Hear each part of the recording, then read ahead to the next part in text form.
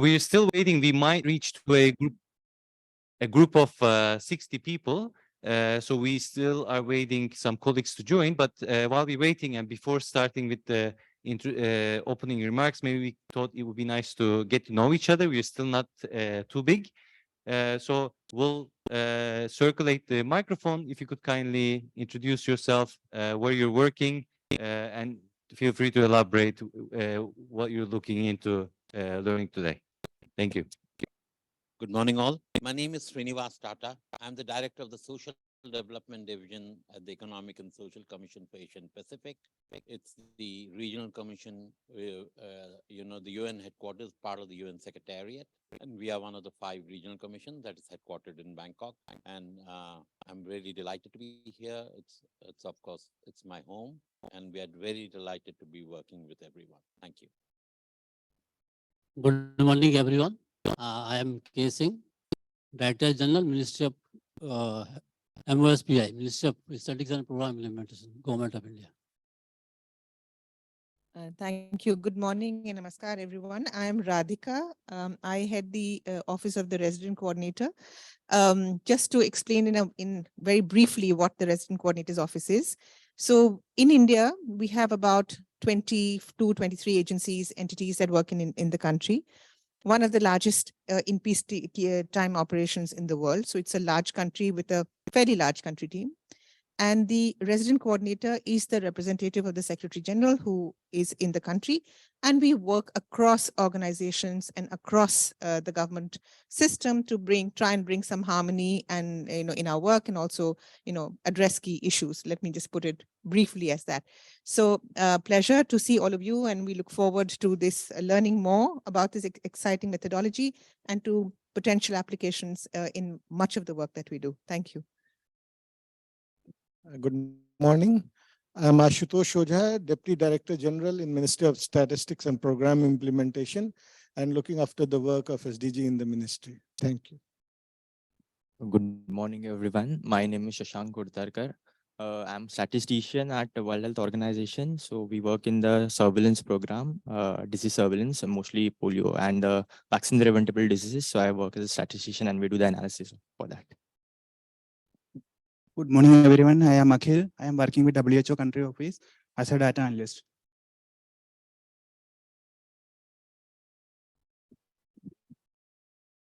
Good morning. I'm Sharmishta Sinha. I'm Deputy Director. I work in the SDG vertical and Niti Aayog.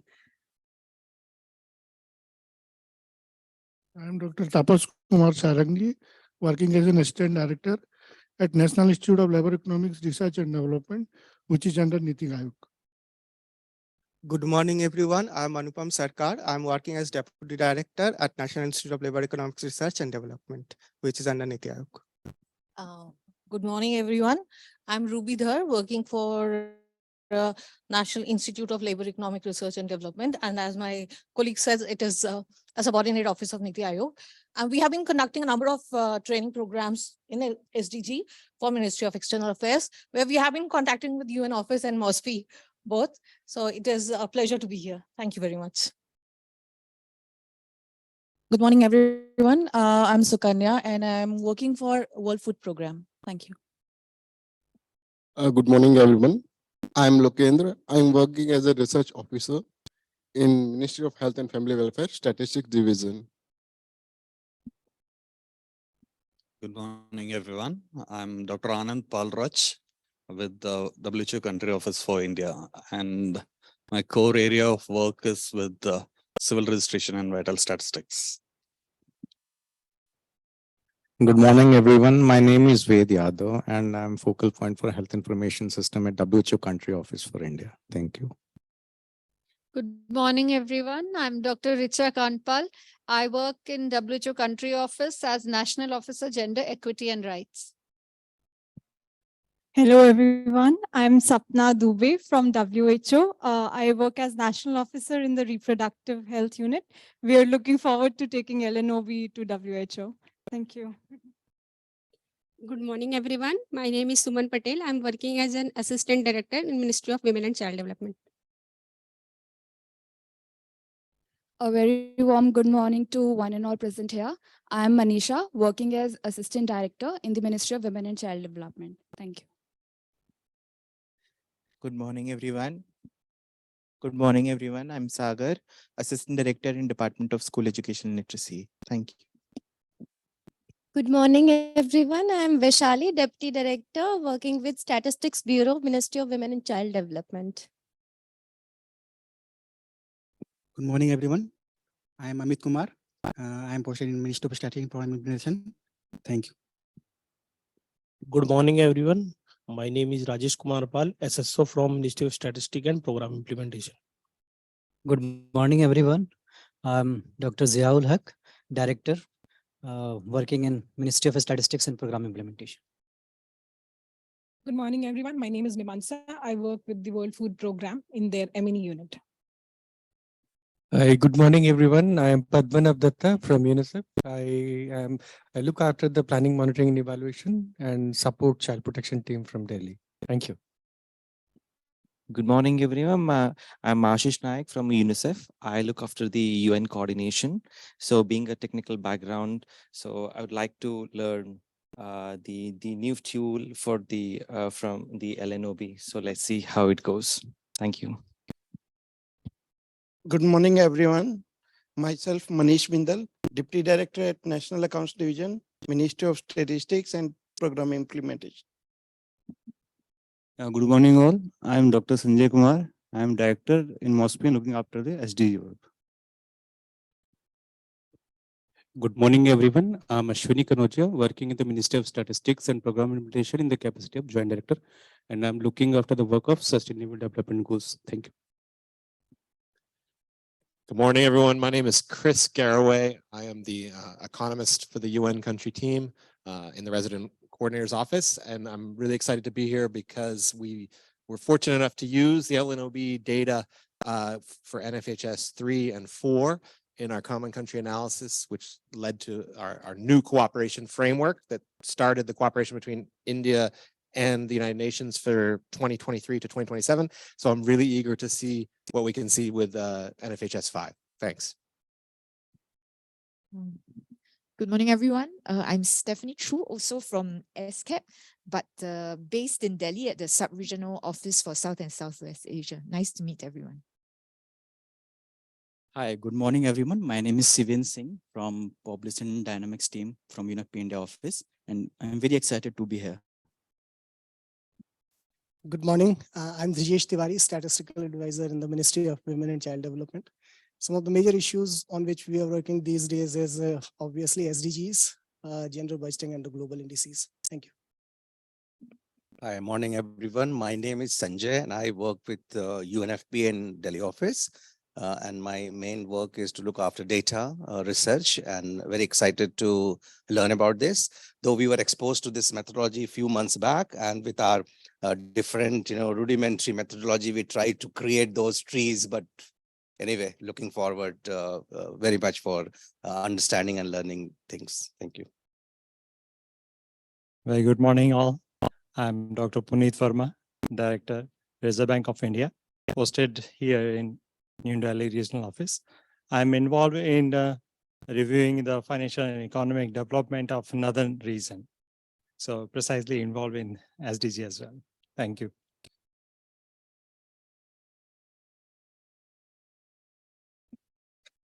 Good morning, all. My name is Alan John. I work with Chris and Rathika at the UNRC office here in Delhi. I'm the data management officer. My primary responsibilities are research reporting and data management of the UN agencies in India. We have portals, we have mechanisms, we have tools where we report the progress, we plan. I handle those kind of things. Happy to be here.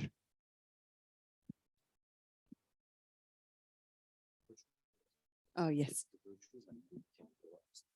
Could we ask the virtual participants to turn on their mics and introduce themselves as well? Good morning, everyone. My name is Radha Ashad. I am Deputy Director General in Niti Aayog. I am looking after the monitoring and evaluation of various schemes and programs of Government of India. I'm really excited to know how this technology can be adopted in our system too. Thank you, everyone. Hi, I'm KD Mighty. I'm very happy to be here amongst all my old friends. I have been working with UNICEF for about a decade or so. But earlier to post that, I worked with UNRCO, advising them on statistics and systems related issues. So I'm quite excited to learn, especially the R codes for arriving at those fantastic trees that we are seeing. Thank you.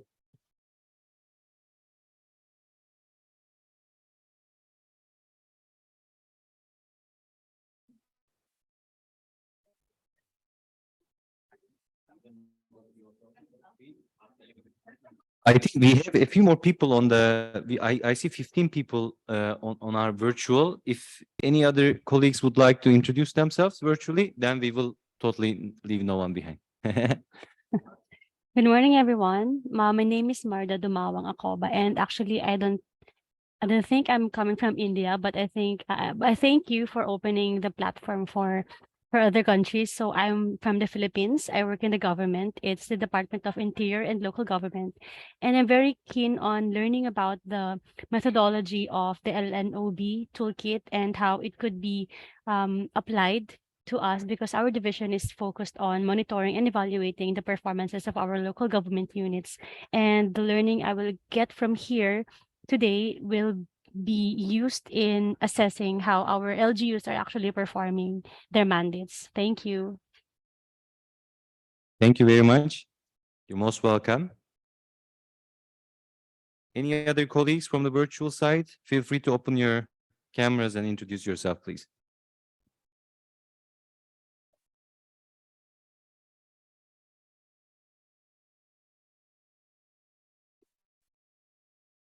All right, no pressure, no need to push anyone, but feel free later on to, if you have any questions during the training, we're watching our chat.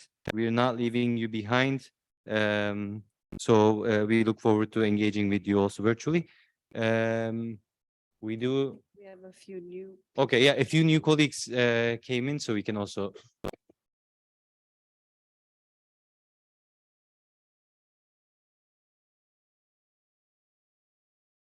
Introduce yourself. Good morning, everyone. I'm Reena Singh, Chief Director Statistics, Ministry of Health and Family Welfare.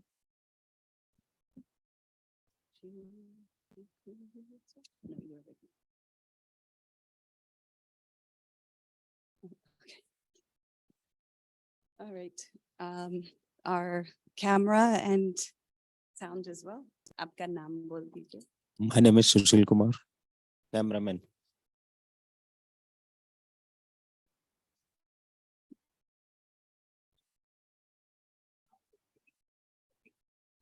Hello, I am Dhanpal Rawat, AVK. Oh, right. Okay. So I must say, we've done this in now 6-7 countries. For the first time, we have a person following the entire with the camera, so that the virtuals are really engaging. I think this is the best setup that we have had from all across, I think from Mongolia to the Pacific Islands, and it's great pleasure. So I'll introduce myself. My name is Sasha Pashalı. You've received emails from our team. Some of you we engaged more in the past.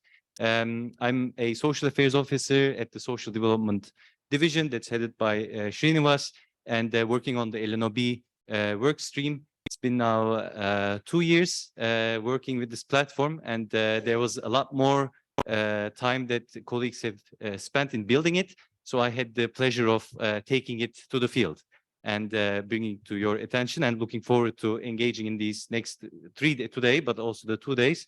Looking forward to meeting every one of you and brainstorm together, listening to your backgrounds and the institutions you're coming from. Immediately, lights are popping in my mind saying, oh, we have an indicator from your institution. We can add it to the platform, or give the code to you so you can do it yourself and expand much more.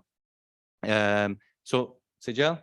Hi, I'm Sejal. I'm a consultant with ESCAP and have been working on the LNOB methodology also for about 2 years. And we've really enjoyed taking this to different countries and learning about how we can better the tool together and better the analysis together.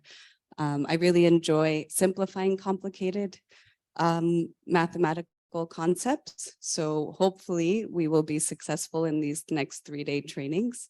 I am Indian, Gujarati, married to a Punjabi, that's my name, but grew up in America. So it's really special for me to do this training, especially. Thank you. So I think we can start with, I did a head count and we're pretty close to what we were expecting. And I see that also the virtual room is also stabilizing. So let's go ahead with our introductory remarks. And I would like to first, maybe just session guidelines for especially the virtual colleagues. If you could kindly keep your microphones on mute, but please use the chat box to ask any questions. And our colleagues are watching and us are also watching the chat box, so we'll gladly take your questions and you can unmute and then interact with us. So it's my pleasure to invite, first of all, for the opening remarks, Mr. Srinivas Tata, the Director of Social Development Division, to welcome you all to this training. Would you like to do it here?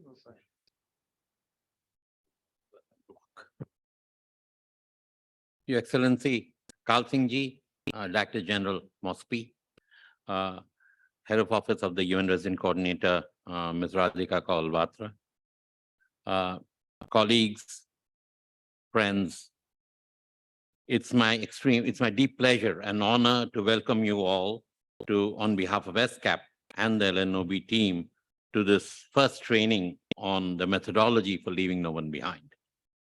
Today, as you have heard, we welcome policymakers and development practitioners, data scientists from a range of different institutions, from different government ministries, from different UN entities, and also from various academic and research institutes. This is a set of 2 workshops. The first today is perhaps the broader introduction that we are planning for policymakers cutting across this diverse group. Tomorrow and day after is when we're going to take we're going to go deeper into how the code was developed, what are the characteristics of the code, how can it be applied in the context of other surveys. It's a highly technical training which starts tomorrow and day after. We all know, and what's the purpose? I just wanted to say, we know what is the purpose of the LNOB tool. I think most of you know, but it's good to remind ourselves. When we asked, okay, the leaving no one behind is a principle that's so deeply embedded in the SDG declaration and the declaration of the 2030 agenda, but also very deeply embedded in the commitment of India when it says Sabka Saath, Sabka Vikas. It's about carrying everyone. No one is to be left behind. There's a total alignment between these two. And I think that's the beauty of it. Now, the question is, how do you identify? We often have a stock. We all know these are the groups that are normally left behind. This platform, using data from India, from the National Family Health Survey, and we're using that across the MIX and DHS, which is called NFHS in India, as a common tool for across our region so that we can have also inter-country comparisons. But I think the research very much stands on its own for each country. The objective of this training, we want to, so one, the tool very much is about putting data behind what you think it is. You know, we can make very generic statements about who's being left behind, but this statement that you'll be making perhaps will be based upon data once we go through this process. Sometimes what you find is very counterintuitive. You think that this should be the most left behind group, but maybe data shows it's not. That's number one. The second value add of this platform is the fact that it captures intersectionalities. If you go through your surveys, you can know what's the difference between men and women, urban, rural, income. But this is perhaps when you go through the stream methodology as it's explained by my colleagues, you will find that it will capture the intersectionalities. How how does it affect women in the poorer, living in rural areas? It captures the vulnerabilities that are created by you belonging to several, it's the intersectionalities which will be captured. That's the second value add as you go through this. In case of India, we have the advantage now working with data from two surveys, the 2016 to 2020. It'll help you see how progress has been made in reducing inequalities. And it'll also help you identify exactly how, and this is just data. We are not aware. This doesn't offer any solution as to why this happened or why this did not happen. That reasoning will have to be provided by you working at the country level who know that truth, whether, which policies are working, which are not. But you can see some spectacular progress there also. You can see how left behind groups in the previous survey have no longer left behind now. Maybe a newer group has emerged. India is a country, your surveys are so rich in data. Secondly, you have great statistical capacity. And that is why we are especially excited to have this workshop here. Backed up by a strong country team and our own ESCAP office here, I believe that this training affords an opportunity for you to really make progress on the groups that are left behind, to provide some interesting stories of what worked and also identify what does not work. So for me, I think I'm very excited. I have worked long back in my previous avatar in government, and I feel that there's such spectacular capacity and progress that's been made. That's a privilege to work with everyone who's over here. So I'd like to, without continuing too long, I'd like to thank everyone who's been involved in really organizing this workshop. But I would like to mention especially Kal Singh ji, your DDG Ashutosh Ojha ji, as well as Sanjay Kumar, who have been very instrumental in helping us from MOSPI, as well as Radhika from your office, Christopher Garaway and Christopher Allen. Both of them have been very, very helpful for us. And we believe that we have set the stage now, and I hope that we haven't created too high expectations, but I hope it will be an exciting workshop. It always is, because we are a country that questions. And I think that's what we want. How can we further improve on this? Thank you very much. And I hope we have a great workshop. Thank you very much, Srinivas, for your opening remarks. Now, I would like to invite the Director General from MOSPI, Mr. Singh, please, for the opening remarks.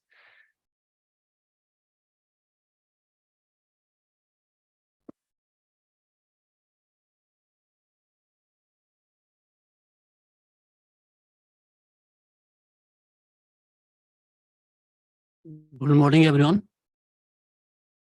Mr. Srinivas Tata, Director, Social Development Division, ESCAP. Ms. Radhika Kaul Batra, Chief of State, UNRCO, India, Senior Officer from MOSPI, and representative from Line Ministries, and representative from various UN organizations, and all participants who have joined virtually. It is my great pleasure to welcome you all in this training on an introduction on leaving no one behind, analysis for India. And I convey my sincere thanks to UNRC office, New Delhi, and ESCAP for organizing such an important training program. As you are aware that Ministry of Statistics and Program Implementations, Government of India, has developed a National Indicators Framework, NIF, for facilitating monitoring of SDG along with identified data, source and periodicity, following due consultation with all stakeholders. NIF is a backbone for national monitoring of SDG at the national level At present, there are 286 national indicators in NI app, out of which data is available for 268 indicators. That is more than 94% of indicators. The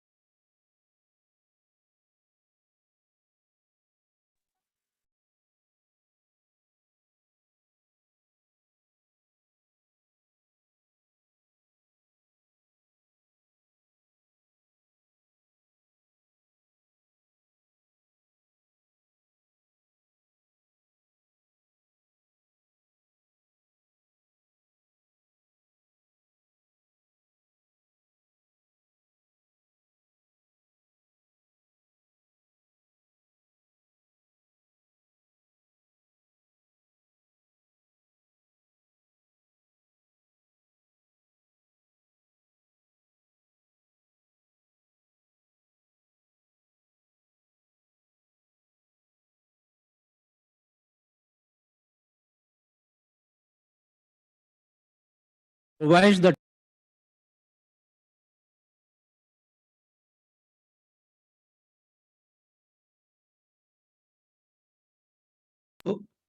use in assigning the progress made toward the achieving the SDG. Sorry. In a decentralized country like India, the 2030 UN SDG motto to leaving no one behind will remain a distant dream without active involvement of state and sub-state administrations. Accordingly, government of all the state and UTs together to achieve the SDG. In this endeavor, MOSPI also provide technical supports to the state and UTs for developing the subnational level indicators framework, considering their priorities. In this context, MOSPI develop a guidelines for development of SDG state indicators framework in July 19 and further update these guidelines in the March 2022 in its publication. Guideline on monitoring framework of SDG at sub-national level. Most of the state and UTs have prepared the state and union territories indicator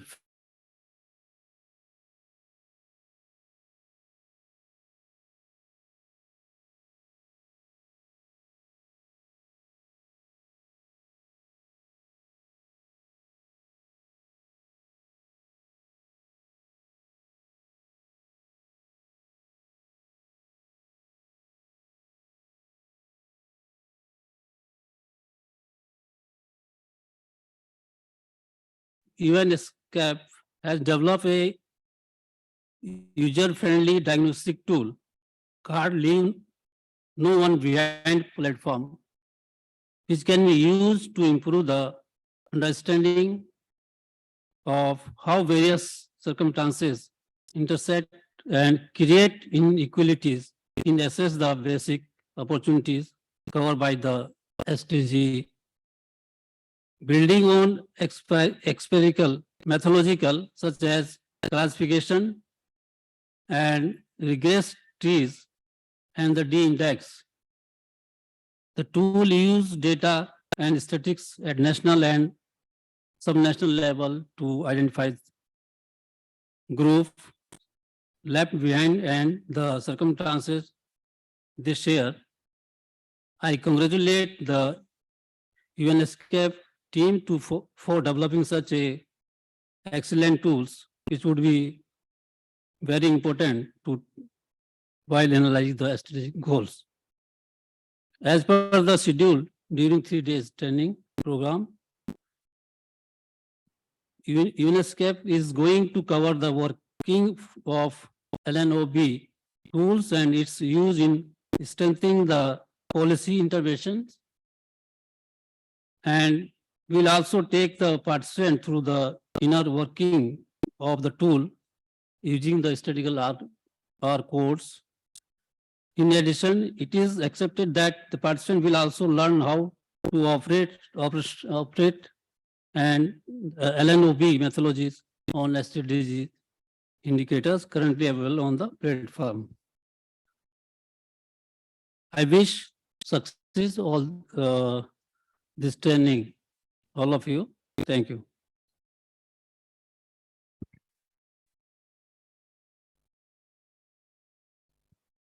Thank you very much, Director General. The rich availability of data in India is definitely a huge asset, and with our platform we go to state level, but I think the availability of data could even allow it to go even to lower levels, and we look forward to working on this and expanding the work that we're already doing. So thank you so much for coming in and for your opening remarks. Next we have the UNRCO for Ms. Radhika Kalbatra. The floor is yours. Thank you. Thank you so much. First of all, Honorable Kalsing ji, Dr. Tata, such a pleasure. I think this just demonstrates how the UN system and the government coming together in one room, looking, interrogating, questioning, is such a good example of how from the very beginning we have, ever since the 2030 agenda was adopted by the countries of the world, including India, the Prime Minister himself was there. We have worked together in many aspects, of the SDGs. And the fact that it's constantly being questioned, constantly being interrogated, constantly we are looking for new methodologies, new tools. And the fact that we all come together towards that is such a absolutely wonderful opportunity. So thank you for being here, and we look forward to the next few days of again delving in deeper. You mentioned, Dr. Tata, the Prime Minister saying Sabka Saath, Sabka Vikas. And, so of course, this is again an example about how India has nationalized the SDGs, taken ownership of the SDGs. In fact, if I recall rightly, the Prime Minister said that India was already implementing many of the SDGs even before the SDGs were adopted.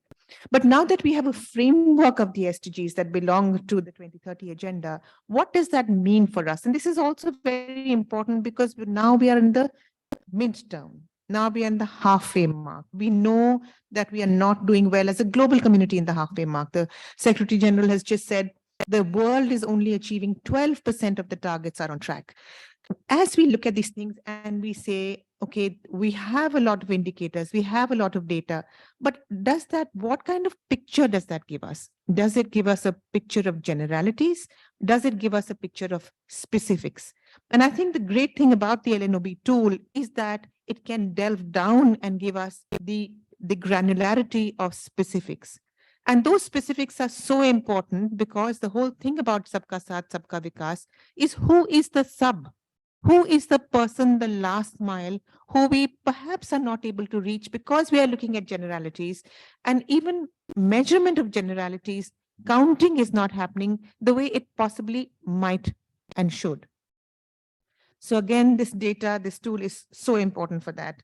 And of course, it is the LNOB itself. It is the transformative promise of the 2030 agenda. That no person, no matter what that person's circumstances, he or she is, is not part of this whole transformative agenda, that we have a pact between the peoples and the governments and the society, which is all of us, the all of society approach, that no one should fall between the social, economic, environmental cracks and be left behind. Why is this so important? And I'll give you a couple of examples. Chris, my colleague, who's our economist, referred to it.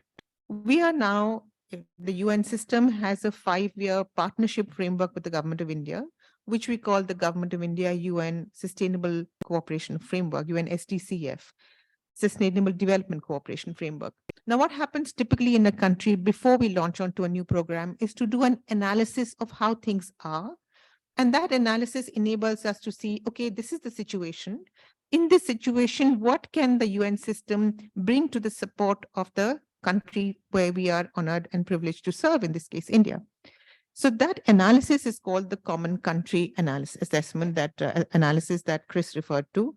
And when we were looking at the situation in India as it exists, Chris and colleagues from ESCAP and the many agencies that are present here looked at that tool and actually were able to see some granularity and presented it to to Niti, from what I remember, and the VC and the CEO at the time were actually very intrigued and wanted to know more about it. And I remember Mr. Khan calling Chris aside, saying, "Hey, tell me more about this. What is this?" So obviously, this analysis brings a certain sort of picture that is important for policymakers to know. And the fact that a top policymaker called Chris aside was demonstrated enough, saying, "Okay, let's look at this in greater depth." And hopefully, this session will allow us to look at that in greater depth as well. So looking forward to that as well.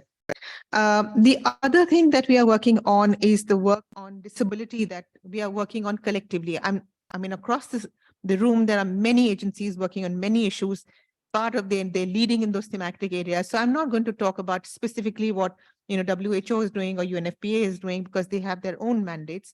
I'm just making some general comments about how we see this tool being so important. One, I already referred to the CCA. The next is the work that we are doing on disability. Again, looking at that as a tool, we are hoping to get into the granularity. And actually, Mr. Singh, you spoke about the National Indicator Framework. We are also privileged and proud to work with you and your organization, with MOSPI, with your ministry, to say, okay, now that we are looking at the indicators, do they really reflect rights of persons with disabilities as enshrined in the Act? Can we change it around a little bit? Can we look at it?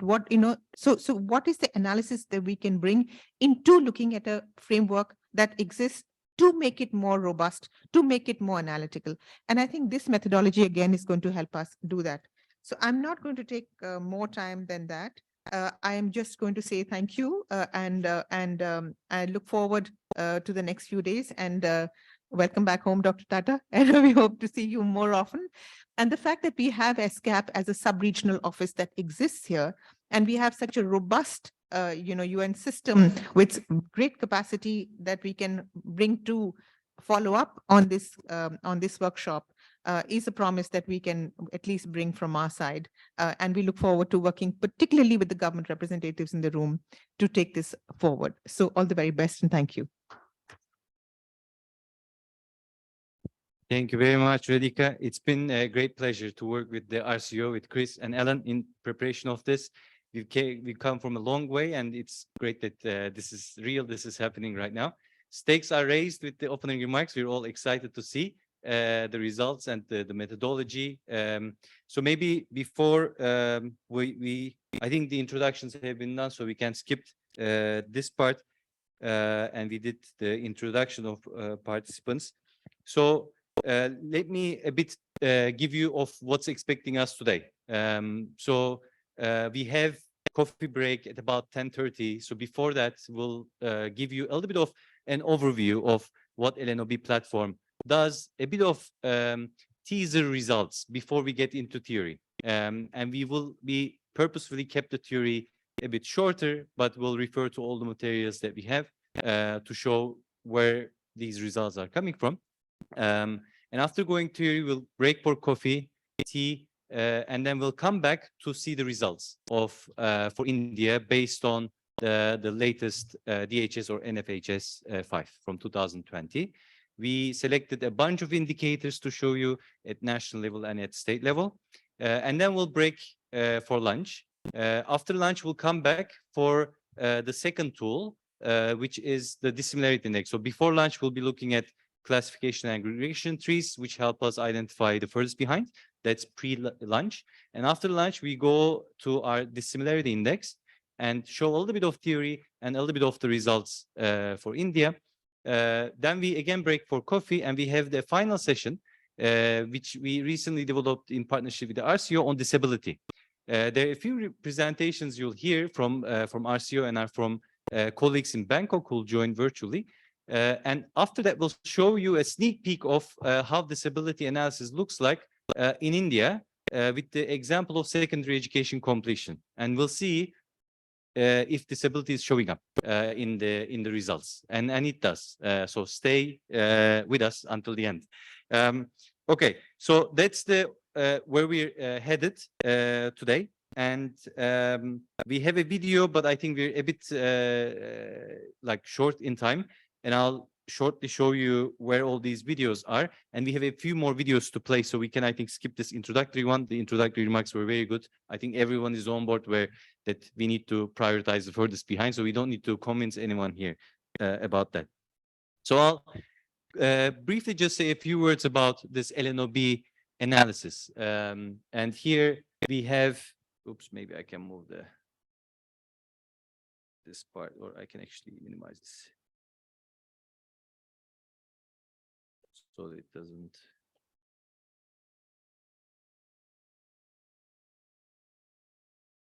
Okay, so just to first of all at the outset recognize that there are different ways of doing LNOB analysis, and we'll be showing you just one. That's our original contribution. But there are really different ways of conducting leaving no one behind analysis, quantitatively and qualitatively. Today we are focusing on one aspect of, or one example of a quantitative methodology to identify the furthest behind. There are, according to UN, there's an interagency SDG task force, which is tasked to look into carrying out LNOB analysis, and this includes a lot of different agencies and publications. They came up with 5 steps of conducting LNOB analysis, and when we look at those steps, we see that our platform is and our methodology is helping, particularly on step 1, where people, the first thing is who is being furthest behind to identify, and then how to measure and monitor progress over time, because as we know, everything is moving, change is constant, and with new data we can see if there are changes in the furthest behind. The methodology that we follow has 2 basic assumptions for LNOB. So the first one is that access to key services and opportunities should be universal. And related to this, the second assumption is that individual circumstances, this could be individual circumstances like age, sex, your level of education, your disability status, your language, your ethnic background, racial background, religion, whatever those individual circumstances are, should not have should not impact your access to services and opportunities which are covered by the SDGs. So this is where we're coming from, that access should be universal, and no matter who you are, you should be able to have access to these. These are also very much grained in the universal human rights.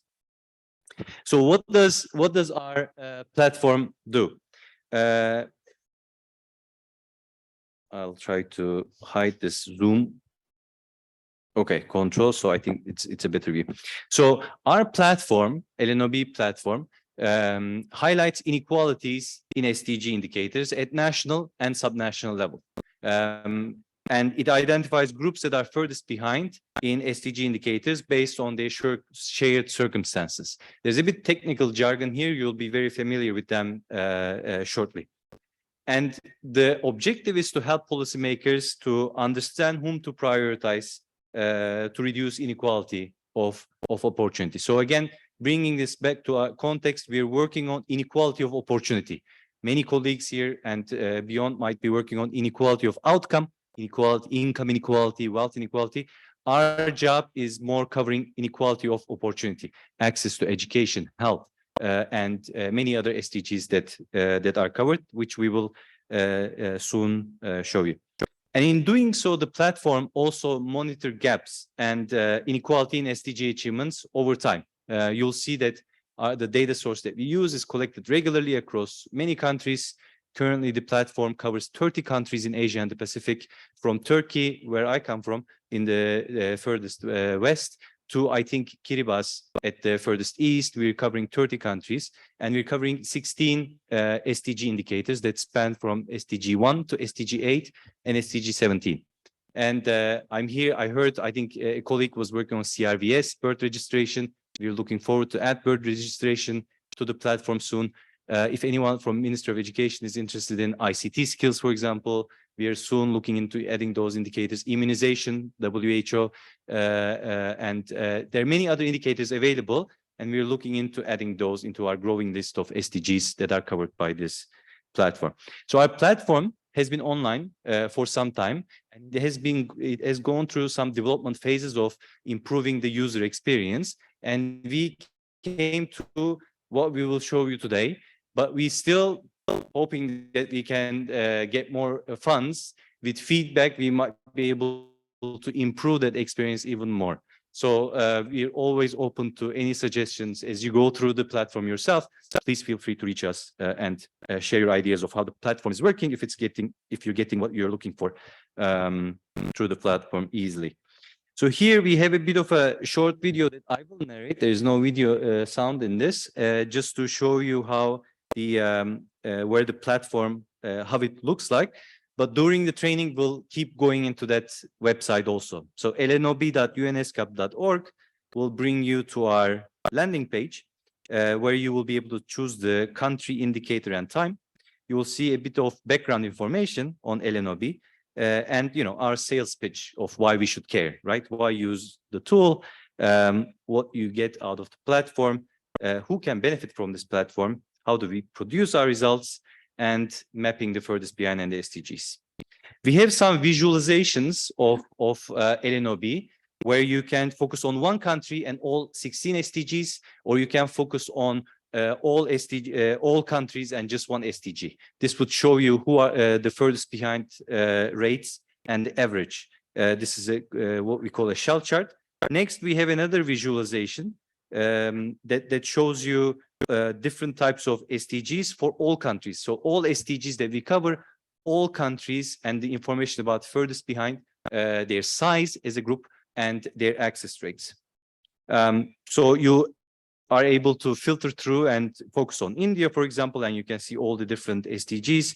The size of the dots would show you the size of the furthest behind group. The videos, as I was mentioning, are also on our landing page. If you're interested, some of the videos, they're educational, that you may be willing to rewatch. We have lots of knowledge products. We have country briefs. It's in your folders on the tables. We have one for India.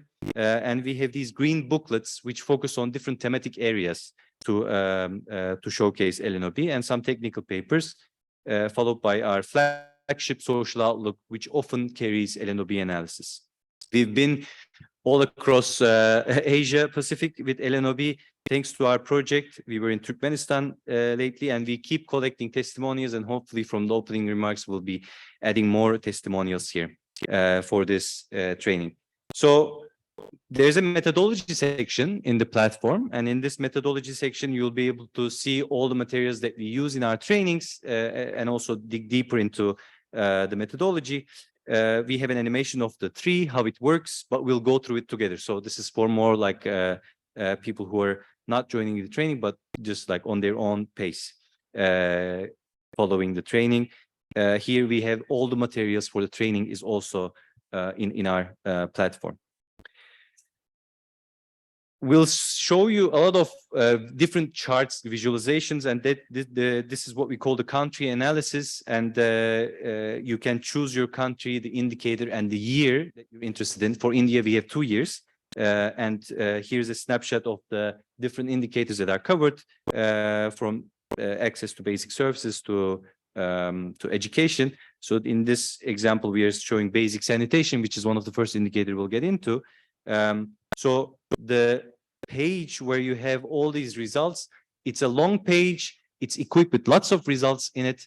So our job today is also to show you how we had to hide some of these, not hide, but pack all these different results into just one easily navigatable tool. So and show you all the different features of this of the country results for India. So as we were saying, we start with national analysis, then we go to sub-national, In the platform, you're able to choose the state that you're interested in and the SDG you're interested in and the year you're interested in and see who's furthest behind in that. And similar to the furthest behind information, the D-index information is also on our platform. Now, the subnational analysis then followed by the regional analysis. If you wish to compare India with other countries, these 30 countries, maybe not so fair, and that's not the point. The most important thing is to compare the country to itself over time. But we have this tool also for different colleagues working at regional level or sub-regional level to use. And you can, we have the map or different types of visualizations that we can show. And another aspect I think is this over time aspect that we can show in each SDG indicator how as average access to opportunities are increasing, how is it changing for the furthest behind? And I think right after this video, I'll be showing you some of the key results that we wanted to, like the teaser results on the indicators we'll cover today. So in a nutshell, this is the platform, and we'll be, as I said, going more into the details of it. And the idea today is to, turn you or make you a user of this platform, effective user of this platform, so you don't miss anything that's present in the platform. Tomorrow and Friday, those who are joining us, those who registered and received the materials from us, they'll be able to see how we're producing these results and pushing to the platform. So I think we can go to our key, like some highlight results we want to show you before getting into the theory. This meeting controls keep coming up. Okay, I hope this is visible. This is not a chart that you will see in the platform. This is a summary result we're using in many countries that are doing their voluntary national reviews. This year, there are 11 countries from Asia Pacific. 9 of them has either DHS or mixed, the key data source we use, and we've been helping them with this type of charts, where we try to show here, for example, the first example is basic sanitation, access to basic sanitation. So this is relating to SDG 1. There are 2 lines here. We are going from 2016 to 2020. The blue line tells you how the average household in India did. This is a household level indicator. Does the household have access to improved sanitation services? So in 2016, we had 49%, almost half of the population having access to basic sanitation. This jumped up to 70% in 2020. Srinivas will take you through more in detail through this indicator later on. There's a huge success story here. But what we are also interested in seeing, what happened to the furthest behind, those who are left behind the most vulnerable segment of the society, who happen to be, as through our methodology, we find that they're households who are poorer and they have only lower education. So anything lower than secondary education in the household. And for them, in 2016, only 12% had access to basic sanitation. This is countrywide. This is national result, yeah? And these results, so the 49% and 70%, you will find from the NFHS final report, yeah? Our contribution is the orange line. We're finding the furthest behind with the lowest access. In our model, given the circumstances that we put, we'll get into that more in detail, but there's no other group that has lower than 12% access. But if we change the model, there might be differences. So for them, the access to basic sanitation improved from 12% to 40%. It more than tripled. So there's a catch-up issue here, right? The gap is narrowing down slightly in this case, but the catch-up of 12% to 40%, that's a huge progress. And we can also say something about the size of the furthest behind group. So in 2020, we know that the 40% of the furthest behind has access, 60% doesn't have access to basic sanitation. And we know that they represent 12% of the population, the national population in India. So in addition to which circumstances, intersectionality, which circumstances they share, we also know the share of their population as proportion to the national population. So let's move to another indicator.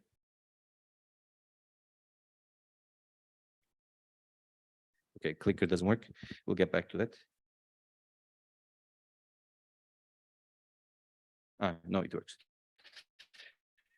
The next, let's go to SDG 2, stunting. WHO is here, UNICEF is here. So prevalence of stunting was 39% in 2016, but for the furthest behind, so the children who are the most vulnerable, a bit above half of children were stunted. So that's 53%.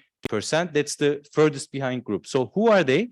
These are children who are 0 to 5-year-old living in poor households, in households where there are more than 2 children under 5, and their mothers have lower education. So this is such a specific group of furthest behind. Among them, 53% were stunted, while the national average is 39%.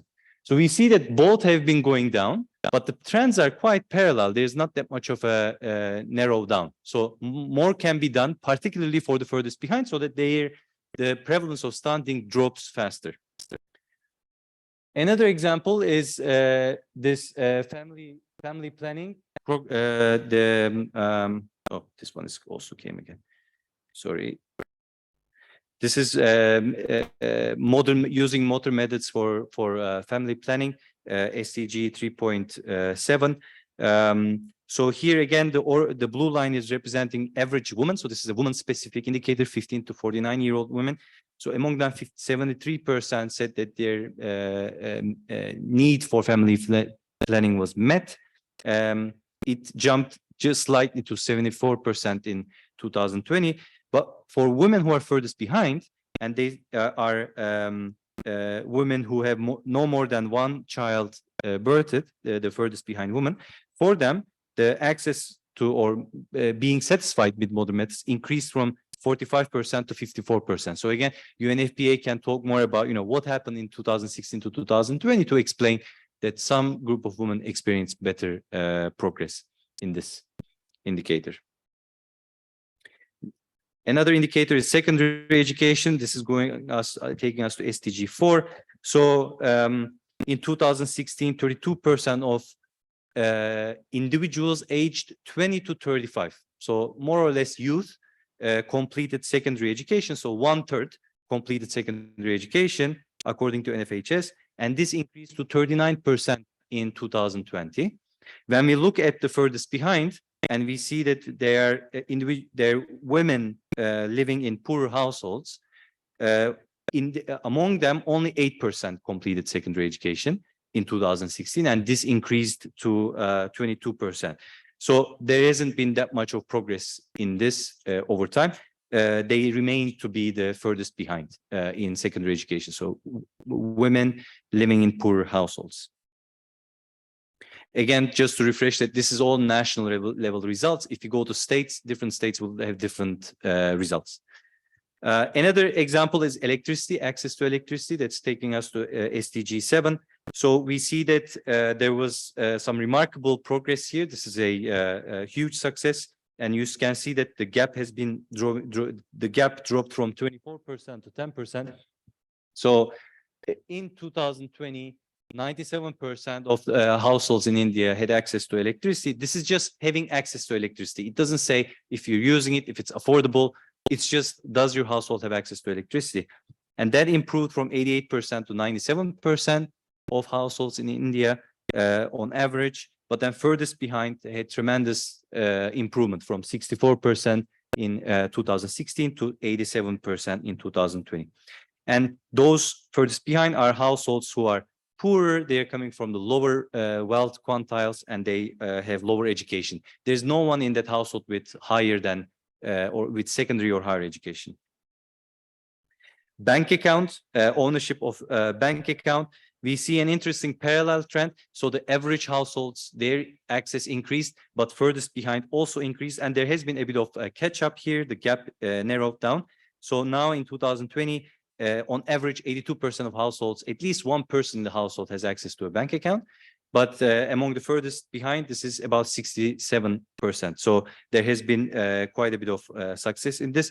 And again, there has been things that happened between this period that we could associate with this progress. And you know those much better than us. Access to clean fuel. So this is an indicator from SDG 7 where we see that there's progress for average households and for the furthest behind, but the gap is not so much closing. Still, there's a 5-fold increase from 4% of households having access to clean fuel among furthest behind, going up to 22%. That's a gigantic increase, yeah, 5-fold. While for the average household, they went from 44% to 59%.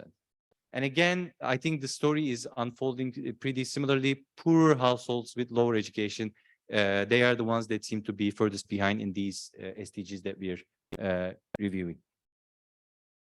Okay, so I think that's a little bit of teaser of furthest behind and average.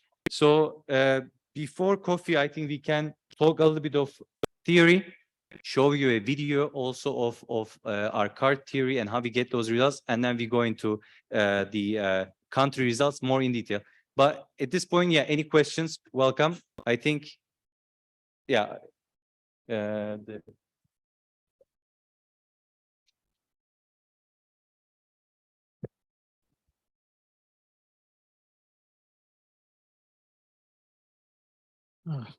Thank you, Mr. Pasali. That's a very good presentation.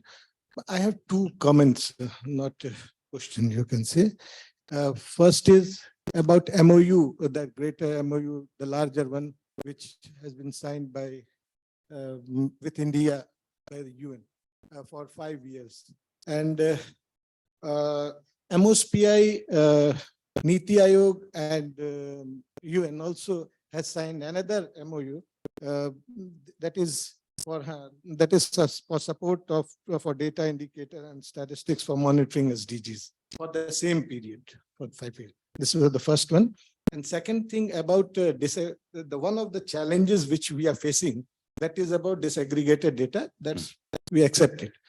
And the main problem what we are thinking, especially based on survey, is that the small sample size for that particular group, if we want to estimate certain estimate for certain group, that's sample size is the main concern. How this LNOB tool is going to take care of those problems, that will be interesting to see. Thank you. Thank you very much. Very great point. We'll come to that in the theory part, but just to tell you that NFHS is such a large household survey, right? There's 600,000 households in there, and I think over 2 million individuals in the NFHS. So it's actually tomorrow and Friday, it will be difficult to load that data to our computers, and it will slow our computers a little bit. So thankfully in India case, we don't have too much sample size problem, even when we're disaggregating at state level. But we run into that problem in Pacific Islands, where the sample is 2,000 people. And, we can't even go to regions or provinces. We just usually keep it national. But in the case of India, we are really at an advantage with larger data. I think there's one more. Mr. Kumar. Yeah, I have one question. You have done these exercises on the basis of the NFHS data. So suppose I am having another data set, say for education sector, etc. It may be in Excel, it may be in MS Access. So can I do this analysis on that database also? Yeah. So this is something that we'll try to cover tomorrow. And like this training is just 3 days. It will not do much magic, right? But we hope to be engaged with you moving forward. So we will be available and we can help also. But absolutely, the methodology can work with administrative data and also with survey data. The definition of furthest behind is changing by indicator.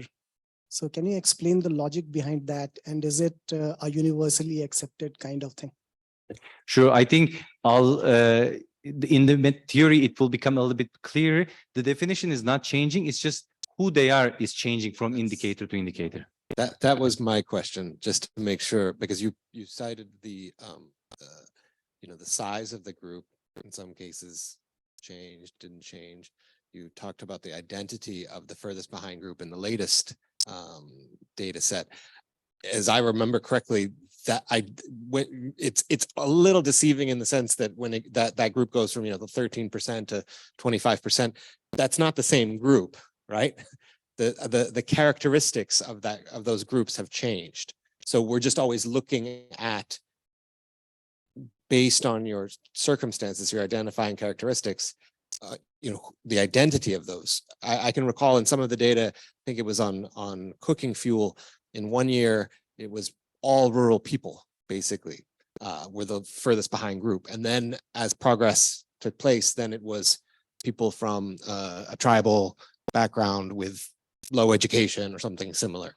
So just, I want to reconfirm in my own head that the identity changes. Doesn't always change. It could remain the same. It could remain the same. Okay. Usually, sometimes it only changes where very rarely, but in most cases, normally, if it changes, it's very interesting, and that's again something that would emerge in a couple or three of the indicators.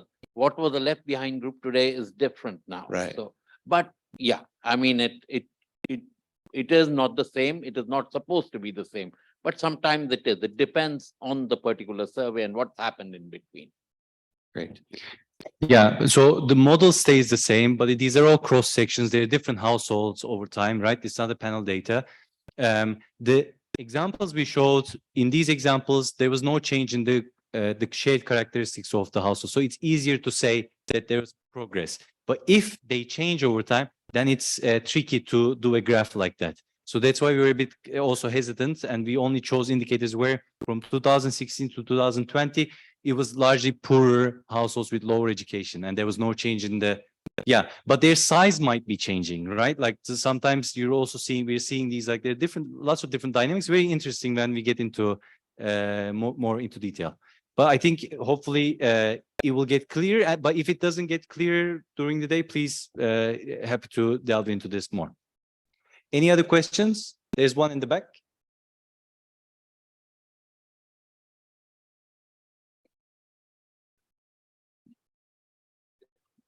Yeah. Thank you very much, and we look forward to seeing the tool of measuring the inequality across different groups. So what I get the sense that we'll be visualizing the data using different demographic survey, NFHS 4, 5, and we'll get a visualization and we'll see inequalities between different groups across different equity stratifiers. Like WHO also has a tool that has been developed by WHO headquarter, Heat Plus tool, right? Yeah. And using that tool, we can even measure the summary measure of inequalities, like slope index of inequality, relative index of inequality, concentration index. So would we be able to see those summary measures of inequality, or will be seeing only across different indicators or equity groups or something like that? Yeah, thank you. Thank you very much. You have pandemic preparedness green booklet on tables, and also in the back we worked with WHO on that, so we are aware of the heat.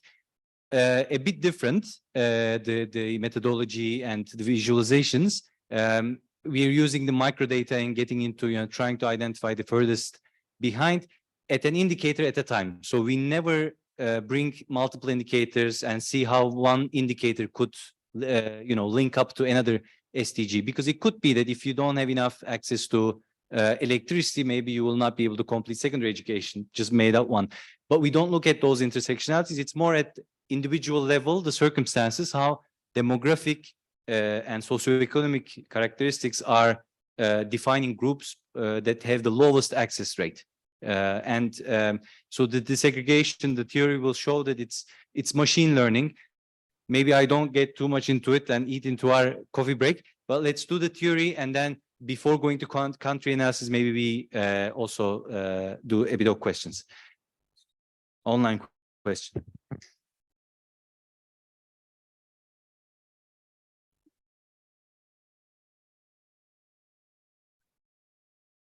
Okay. Katie Mighty, if you'd like to take the floor. Yeah, thank you. I think it's a very interesting presentation. Can you hear me? Yes.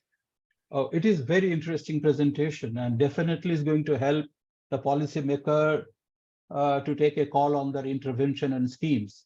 Just one query, and that is when you are analyzing the data by different circumstances. For example, if I recall correctly, you showed us a graph where while showing those who are left behind, you picked up two circumstances, those who are economically weak and also families which had more than 2 children or something like that. Now, when you combine such circumstances, it definitely through your CART method, it will show you that that is the group. But when you compare, should there be a standard way of, what kind of circumstances need to be combined together?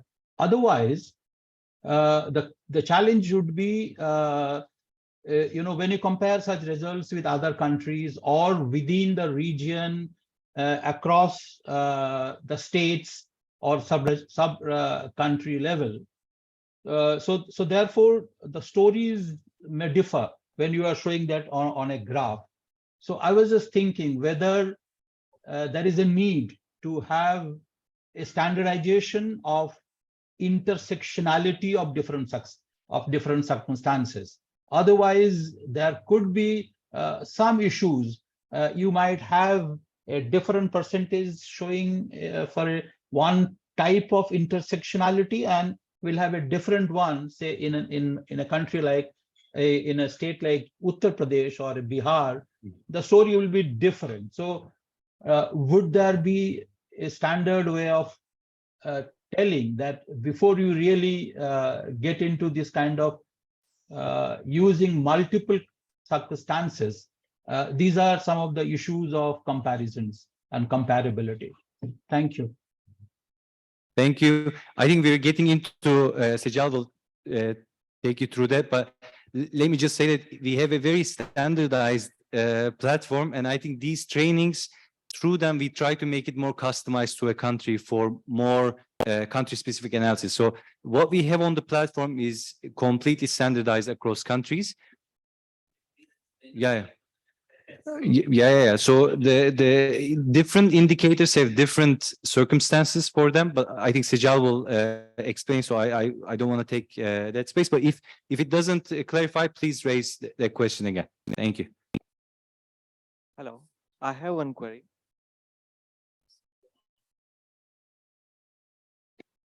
Yes, please. Yeah, I just want to know. So this tool is automated, or so this tool is connected to any centralized server, or from where the data so the tool will be fetching from? Yeah. So we do the analysis locally first, not online on our computers. We check the results against the NFHS. In this case, India case, we check the results against NFHS national report, final report. And once the results are validated, the average rates, the average household rates that are on the final report, then we push the results to our platform.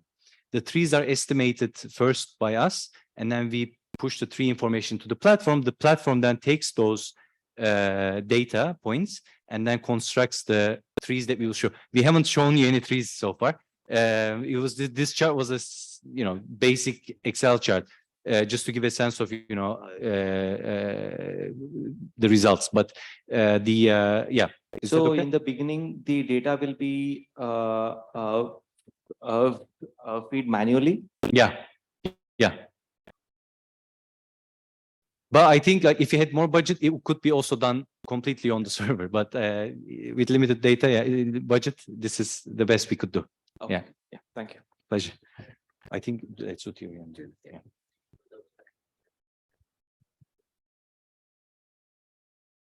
Okay, so Thierry, I'm going to walk.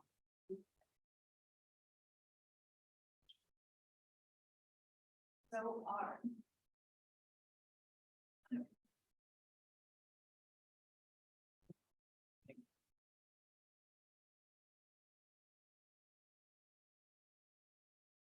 Okay, so our LNOB methodology, till now we've talked a lot generally about LNOB, leaving no one behind. Our LNOB methodology has two components, two mathematical components. One is our classification and regression trees, and the second is the dissimilarity index. So we will take you through the classification and regression trees first. So the classification and regression trees, this is basically an algorithm which takes in our data, processes the data, and creates our trees, which we say are our LNOB trees. So what actually goes into these trees? How do we compute them? What does it mean? That's what I'm going to take you through step by step now. So CART is something that has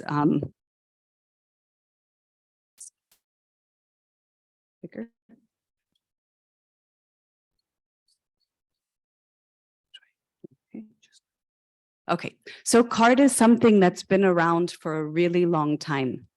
It has its origins back in 1936, but at this point, what people were doing were computationally, manually doing these calculations, which meant very few people used CART.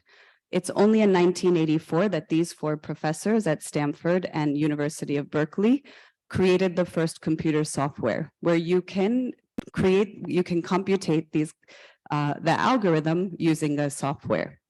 Now, with the development of AI and technology that we now have, and what we focus on is using R, which is an open source program as well, we can do this much faster with many data sets, with many countries, and it ends up being a very robust way of calculating. A lot of people, let's say in the 80s, 90s, would still hesitate to use CART, but in the last 10, 15 years, it's become more sophisticated. There's many more ways of using CART, so it can be applied to different kinds of data sets and used in different ways. Today, we're just going to show you how we've used this. So we've spent years, as Selsha mentioned earlier, there's been years of development to decide that this is the right methodology to use on the NFHS data and mix as well for other countries. So when you hear the word CART, or if you Google it afterwards, you're going to see all these different names and categories that come up. The thing with CART is that you can do forecasting, you can do all different kinds of ways of deciding how your tree splits. So you have classification trees and we have regression trees. Classification is when you're using categorical variables. Regression is when we're using numerical values. So we are doing numerical values because for our trees, we're always looking at the access rate. So what is the access rate of this group? Whatever node that you follow in the tree will say, what is the access rate of that social group? So we created a video because sometimes you'll hear the word decision trees, and it's basically just taking you through the logic, and it works off of the assumption, like Srinivas mentioned, that a lot of times we think certain things are true, but when we use our data, when we use algorithms like CART, we find things that are different than what we assume to be true. So let's watch this video, and then I will take you through the exact LNOB tree and what each of the nodes actually mean.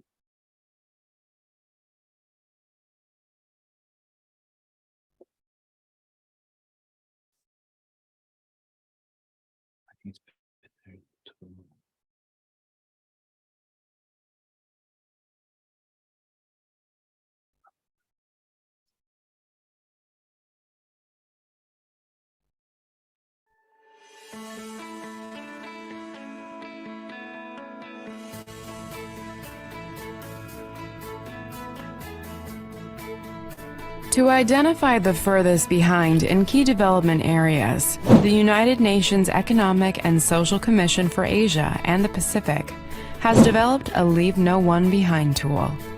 This tool centers around the classification and regression trees, also known as CART. Let's start off with an intuitive example from daily life to explore how the CART methodology works. Meet Asha. She is a data scientist and loves swimming. She usually decides to go swimming depending on some combination of weather and work factors.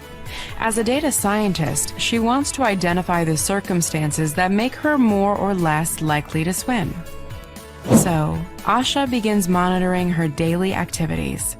Though brushing her teeth, for example, might have some correlation with feeling good and healthy, it most likely does not impact her decision to go swimming. Instead, she identifies factors such as air temperature, humidity, workload, and social commitments to be more relevant for her decision to swim. Asha also believes that weather and social commitments are the greatest contributing factors. But let's not assume, and instead use the CART algorithm to reconstruct her decision-making process. The CART algorithm produces decision trees which closely imitate how most people make decisions. So let us explore which circumstances are most likely to influence Asha's decision to go swimming.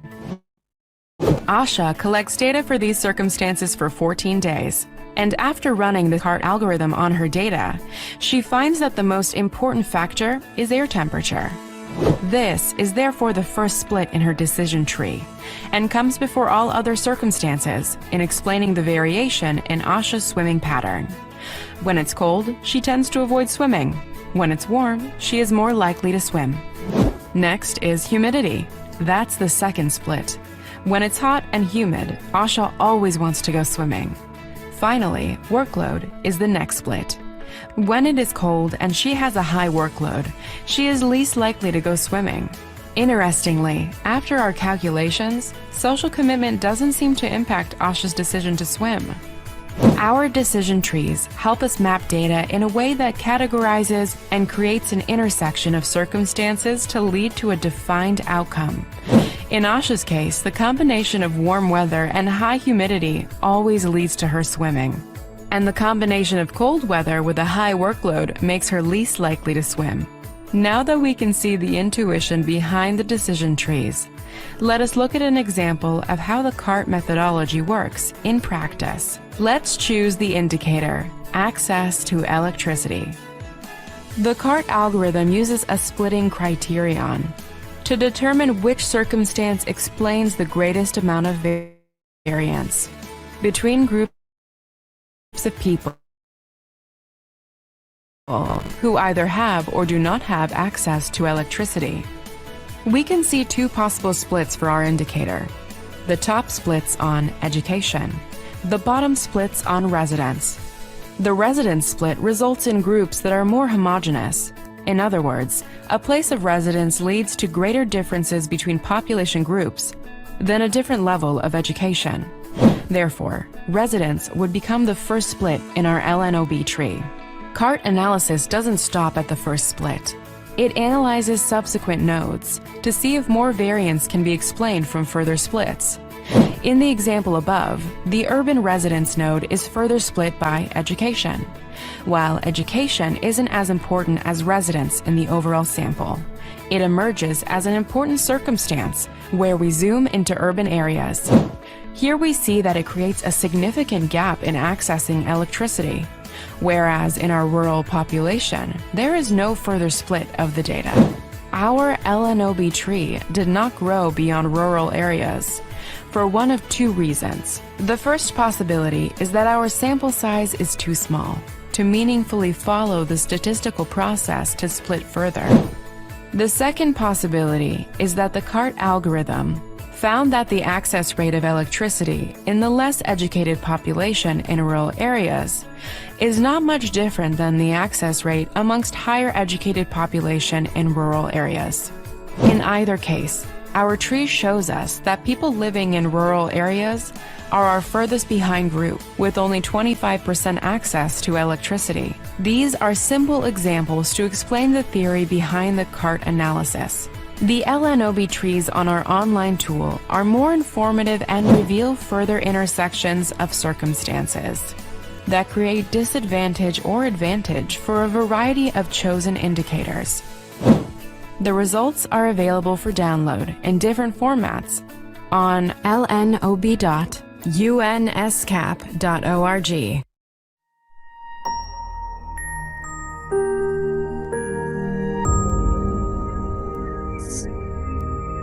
So this, so the video shows you that we have indicators, we have circumstances. For each of our indicators on the platform, we define which circumstances we're going to look at. So you have household indicators, you have individual indicators. And let's say, for instance, access to electricity, it's considering 3 different factors. We have an expanded analysis, which also includes, in India's case, religion and caste. So the model is flexible, but what happens if you add in too many circumstances is that it becomes unstable as well.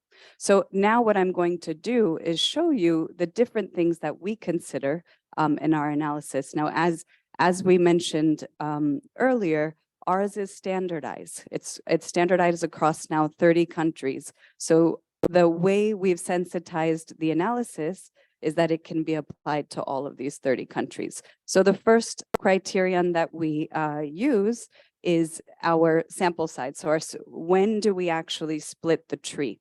So we have 3 things that we consider. The first is that we don't allow the tree to go beyond 6 splits. So any group will only consider that many circumstances. We won't add even more. It's very rare that this happens, but it's just a condition that we've put in the trees. It happens more when we expand the analysis and have many different circumstances that are considered. The absolute criterion is that the end nodes must have no fewer than 49 observations. So the tree will not split if there are less than 49 observations. This is something that we pulled from DHS as a recommendation. In India, this is not a problem. We have plenty of sample size, even at state level, so this doesn't become an issue. Like Selsha mentioned, in Pacific Islands, smaller places, this restriction is very important. Our relative criterion, so one of these 2 have to be true. So whichever is larger is true. So in our standard analysis, we say that the end nodes have to be at least 9% of the sample size, the weighted sample size. So in India's case, this is probably what we're looking at more. If we do a different analysis, we include religion and caste, and this group sample, the groups are smaller, then we change this relative criterion to 5%.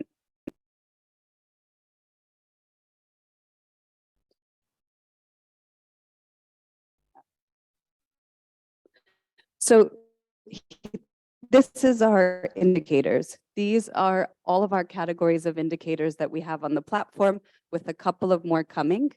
But basically, the way that we define our indicators matches the SDG definitions and the way that the SDGs are defined. So our indicators are mapped as closely as possible to the SDGs. On the platform, if there are differences, you'll find in the information tab what those differences are. We have basic resources, child and family health, finance, education, and violence against women. So we will go into this in more detail when we go through the results. But for each of these indicators, we define a set of circumstances. So for electricity, as you saw, we look at residents, we look at highest level of education in the household, and we look at wealth. Whereas for other indicators, we'll look at a different set of circumstances. So one is your indicator, that's what your tree is calculating the access rate for. And second is your circumstances. These are all the different things that we consider in our algorithm. We use MIX and DHS in India and FHS as our data source comparability across Asia Pacific. And since we are Asia Pacific platform, we have to include this in our analysis. So again, our analysis is standardized. However, the same methodology can be applied to any data set, can be applied to different indicators that might be specific to India or available just for India. Okay, so here is our trees. The first node is our root node. And this is our parent root node, parent node, but in our case, it's the national access rate. So in this case, this is just a hypothetical tree. It's not a tree for India. It's just an example. But the root node tells us that 93% of the country, and this is actually Philippines, has access to electricity. So what the algorithm does is it now considers all the different circumstances and possibilities, and whichever has the highest variance, it selects that circumstance. So when the algorithm ran the data, it found that wealth was the circumstance that created the largest divide and had the most variance. So here we will always only split by two different circumstances. We find that our top 60 wealth is 100% access to electricity. Our bottom 40 is 82% access to electricity. Then the algorithm runs again. It will say now which other circumstance is creating a divide in access. And in this case, it's showing us that education is the next circumstance that's creating a divide. Now with education, we have three different groups of education: secondary, higher, and lower.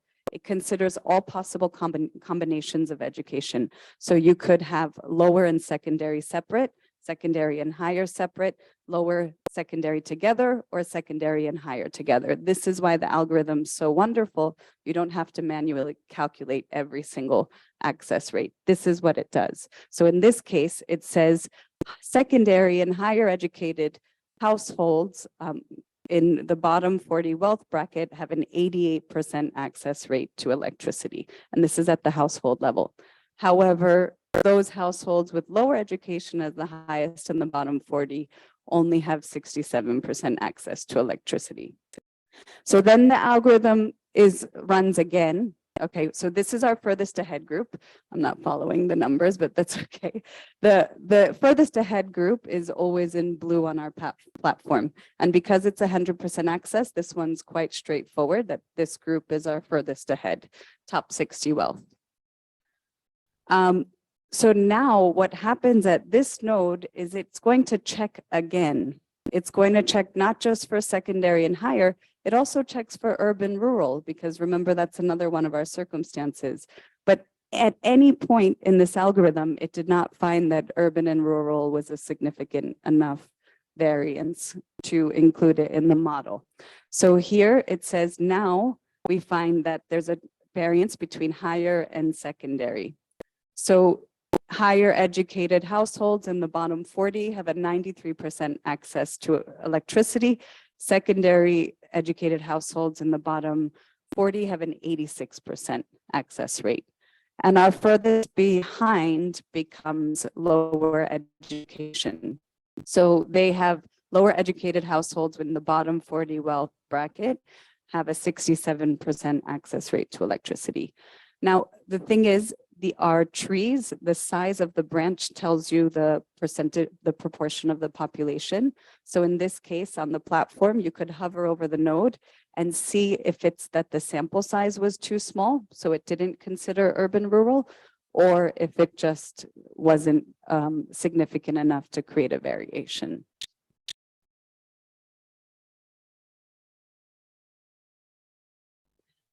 So what DHS provides us with, if anyone's been onto in the reports, is here it gives us a simple calculation of each of the social groups separated.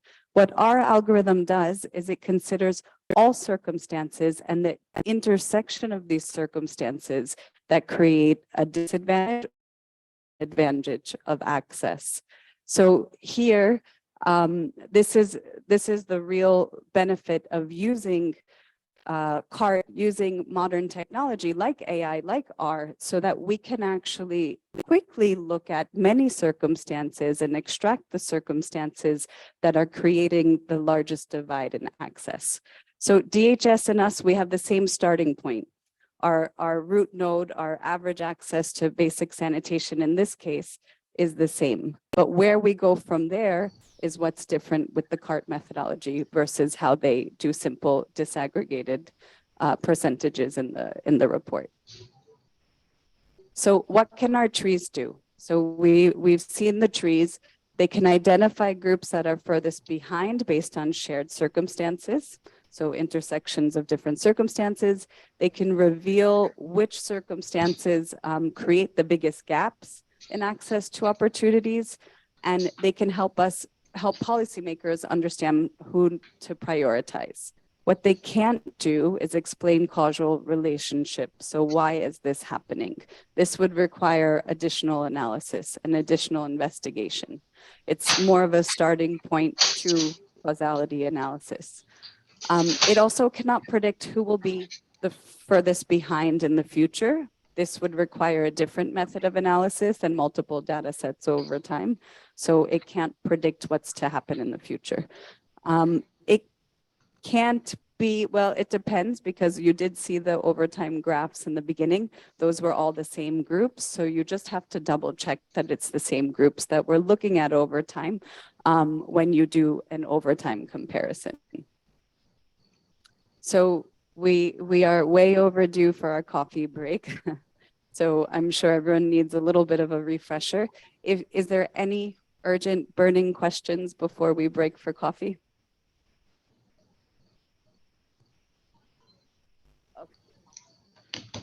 For the virtual ones, yeah, so that virtual colleagues can hear you also. So what kind of data you usually feed into the software, whether it's a unit level data or you feed the aggregated data that are already available in reports? So we use the raw data, You use the unit level data. Yeah, exactly. So the DCF and DAT files that come in from DHS. So the first step is you may end up cleaning the data, then you feed, you do all the data quality checks and all. Exactly. Are you joining the R training tomorrow? Yeah, I'm doing yes. that. So you'll see step by step. So that's the longest process actually, is cleaning the data and preparing it to run. The CART algorithm in R is like 3 lines of code. It's very simple. Preparing the data to get to that point is so we will go through that step by step tomorrow as well.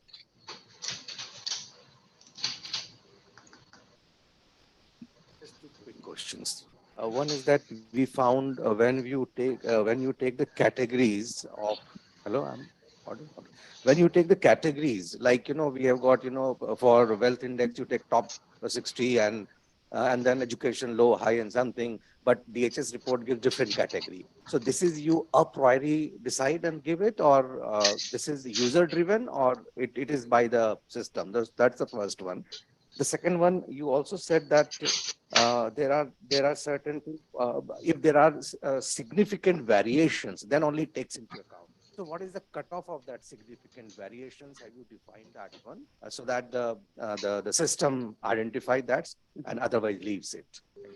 I can take excellent questions. And we'll get. Yeah, sure. Please. The best expensive.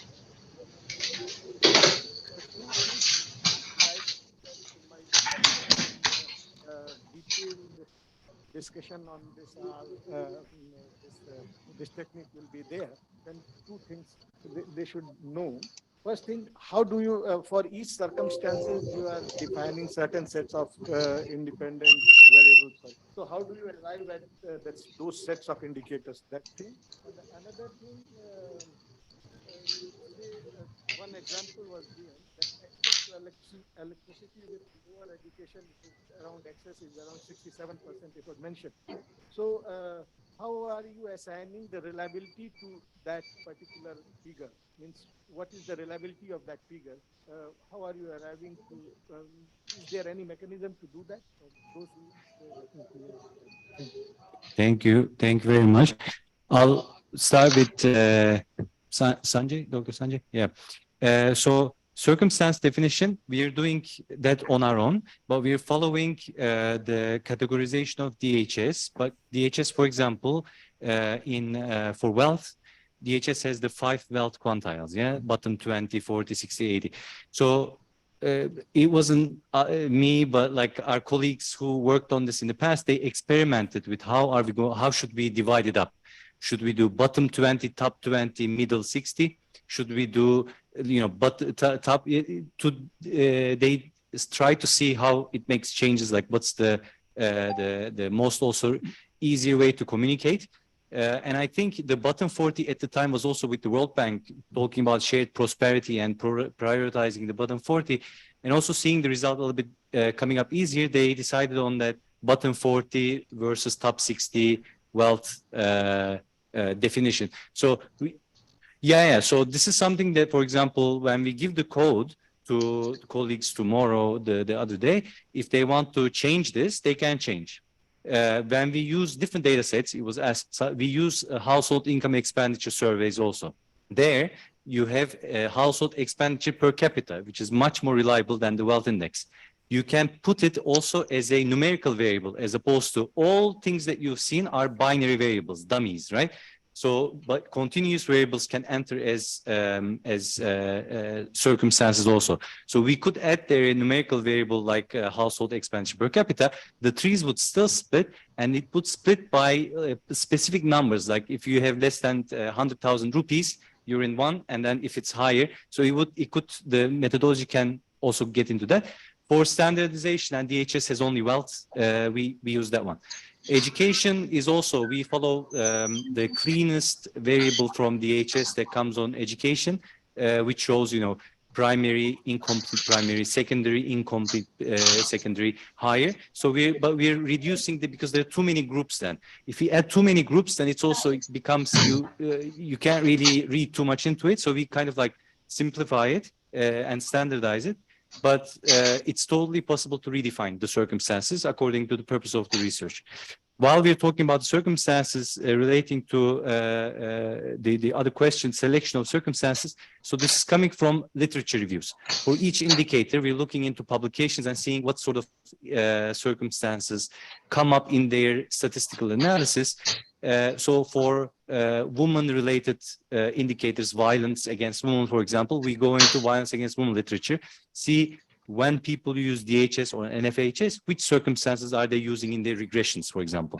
When we go to family planning, it's a different literature. We go and check which ones we can add. But we always keep in mind, this is very important, that we are not doing anything causal. This is just smart disaggregation, let's call it. This is diagnostic, the first step of doing things.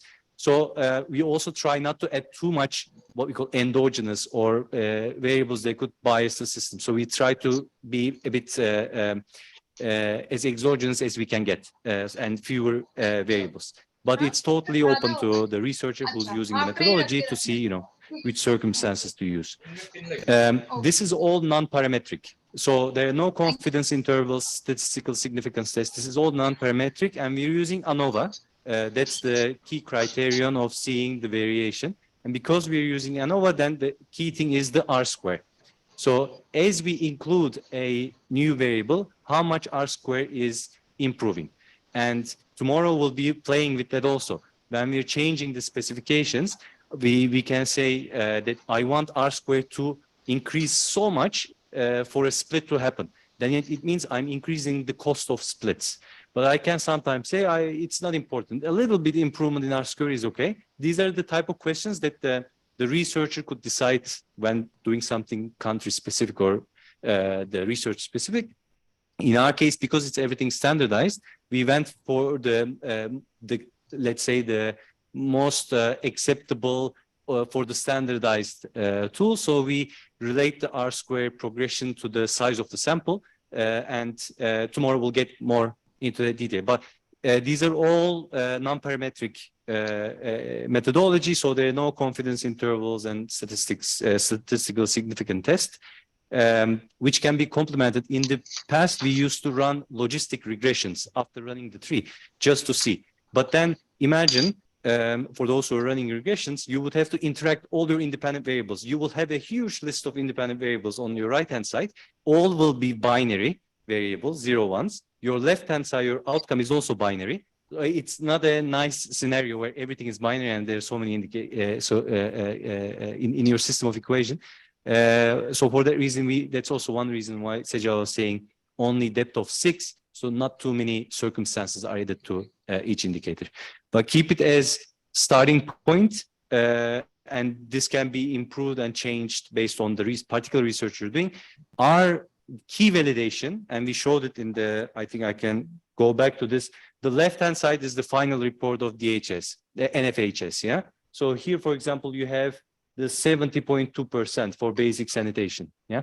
And that's the 70% there. So that's our starting point. We have to be very close to that 70%. Sometimes there are some differences because of different individuals maybe missing variables in the circumstances. They may change the sample slightly, but we are usually within 1 percentage point up and down of the NFHS result here. In other countries, it's other mix or DHS. That's the starting point to validate. After that, yeah. Do you want to add? Okay. So coffee has been overdue. Feel free to please just outside have your coffee. If you like, I think you can also bring your coffee tea here and we can then continue the country results. Thank you very much. Yeah, 10 minutes. Yeah. Let's say 11 o'clock. No, it's now 11. 11:10. Okay. Yes, please.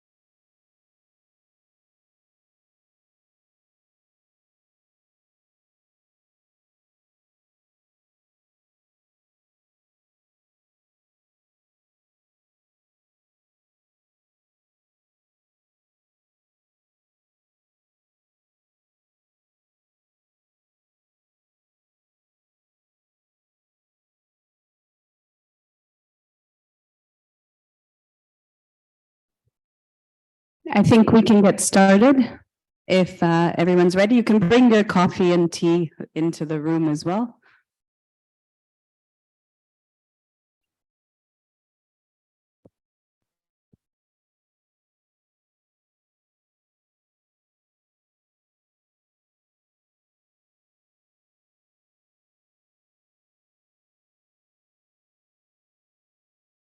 So when we left off, I showed everyone our indicators and circumstances. Mathematically, we have to treat these a little bit different. So it's the same list of indicators.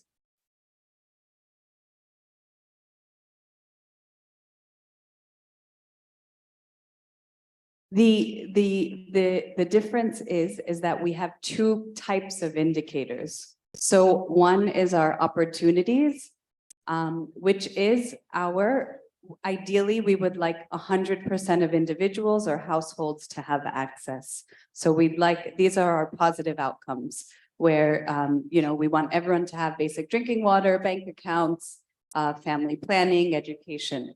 So each of the categories, we can say these are the indicators where we want our furthest behind to have 100% access. Our barriers are things that we would ideally like no one to experience. So for instance, overweight, stunting, wasting in children, these are things that we'd ideally like no one to experience. So the only difference is that ideally we would want 0% prevalence. So before I explain to you that we have different circumstances that we consider, this is our standard LNOB analysis. So this is the standard circumstances that we consider for the LNOB analysis. They will change indicator by indicator. Depending on which indicator we're looking at, you will use a different set of circumstances. This is our expanded analysis. So we've added ethnicity, religion, language, in India's case, caste as well. And disability is another addition to a new, very new recent addition to our platform, which we're excited to share with you today, some of the results. These are all the indicators that we have analyzed and published on the platform for India 2020. The only one we didn't have data available for is internet usage. And the ones that we hope to analyze in the future, in the recent future, is these indicators here. So hopefully this will be a good addition. Today, we're going to try to take you through as many indicators as possible because India really has a plethora of data. So we'll start off with our basic resources, but essentially each of these indicators, you can find the definition and how DHS asks the questions on the questionnaire. So for instance, basic sanitation is defined as improved non-shared sanitation facilities, such as those with sewer connections, septic system connections, or flush latrines, ventilated improved pit latrines with a slab or covered pit. So this is how we define our indicator as, yes, I have access to basic sanitation. And I won't take time because we're limited on time to go through each of these, but these materials will be on our event website. So if you needed to go and refer to the details, you can. It's also on our platform. So this is our division of India, pretty much by state, but these are all the states that we have available on our platform. So when you go to the subnational section, you'll be able to find all the data disaggregated and the cart trees on these states. So we'll start with basic sanitation. I'll pass the mic back to Srinivas to go through the results.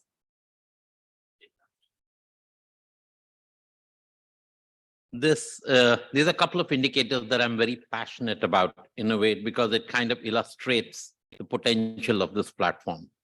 So I really borrowed time from my brilliant team here because I wanted to speak to it being someone from India and also someone who's not the fully technical person. I understand, I've done statistics, but really it made me understand the power of statistics. Now let's start with basic sanitation. Now, this is the 2020 tree for basic sanitation that you see on your tree, which relates to SDG 1, target for specifically the definition that was read out by Sejal just now. The reference group for this indicator is households. And under the DHS survey, NFHS survey, it surveyed over 630,000 households, representative sample of them across all the states and union territories of India, which is one of the real big, massive pool from which we got our data. The circumstances which were considered by the algorithm to build the LNOB tree for this particular, what should I say, indicator was the fact that wealth of household, highest level of education and in the household and the residents of the household, because these were found to be most relevant for basic sanitation.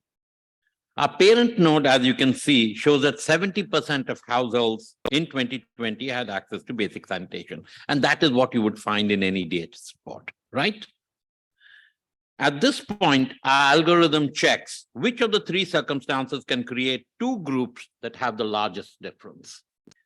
Now it finds wealth creates the largest difference. And again, we explain, of course, this can be grouped in any way, but we normally take top 60 and bottom 40. We found that the richer households on average had 85% access to basic sanitation, as opposed to poorer households, which have 47% on average access to basic sanitation. Our algorithm didn't stop there. It went on running in terms to understand what would be the further splits. So until it finds no significant differences. Now that wealth was out of the way, it evaluated education and residence as circumstances that could create differences within the poorer and within richer households. Within poorer households, it found that highest level of education makes a bigger difference than the location or residence. And so we find that on an average, the 47% average, if you look at it, of the bottom 40, out of which we find that the poorer household with lower education have only 40% access. Yes. And the secondary, those poorer households with secondary or tertiary education have 50% access. So after that, when you look at the bottom 40, I think the algorithm found there was no more significant splits after the secondary and tertiary together and lower education. Now, with 40% average access rate, so that is what we have found as our furthest left behind group. Now, furthest behind. Now, let's talk about who has the furthest ahead. Again, the top 60, 85% is split into 90% for those who have tertiary education, within those who are comparatively wealthy, and 81% for those with secondary and lower education. We did run, you find that urban and rural, and I'm mentioning this because when we go back to the previous survey, you will find a significant difference. Urban and rural, the difference is only 3%, both in the furthest ahead group. And as you can see, under the top 60, as you can see, under secondary or lower education, even here, there is no significant difference between rural and urban education, but we wanted to illustrate that for you. So on an average, 2 to 3%. And it does not even come out as a significant, it's not significant enough to lead to a split under the bottom 40 under secondary or lower education. So as you can see, we have found that the rural-urban disparity has gone down. And let me then go on to the next slide and compare it to 2016. Can you compare? You can see the significant difference. Look at the difference between rural and urban in 2016. You can see the urban residents and the furthest ahead group. Even here, it was it was the basic sanitation had a total access, average access of 49%, 71% for the top 60, and only 15% for the bottom 40, and which was split in the same way as it did in 2020, with the lowest bottom 40 with lower education being the furthest behind group at 12%. But when you looked at the top 60 and you split them, you found that there was a significant difference between urban and rural, with the difference between urban residents and rural residents being on an average about 10 percentage points in case of those with tertiary education, and about 6 percentage points. So there was, but I will go into a state level comparison why these differences are quite stark. But as you can see, in a comparison between 2016 and 2020, that already there is a very significant narrowing of the gap between urban and rural residents. Secondly, you can see obviously that the furthest behind group, though it remains the same, has made significant progress. The thickness is roughly the same. So the number of persons in that or proportion of the population remain the same. But remember, the access rate has gone up from 12 to 40%. Whereas in case of the top 60% in the furthest ahead group has moved from 87 to 91%. So very clearly, whatever has happened on basic sanitation has been targeted perhaps at the rural areas and to the poorest groups. So whatever policy was implemented has resulted in this narrowing, in a very significant narrowing and a significant improvement of access in the furthest behind group, which has led to a narrowing of inequality. Next. So,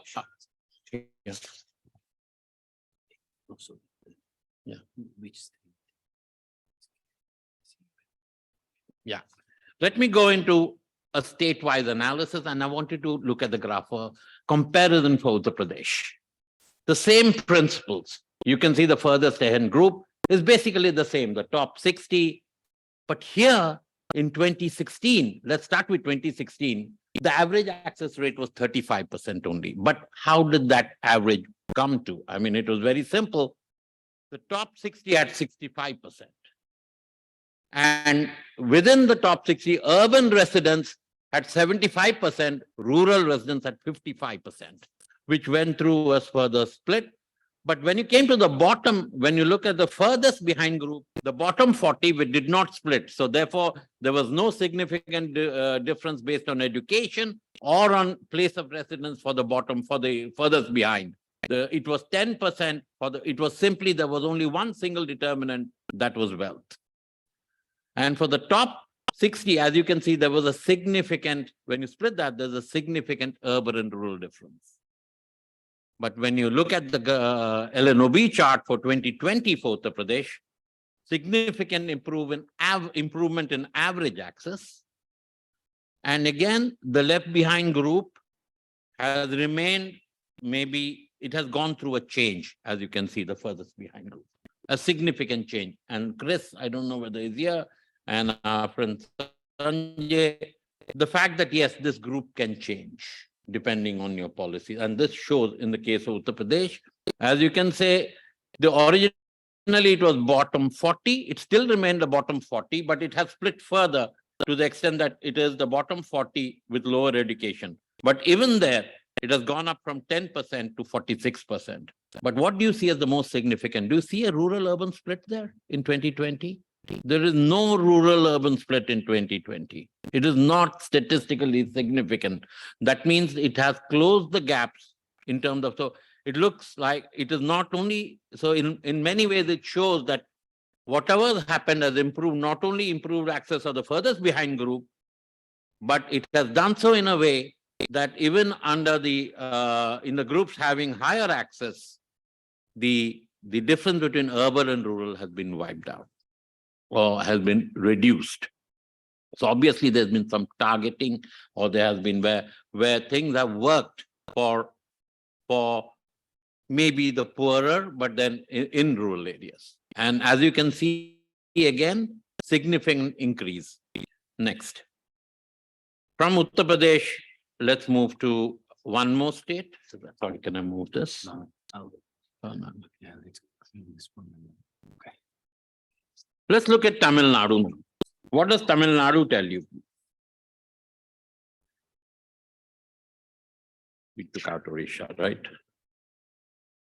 In Tamil Nadu, look at the chart for 2016. Average access rate 53%. Furthest ahead group. Again, rural and urban was significant. First split in the top 60%, with the difference being very significant, 28 percentage points between urban and rural residents. And then, of course, the furthest ahead group was those who were urban, having tertiary education at 86%. The furthest behind was one simple node, which was the bottom 40 wealth quintile at 7%. Okay. So when you look at 2020, you're looking at, again, progress that has been made significantly. It has gone up to 71%. But interestingly, the urban-rural gap still remains in Tamil Nadu, especially. So it hasn't, it's a significant enough split for the algorithm to pick it up. It's 10 percentage points among the top 60, where the access rate was 83%. It is 78% for rural residents and 88% for urban. So there is a gap between rural and urban in the case of Tamil Nadu. The furthest ahead group has moved from 86 to 92, 6 percentage points increase. But the furthest behind group has gone from 7% to 31%, and it remains the same group, right? It remains, essentially, the split is not there. But interestingly, the split is coming in the top 60 only, both in case of Uttar Pradesh and in case of Tamil Nadu. So what we are saying in the case of basic sanitation, significant progress and closing of inequalities at the national as well as in case of many states. But what is most significant is this narrowing of the rural-urban gap. So that means a lot of investment went into the rural areas. I mean, that is, one conclusion that one can draw from this. So there were certain policies we all know were directed, and so that has led to this closure of these gaps. I think I would like to just leave you with some reflections on basic sanitation. These are the states which achieved the largest reduction in inequality: Chhattisgarh, where it was reduced by almost 80%, Jharkhand, Mizoram. The smallest gaps in states, we didn't show all the trees to you. In Kerala, the difference between the furthest ahead and furthest behind group is only 1%. And in case of Sikkim, there's only 4 percentage point difference between the furthest ahead and furthest behind. But I wanted to show this to you to show, maybe we all know what policies were implemented. The fact people often ask, can we wipe out inequalities by targeted policies? I think we can definitely, to me, this seems to be the best evidence. It's not just an increase in average, but a progression, a significant progression of the furthest behind group, and maybe closing of one of the biggest gaps, which is often cited. If you ask someone who did not look at this data, that what would be the biggest split? I think to my mind, before I thought this data would be urban and rural. Gaon mein kam hoga, but it is not true. A lot of investment, maybe things have changed, and they're changing majorly if you take data now also. So I'm open for questions on this, totally open for interpretation. Would like to hear from you, your reflections on this, what you saw from this indicator before we move on to the next one. Yes, ma'am.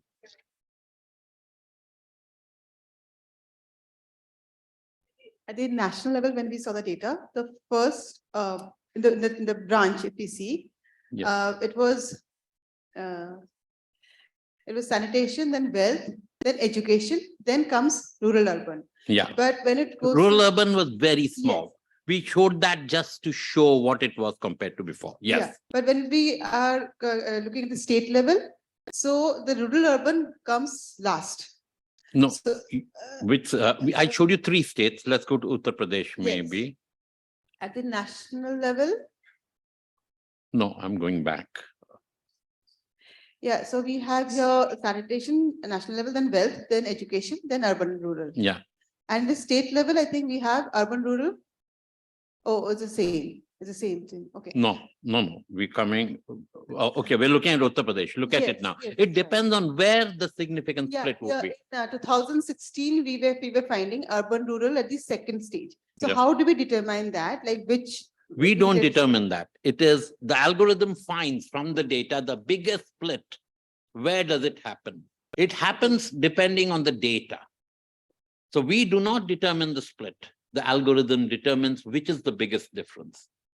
If the gap between rural urban was 4 percentage points, and the gap between say tertiary and tertiary and secondary as opposed to primary education was bigger, it would choose the education split first, then go into the other. Yes. Maybe just to add one more thing, we tell the algorithm the parameters, and then we don't touch it. Then the algorithm figures out the result. And the key thing we tell algorithm is at the terminal nodes, which we call, at the end lines, do not have less than 9% of sample size. Do not have few people there, because we cannot want it to be statistically significant. It has to be at least 9% of sample size. Otherwise, it can't be 5 people there and to say that this is the furthest ahead or furthest behind. Certain region and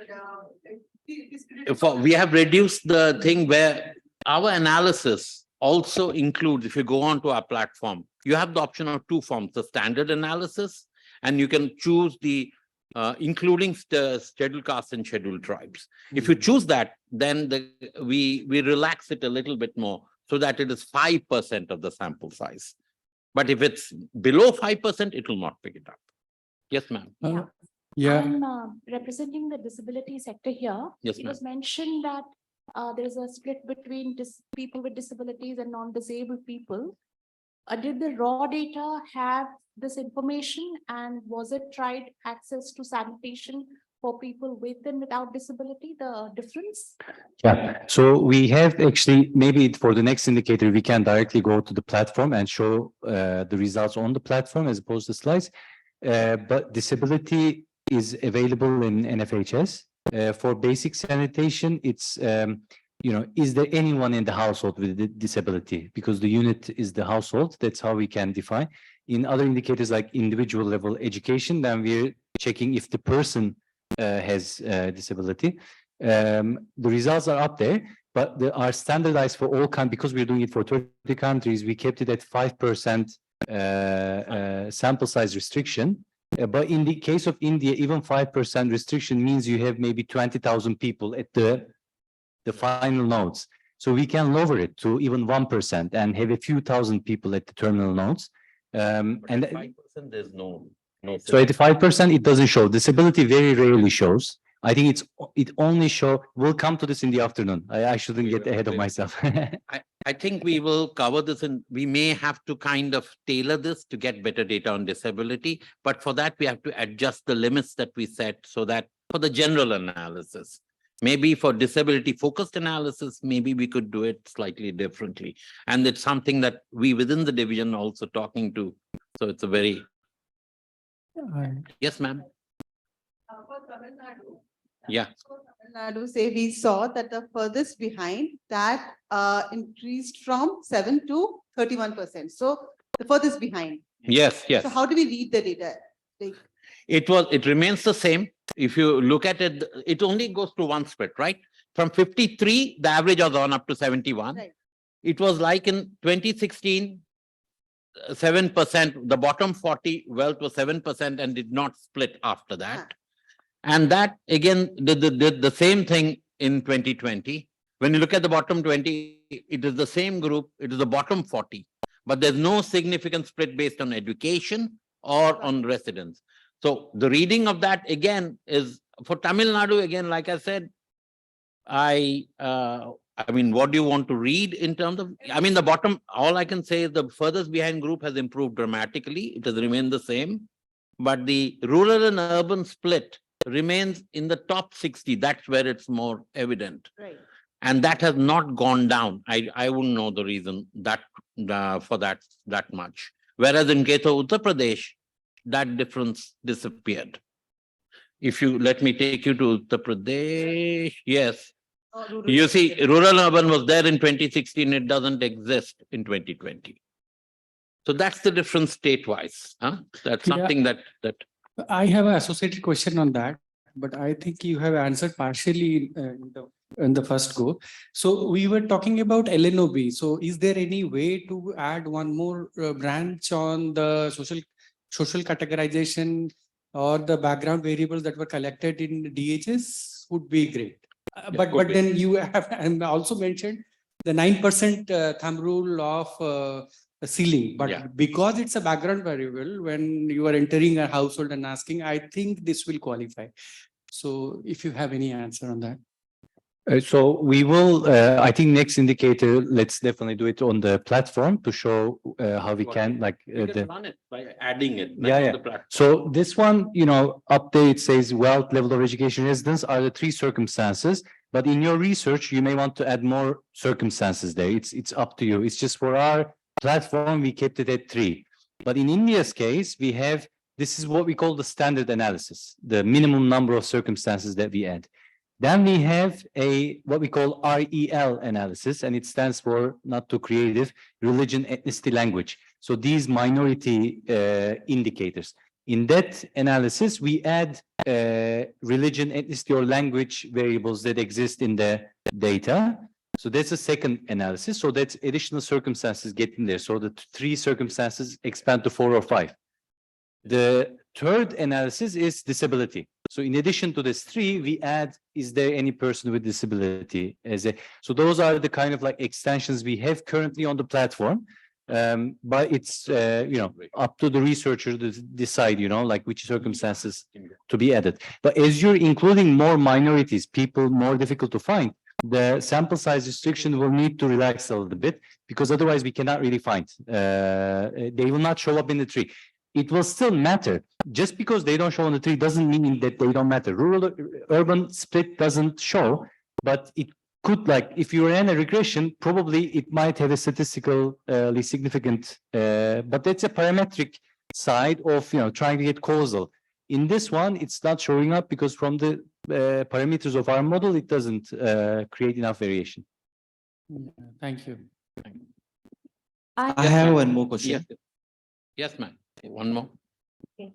Yeah. Yes, ma'am.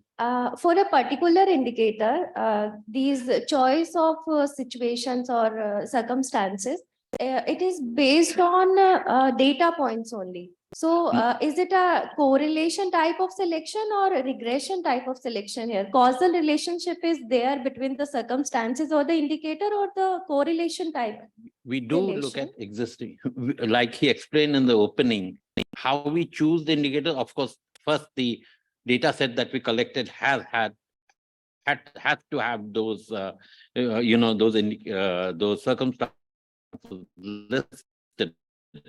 But at the same time, we are going back to research on each one of these indicators and looking at what circumstances are most So, appropriate for it. for a particular example, Yeah. I would like to And sometimes mention please go ahead. for that indicator related to electricity, one circumstances was there related to education. Yes. So it may possible that there may be a spurious correlation between these two variables and not any causal relationship. True. It could be, but like usually the level of education. So we are picking highest level of education in the household, not just the household head education. There could be, like, it's difficult to imagine that there's something direct from, but education in literature is usually used as a proxy to income, or like the income earning potential of the households. So we have wealth there, which is a longer term accumulation of like the inequality. But education, household head education, we have colleagues from labor. Household head education would be a proxy for the occupation of the person, for example, so it might be picking something, but if we're looking at this is more relating to correlation. There is nothing causation. But one thing to add is that at the time of the indicator, the outcome variable is measured, the independent variables are all predetermined. So that's how we can get a little bit more exogenous. So you cannot really change your, like, the circumstances we put into a model we try to pick circumstances that people cannot change at the time the outcome variable is measured. Like, you cannot change your sex that easily. You cannot change your wealth that easily. You cannot change your location that easily. You will have to migrate. It's not an easy decision. So we try to avoid circumstances that could be changed quickly. And this is like the predetermined type of circumstance that help us to be a bit more exogenous, but still not fully exogenous. This is correlation and not causality, as it said. I mean, we leave that significance to you. So, but there is need to see the spurious correlation here. So you don't think choosing at the level the of education has anything to do with, yeah, you're right, because it depends on government policy, or you're right. I mean, in some cases, it is pure correlation. That is why we leave that judgment to you. I mean, if you find that people with lower education have, say, much less access, and people with the highest education have much higher access, I think it's up to, depending on the circumstances, it's you to decide whether that is really a cause. You can say, no, education has nothing to do with it. It is just coincidental. Or you can say, maybe it has something to do with it. But So- according to this tool, it will choose that variable, I guess. It will not. I mean, choose it's unless- it's counting beans. It's disaggregating, right? It's not saying, it's just finding that households with different levels of education, they have different access rates. Yeah. So it's just finding at the outset. Imagine it's like a diagnostic thing where you're trying to find who has the lowest access rate. And somehow it's showing up. Maybe it's picking up something else. The variation, it's correlated. Maybe education is correlated with something else, which is not in the model, right? Yeah. So we are always very careful. We don't go anything about, causal. This is just. We make it very clear, yeah. it's not causal. We can't. We are also picking up whatever's available as a circumstance within the particular survey that we are looking at. Okay.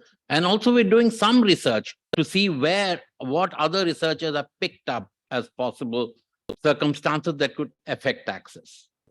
Yeah, that's it. So I have one question. Yeah. The system itself decides the how to split the tree, like the secondary or the tertiary, based on the data what you feed into the system, or how the system itself Based on the data that analyze, is, the data that we feed into the system is coming from the survey. So it's not data that, so it's data from the survey that's being fed into the system. So essentially based on the data that's been covered from the survey. That's what it is. We are not selective in the data that we feed into the system, right? We just clean the data and feed all the data from the survey into the system.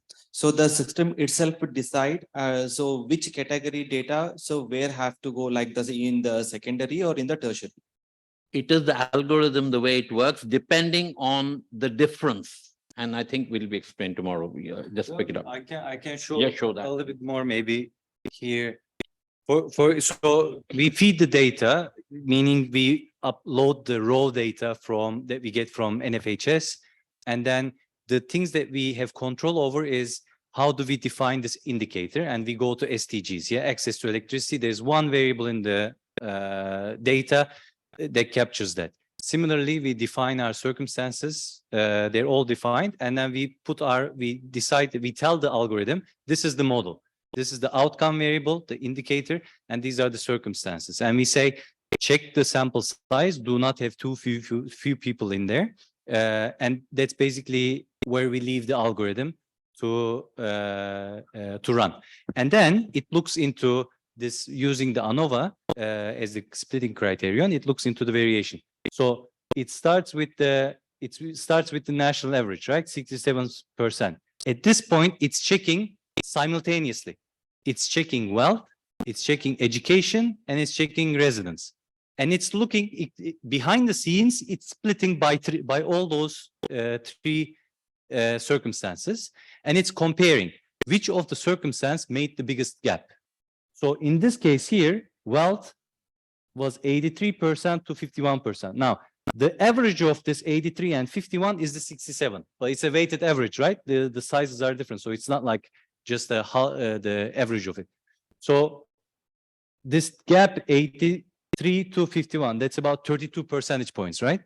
So residence and education did not create a gap that was 32 percentage points or higher. Their gap was lower. So at this point, the algorithm went with wealth.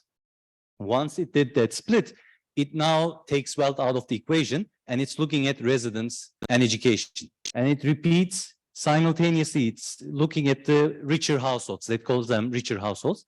Among richer households, it's doing the split simultaneously by residence and by education. It's looking how much gaps are created, comparing, and then it's splitting by whichever circumstance created the biggest difference. If there is not enough data points, if there is not enough variation, then the algorithm doesn't split, it stops. Okay. So does the algorithm also consists the defect identifying system, anything? So suppose if the person enters the wrong data, so then the tree will become dead. So I didn't understand. Could you? So the defect management, the defect identification. What's is there that? What is so I'm sorry. So suppose if a person entered the wrong data into the system, wrong analysis, you can say. So Okay. then it will give the complete wrong analysis, right? Yeah, but yeah, that's true. That's true. But you know, I don't think NFHS would allow wrong data to be published. Like No, right? suppose if a person enters the wrong data. So, Yeah. So then complete the tree that goes the wrong analysis it gives. The end result would be the wrong. Yeah. If the data is wrong, if somebody manipulated the data or there was a mistake in the definition of something, it will be a wrong data. So that's why I think, I mean, these type of checks are done by mixed NFHS teams separately. And the more they first publish the final report, then there's a time lag until they publish the data. I think in that time lag, sometimes 6 months, sometimes a year, I think they do the checks of quality control checks on the data. We don't do quality control on the data. Once it is published and available to download, we assume that this is correct data. And then we, go based on that. Okay. But like we import the data as it is. So exactly, we have nothing that we like. There's no step where we would think of manipulating the data, because if we change the data, then we will not catch the national average that's in the final report. If we don't have the identical rates, then we will not be showing something validated. And it's in our process. If it's not validated, it's not in the. It means we have to go back and see where did we do wrong. We can reach out to specific country teams. Digital process. So yeah, so no wrong tree based on wrong data would be even published. Yeah, they would be in. It wouldn't be. It would be in our experimental analysis when we're looking and checking, and if there's a mistake, then we go and fix that before publishing. Okay. Otherwise, the algorithm also can identify the defect. So where exactly you have done wrong. I don't think so. No, It can be done. I don't think it can. It can be done. It can be done. Okay. Yeah. So okay. being a technical person, I'm just saying. Ah, okay. Sorry. Okay. Yeah. Very nice. This algorithm, I think. Okay. Well, in our code, so in the code that feeds into the platform, we have checks in the code. So the code will go wrong. It'll flag what's wrong. In the system itself, we produce the results. The results only go once they're verified. But in the R code itself, the verification and errors will flag if something's not right.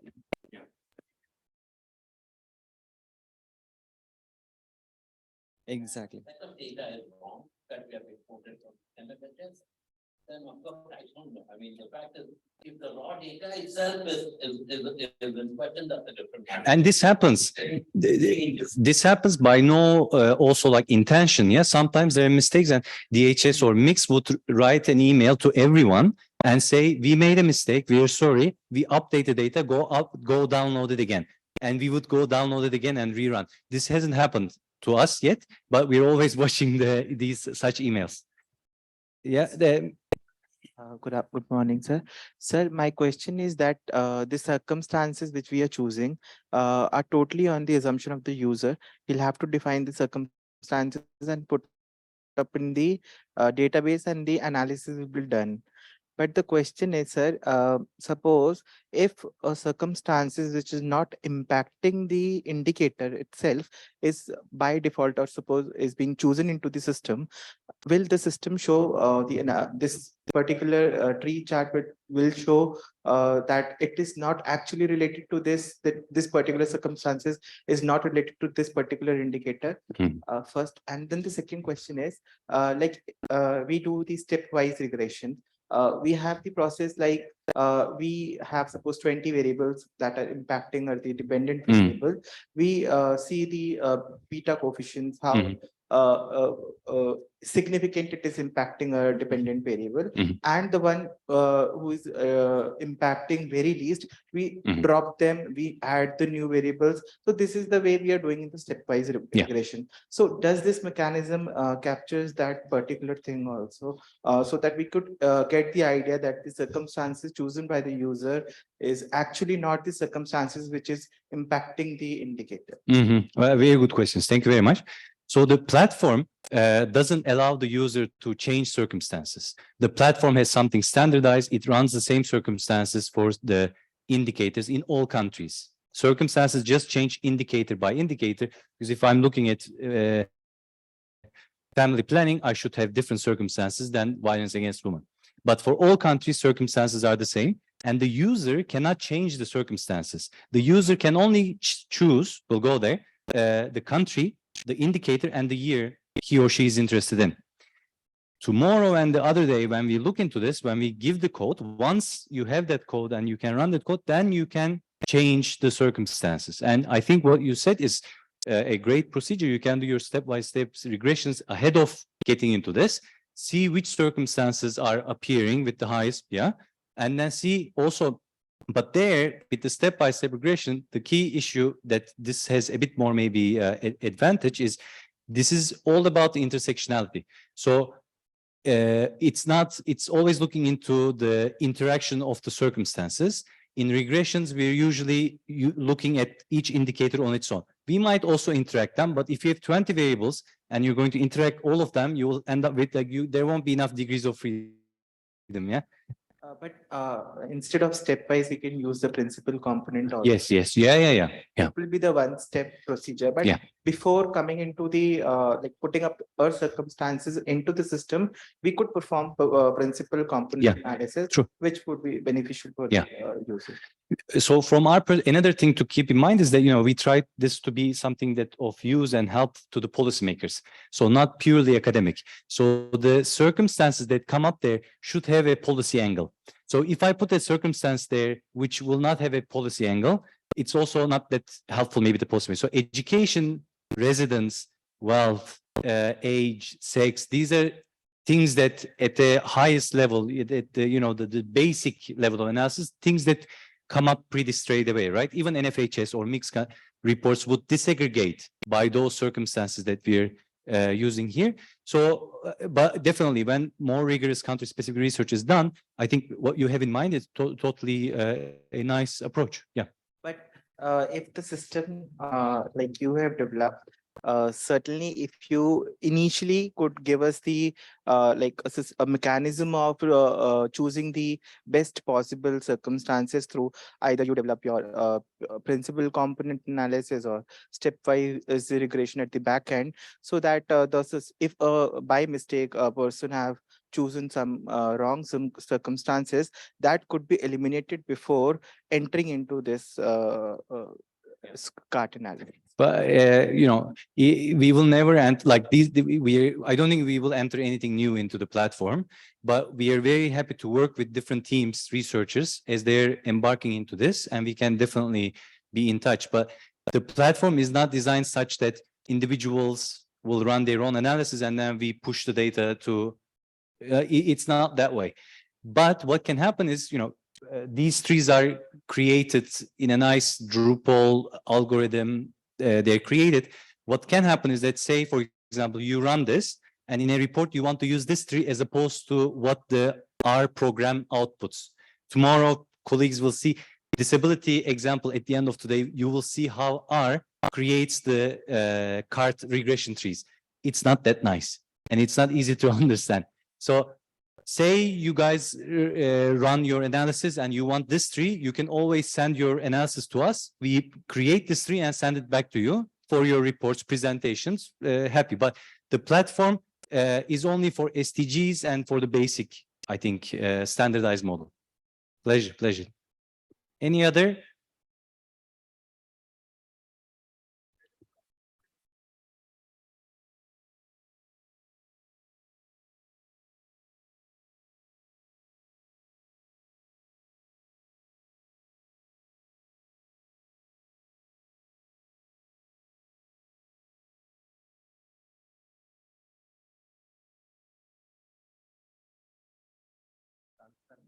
User cannot change and all those things. But I was just thinking is that suppose I use this cart analysis for another, you are using an FHS data, right? But I have done, let's say, a big survey in India on aging issues, and I wanted to identify, which are the vulnerable aged households and something like, whatever. And I developed some theory or framework, and I use the data. So I hope that our codes which you will give will allow us to decide which circumstances I'm going to define in what way into the code, and I can get those trees and other things. I hope that flexibility, and that's what we are looking into to learn. Yeah, absolutely.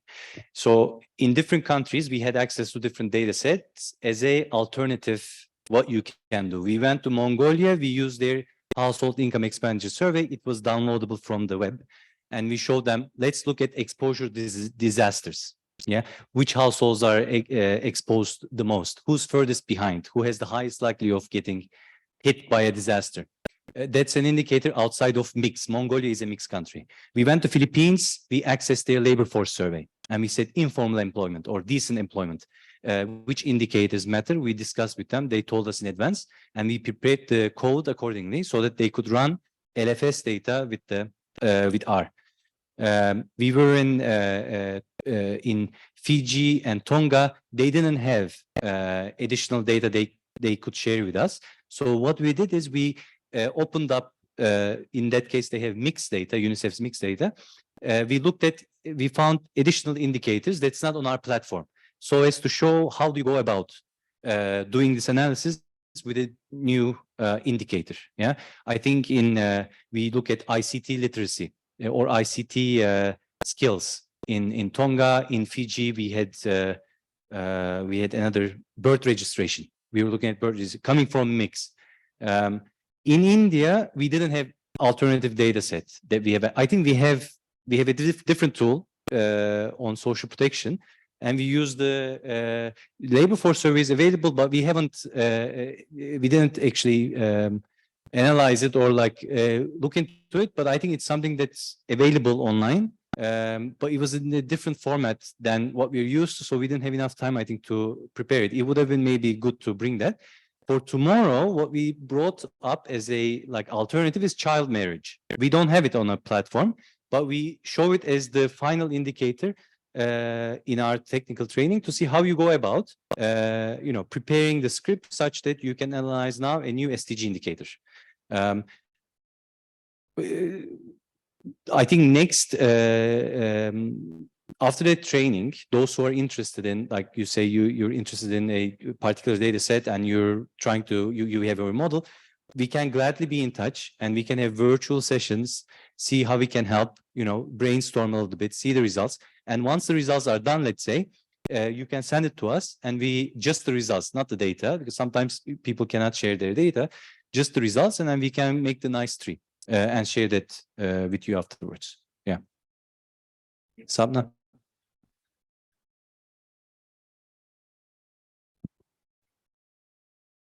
Thank you. Just to add what my friend from education and Sanjay has mentioned, I'm also the view that before using certain data set, we should first try to identify whether, because I'm sure that next slide or next presentation, you are going to show something about disability related to, that's what you have mentioned. But whether that survey, say like NFHS, whether the sampling design has been made to capture or to estimate disability aspect at different disaggregated level. Okay. So if not, then whatever number comes, that might be because by chance only. Yeah. In the sample, it might have come by chance. Yeah. So, so these results, if you are using this will be just indicative. Yeah. Not we cannot assign any reliability on this result in that. So we have to see whether which data set we are using. Say in National Sample Survey, we are having dedicated survey for disability, for capturing disability. Okay. So those data set can be used, may be used for absolutely. Absolutely. That's what I wanted to submit. And also, whenever we are using the significant difference, means for the participants also, probably not statistically significant human. Yeah. Just difference is more. That's what you want. Yeah. Thank you. I am also wondering about the interpretation of the results. For certain cases, the choice of circumstances may give you a causal relationship or may give some correlation by chance. But for certain variable, it is not advisable even to take such type of circumstances. For example, you showed the access to electricity. So the access to electricity means access only, not the actual use. Yeah. So it is the responsibility of government or the responsibility of the local administration to provide the electricity. So the people, they don't have any choice on that. So on the basis of rural urban, we can categorize that. So maybe in urban, you are having a better access, but education level has nothing to do with the electricity. If a person having less education, he is not having the electricity, it is not due to his less education. It is due to the certain policy or something. Yeah. So we can avoid to take such type of obvious type of variables in our analysis. Otherwise, it will make sometimes wrong interpretation, because the user might not be knowing whether the access to electricity has any impact on the education or like that. Yeah, access to electricity is a supply side, right? But we are also like, it doesn't have to be just the grid. They can have solar energy. They could have, or solar like power. So there's the different indicators. I think I'm not sure. Like by the time I joined the team, these circumstances were already there, but they, to my understanding, these went through expert group meetings, trying to understand, which indicators which circumstances should pop up in the list of circumstances. But I mean, I think to my memory, the issue of education, definitely, it's not an issue of direct, there's no direct channel that they could lead from the highest level of, it's not even the household head's education, right? It's the highest level of education in the household. So it could be the child that has higher education, tertiary education. In this algorithm, will have that household as a higher educated household. So the parents might have low education, the kids, or they might be an extended family. To the definition, the information tab for access to electricity. Access to electricity doesn't mean that it's there and you have the right to connect. It is actually to the definition that you are sourcing electricity from the established provider. So it just defines it as primary source of lighting is the local electricity provider, solar systems, mini grids, and standalone systems. Sources such as generators, candles, or batteries are not considered due to their limited working capacities, and since they are usually kept as backup source for lighting. So in our platform, the way it's defined, you can find the details of how our indicator is defined there. And for this, the SDG indicator is access to electricity, but in the questionnaire, it's defined, this is how access is defined. So yeah, so it's also sometimes there could be differences in different countries how they come about. Like it's not electricity, but in cooking, for example. Sorry, not cooking. Clean fuel. Some countries will save for heating. Some countries will collect it for cooking. So there are slight differences. But yeah, in this case, it's and it's a survey question. Do you have or not? So this is just the response of the household. Most probably, it's an objective answer, and the enumerators could probably verify if they have it or not. But I mean, it's I think definitely a up to the researcher to decide. It's up to the researcher to decide which circumstances should appear in the system. And if you would like to take this on board and use this as a smart machine learning algorithm, you can, drop the level of education and add something else there. Totally possible, and see how the results change or compare. And I completely agree on this, mostly for granted, because we never go to districts or lower levels than the province. We just follow the desegregation that was already done in the reports. And usually in the India case, it's the state level. In other countries, some countries have province level. So we validate the results. Sorry, yeah. So now maybe that's the last one. Then we go to a new indicator, please. Okay, I have two small questions. One is that, so am I correct to understand that this tool is more useful for in-country analysis and not to compare countries? Then, yeah. Okay, perfect. And second question is, sometimes, so for example, when I use NFHS4 and NHFS5 data, some indicators change. So 2015 to 16 has some indicators and one is not there in 2019 to 2021.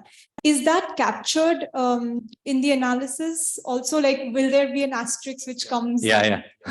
So in India case, I don't recall in the indicators that we have, I don't think we had this issue, but there's some, I think it was in Turkmenistan, mobile phone ownership, which is SDG 5.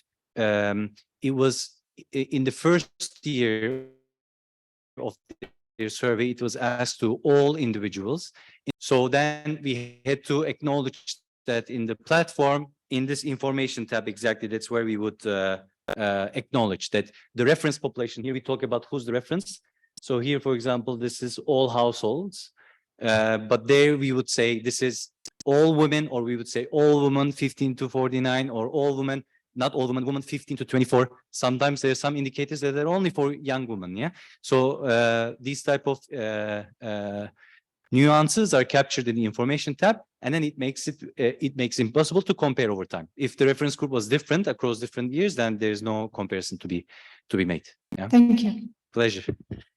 Okay. Do you want to do bank account or shall I go ahead? Go ahead, but I just wanted one.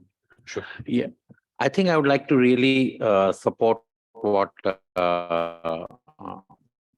was said by DDG about the fact that this is in a way indicative. I mean, it's not the fact that this is the last answer. You're right that sometimes a lot of these compare. So please look at it as more of a guide to get you thinking on this. It is definitely not the last answer, but it is actually a very good first step to start the process. And the second part, we keep hearing about introducing new variables into this. But of course, again, in case we try to only do DHS and NFHS or mix as we take it, and we are bound by the variables that are collected within that data set. We can't just introduce other variables which are not collected during that time. Thank you. But I think you're right that it is absolutely, we have to, because sometimes they're confusing correlation with causality. Absolutely not. We're not going into causes here. And a lot of what you're picking up is maybe correlation. Maybe, but in many cases could be causality, but it's based, we try to make it as objective as possible. But like with all such models, there are gaps. Okay, thank you, Srinivas, for that. So we prepared the similar, like the way that Srinivas took you through in basic sanitation. We prepared similar slides for a few other indicators: electricity, clean fuel, bank account, family planning, prevalence of overweight among children, and completion of secondary education. So we have all those slides, and those slides will be uploaded to our website. We can share the event site and the PowerPoint with all of you. We have about 45 minutes till lunch. We're already, it was supposed to be in 12:30, but we'll push it to 1 o'clock. Indicators among those long lists, because it's too much. It's very nice that we're having this conversation, and we don't want to cut that just to cover more indicators, right? Because it's once we know a few indicators, you guys will be able to interpret it on your own. So we can go back to the platform and look at the results in the platform together for a few more indicators until 1. So out of maybe I'll go to the platform, and there if there's any. Oh, I need to share my screen so that I don't forget our virtual colleagues.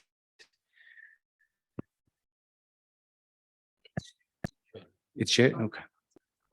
Okay.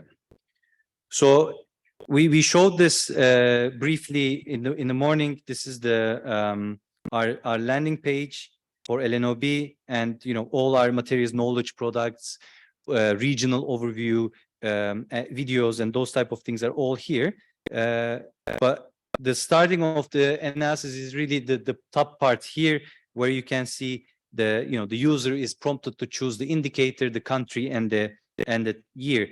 So I was mentioning that we have about 30 countries from Asia Pacific. So we go here to India, and then I'm sure everyone is more interested about the latest data. So that's 2020.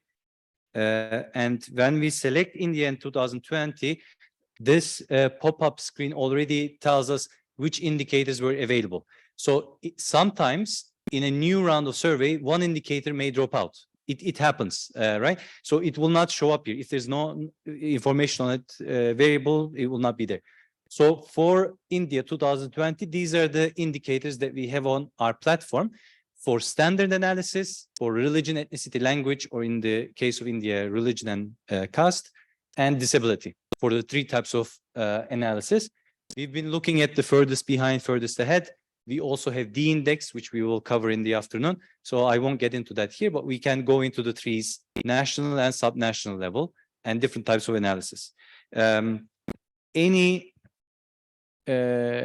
who would like to volunteer or prompt us to look into a particular indicator? It doesn't have to be one of the indicators we've added, but there's one, I see one. Sorry? Pandemic preparedness. Okay. Pandemic preparedness is a composite indicator. It's a little bit difficult.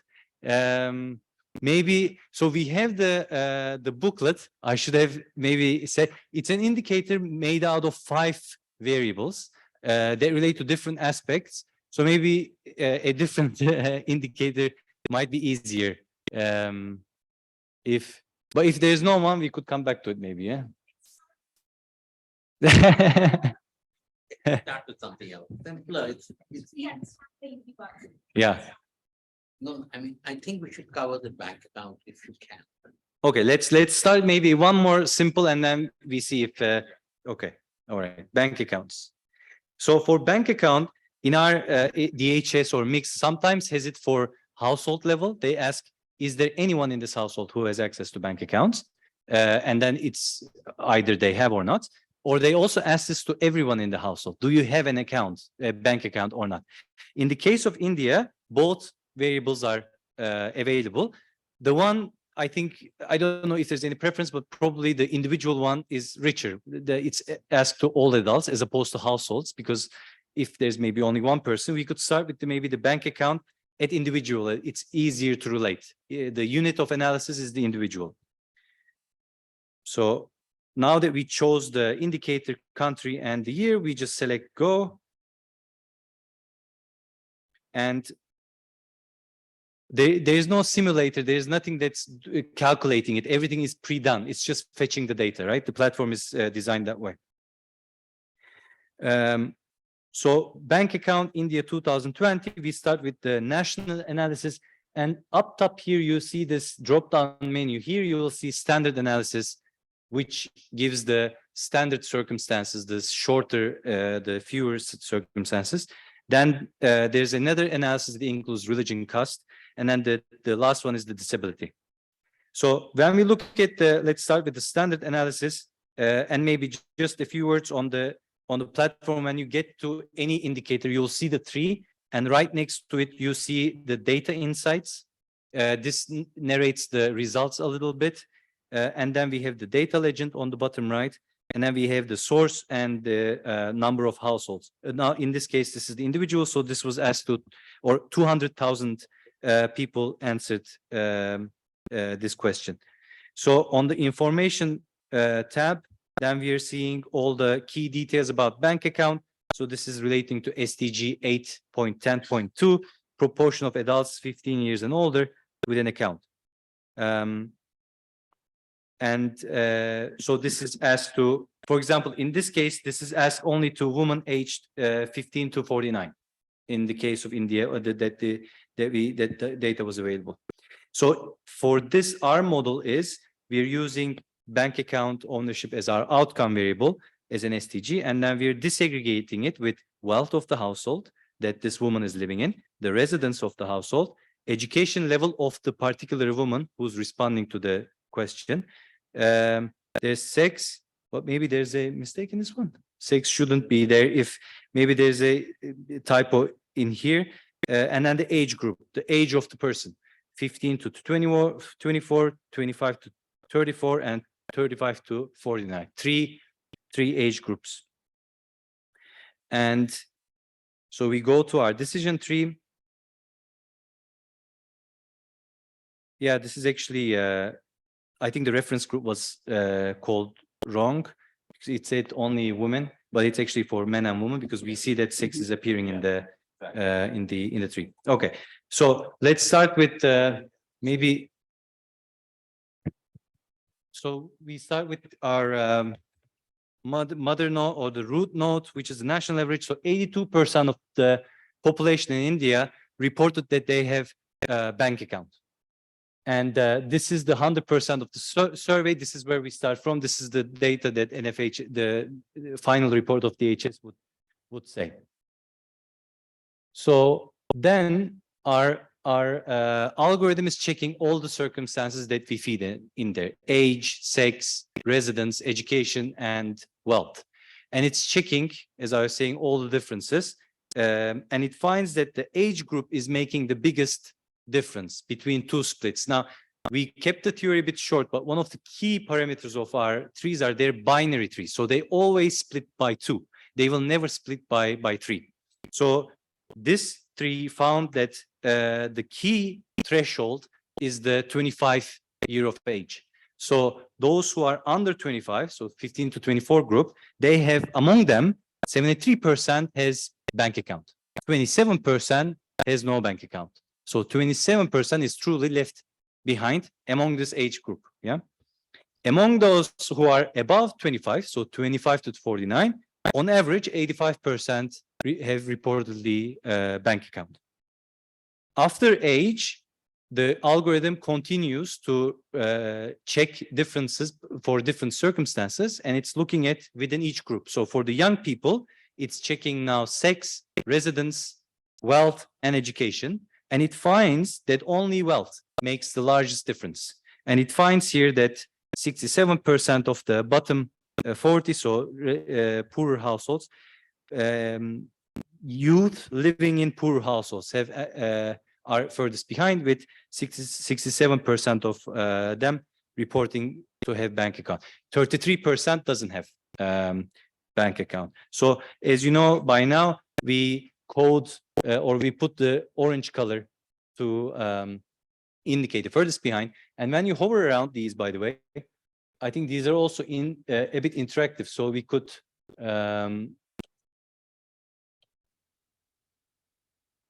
when we hover around them, they will, when we hover around these gray nodes, it tells us, you know, which group we're talking about, what's their average access rate, what's the size of the group. This is the weighted, the size of the sample, and also the weighted as a proportion of the population of the adults that this question was asked to. And the branches are also saying us something about the size. So the thicker the branch, the bigger the group. The smaller the branch, the smaller the group. You'll see the classic R output is much less informative and much more complicated than this. So we try to improve on that.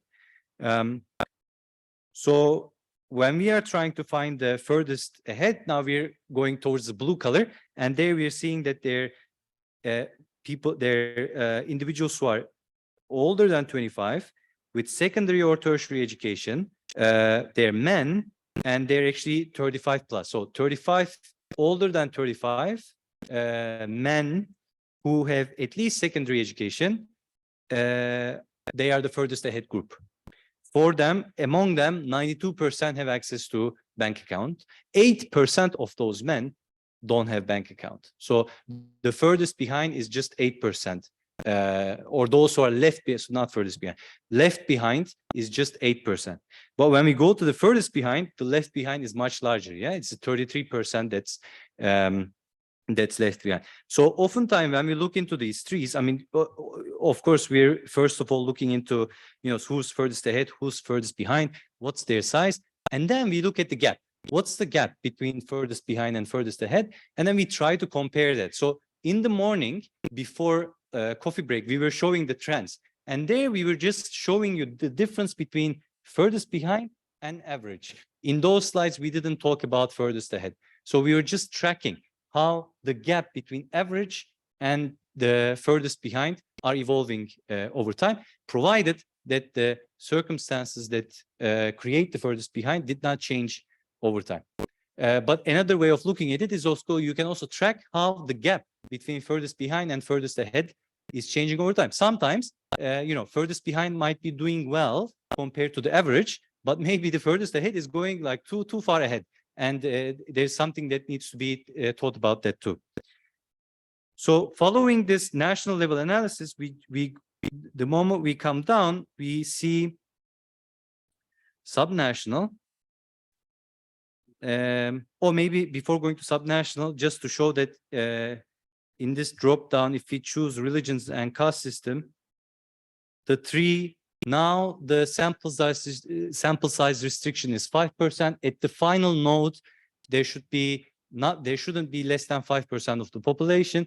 We added different groups from religion and caste, and in the information tab we have more clarity on what are the categories. So Hindu, Muslim, Buddhist, Neo-Buddhist, and minor religion. These minor religion are religions that are minor in our sample. Not that they're minor, but they're just too few people. So we combine them into one and call them minor religion, because otherwise they wouldn't show at all. And then we have this the different castes that's also listed there.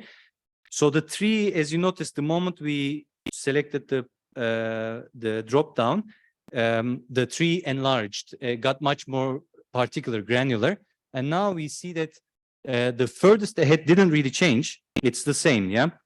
Older men, 25 plus, and male, but they're actually now 97% have access to bank account.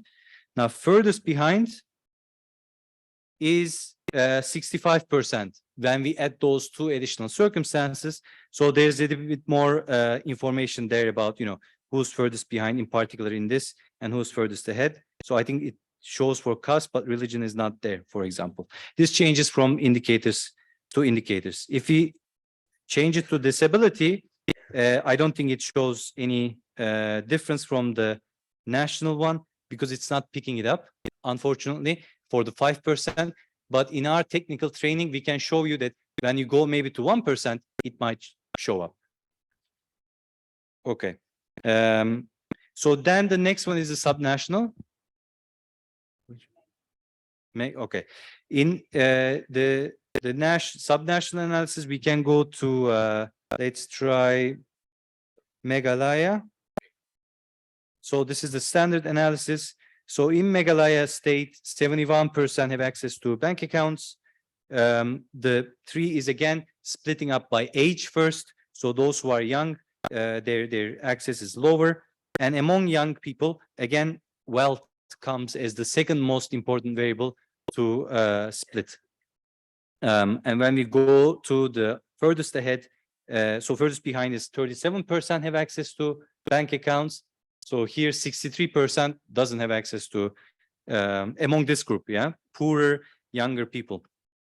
And furthest ahead is richer, relatively richer people with secondary, tertiary education and with age group of 25 and above. Is there any other state one would want to look at?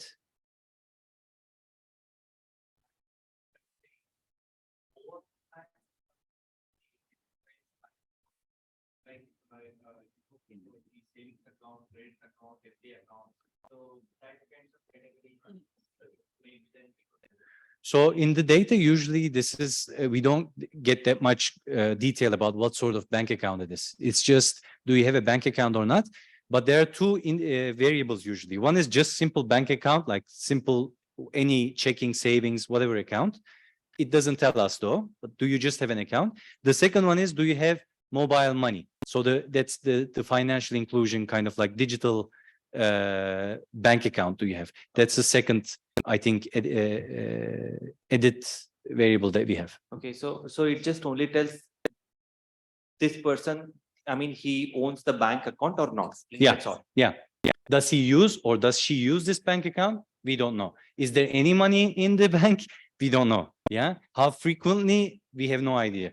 For those, you can go to World Bank's Global Financial Inclusion Database. Microdata is just the size is very small in that data. It's like 1,000 or 2,000 people that they survey every 3-4 years. Okay. Yeah.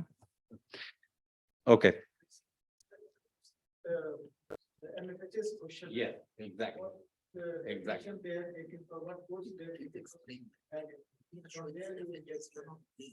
Okay. Yeah. Yeah.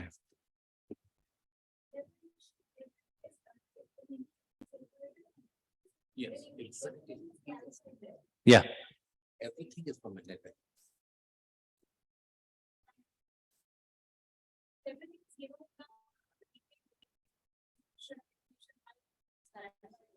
So you can take from there. Yeah. And sometimes there might be just one indicator, but there could be, like, even in sanitation, right? We pick basic sanitation, but there's improved sanitation. There's different variables of sanitation. Each has its own different national average. So, you know, we always go to one of them and then keep the information in information tab to highlight. What is it exactly? NFHS. Yeah. It's not something that we do. It's again, we are bound sometimes by the variable and the definition. Of the Yeah. Yes, please. So the indicators like here we see there's nothing on labor. So over time, in due course, can we add some more indicators or some more data sources which are comprehensive on such large? Yeah, I think NFHS collects data on the labor force participation status of each individual for women and for men. Here in the indicator list, I did not see anything. It's not, no, it's not here. Yeah. But if you would like to embark on a different research to see, I want to add the type of employment the woman or man is in, is this person that's the starting point. Is this person participating in the labor force? If so, what sort of employment, which sort of sector, which sort of occupation, it can expand. Suppose we can. Yeah. It's possible. There was one, yes, please. When you did the analysis by caste, so it did not show it, the tree only showed the STOBC at one small branch. Yeah. So that also, does that also imply that there is no caste-based inequity? Yeah. Like since it is not, the branches are not showing as, by other caste groups. Yeah. Does that also imply that there is no major caste-based inequity in the indicator we are measuring?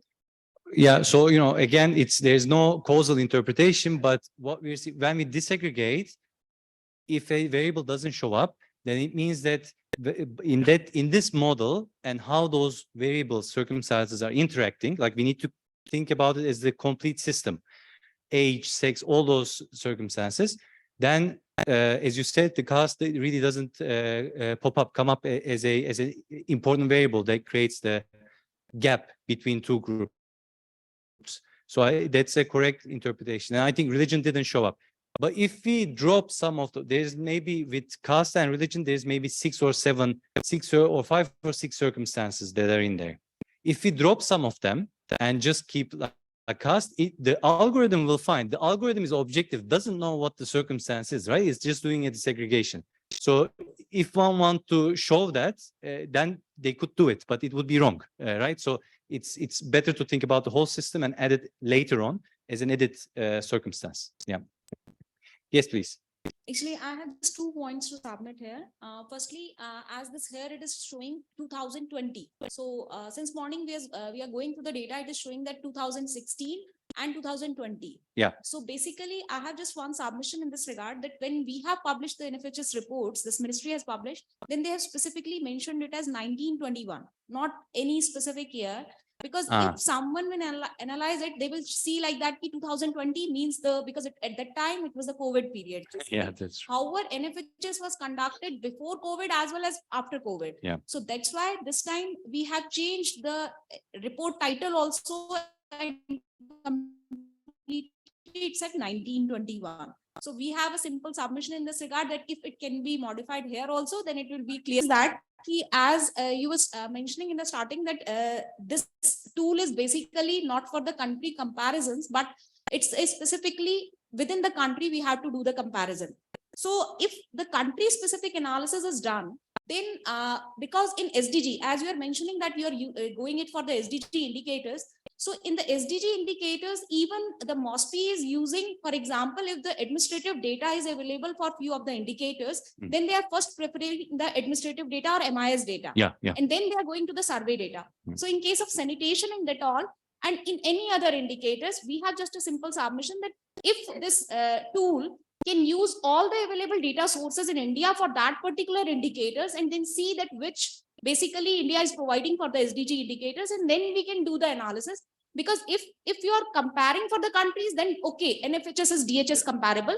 But if we are doing the country specific analysis, then it should be, I think, the base data source which we are providing the SDG data, then I think it would get a better result. And another point, that circumstances, I think it shouldn't be completely database oriented. It should be literature plus data oriented plus all other sources, data sources available. Yeah.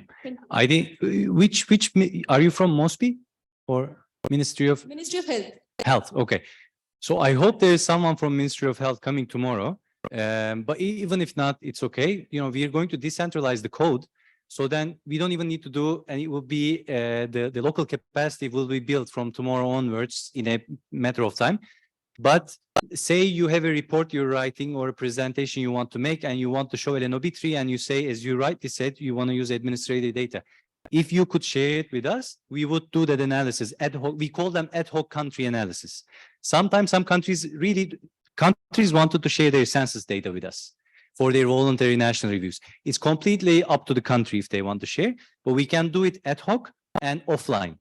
So we do the result, we don't push it here because this is the cross-country platform, but then we can give the results back to the ministry that requested it. So these type of requests, we're more than welcome to receive and act upon them.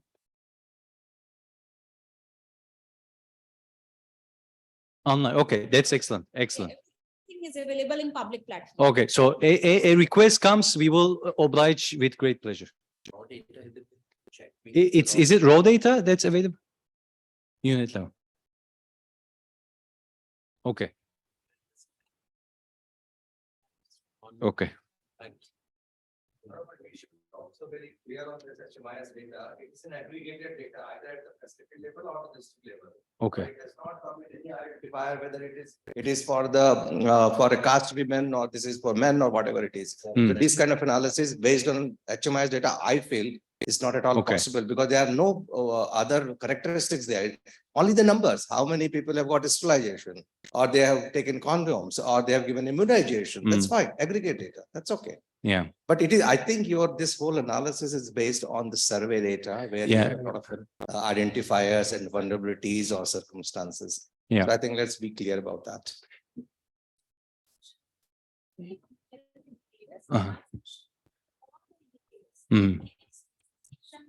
Basic electricity, fuel like that.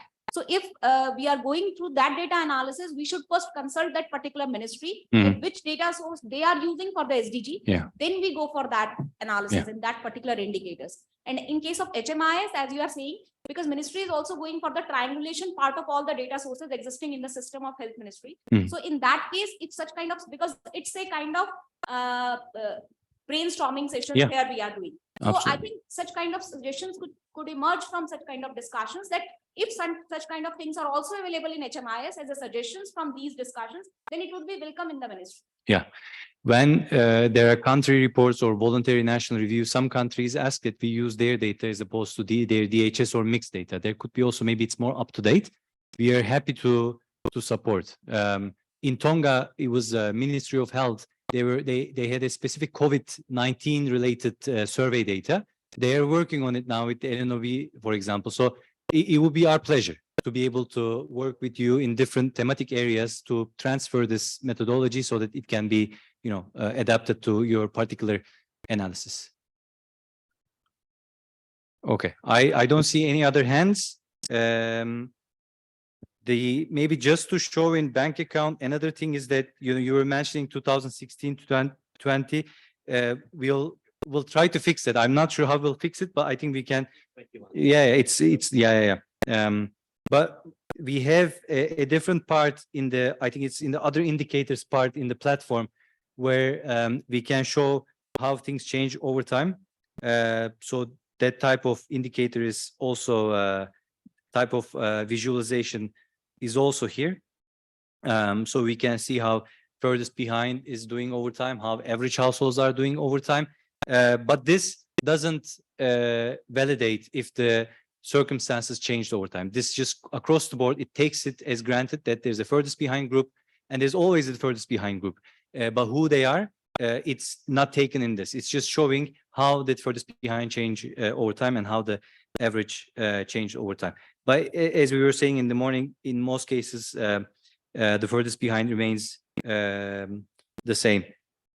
Okay, so I think one additional thing that we did, and this was particularly for India, because being such a big country and where state level is as important as the national level, we added this province region analysis tab at the end of the platform, where you can look into different visualizations state by state. So here again, you can look at all the indicators, who's furthest behind, who's furthest ahead, and what's the gap. So this is that graph. And we have D index, but we'll come to that D index later. So this is basically in a nutshell how we went through national, subnational analysis, and then the all other indicators in relative perspective.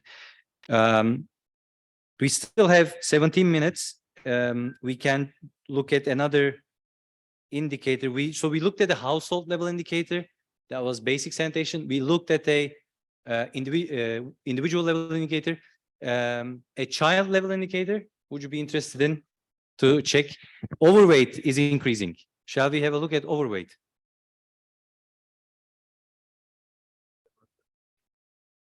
Sorry, I didn't hear. No,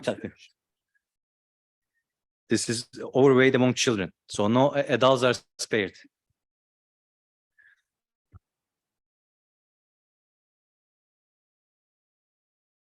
So this is a barrier indicator. So it's also nice to see that we are now looking at a barrier indicator in the sense that we want less and less people to have this, right? We've been looking at bank account and basic sanitation where we want more and more people. In the afternoon, this distinction will be more important when we're talking about the index. So overweight, this is national analysis. And we see that our root node tells us that around 3.5% of children 0 to 5 are overweight. So if you just want to refresh our memory, we can go to the information tab and see the definition, the SDG definition. This is relating to SDG 2.2.2.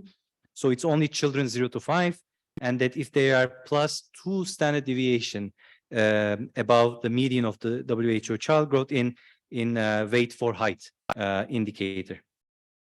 And here we have a few circumstances that we consider: wealth of the household that the child lives in, residence of the household the child lives in, is the child a male or a female? So this is sex, is child sex now. Education of the mother, so that mother's the child's mother, does she have lower secondary or higher education?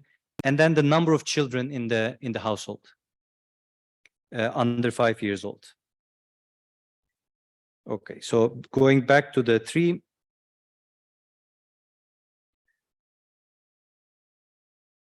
There are about 199,786 observations weighted, and among them, we see that 3.5% are overweight. And our algorithm is checking all the circumstances, which one matters the most first to split, which one's creating the largest difference between two groups. It appears to be wealth of the household that the child lives in. So among richer households, we see that 4% of children are stunted, while among poorer households, this drops down to 2.9%. Our algorithm continues at this point, including other circumstances and running. So if you go to the furthest behind, so the ones who have the highest prevalence of stunting, we see that they are the next circumstance is mother's education. So if a mother's education is tertiary education, they have around 4.9% stunting rate. So 4.9 is the furthest behind. Overweight, sorry. Yeah, we usually do stunting. It keeps, sorry. So 4.9% are overweight among children whose mothers are tertiary educated and they are living in richer households. So this is much higher than the 3.5% national average.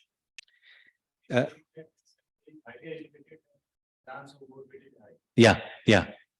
So in overweight, this comes up. In stunting, it wouldn't happen. In stunting, children with mother's education lower is.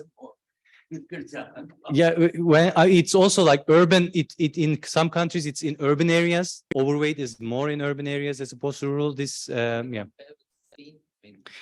We can go back to maybe let's have a look and then let's look at what happened in 2016.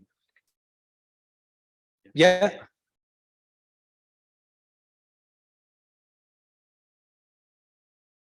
So when we look at this decision tree, right, overweight among children, we see the people who are who have attained highest level of education, like tertiary in this case we see, Yeah. who are on the top of the wealth quintile. Yeah. They are overweight. So is it right to say that they are left behind because they are most educated, they have more money and everything, right?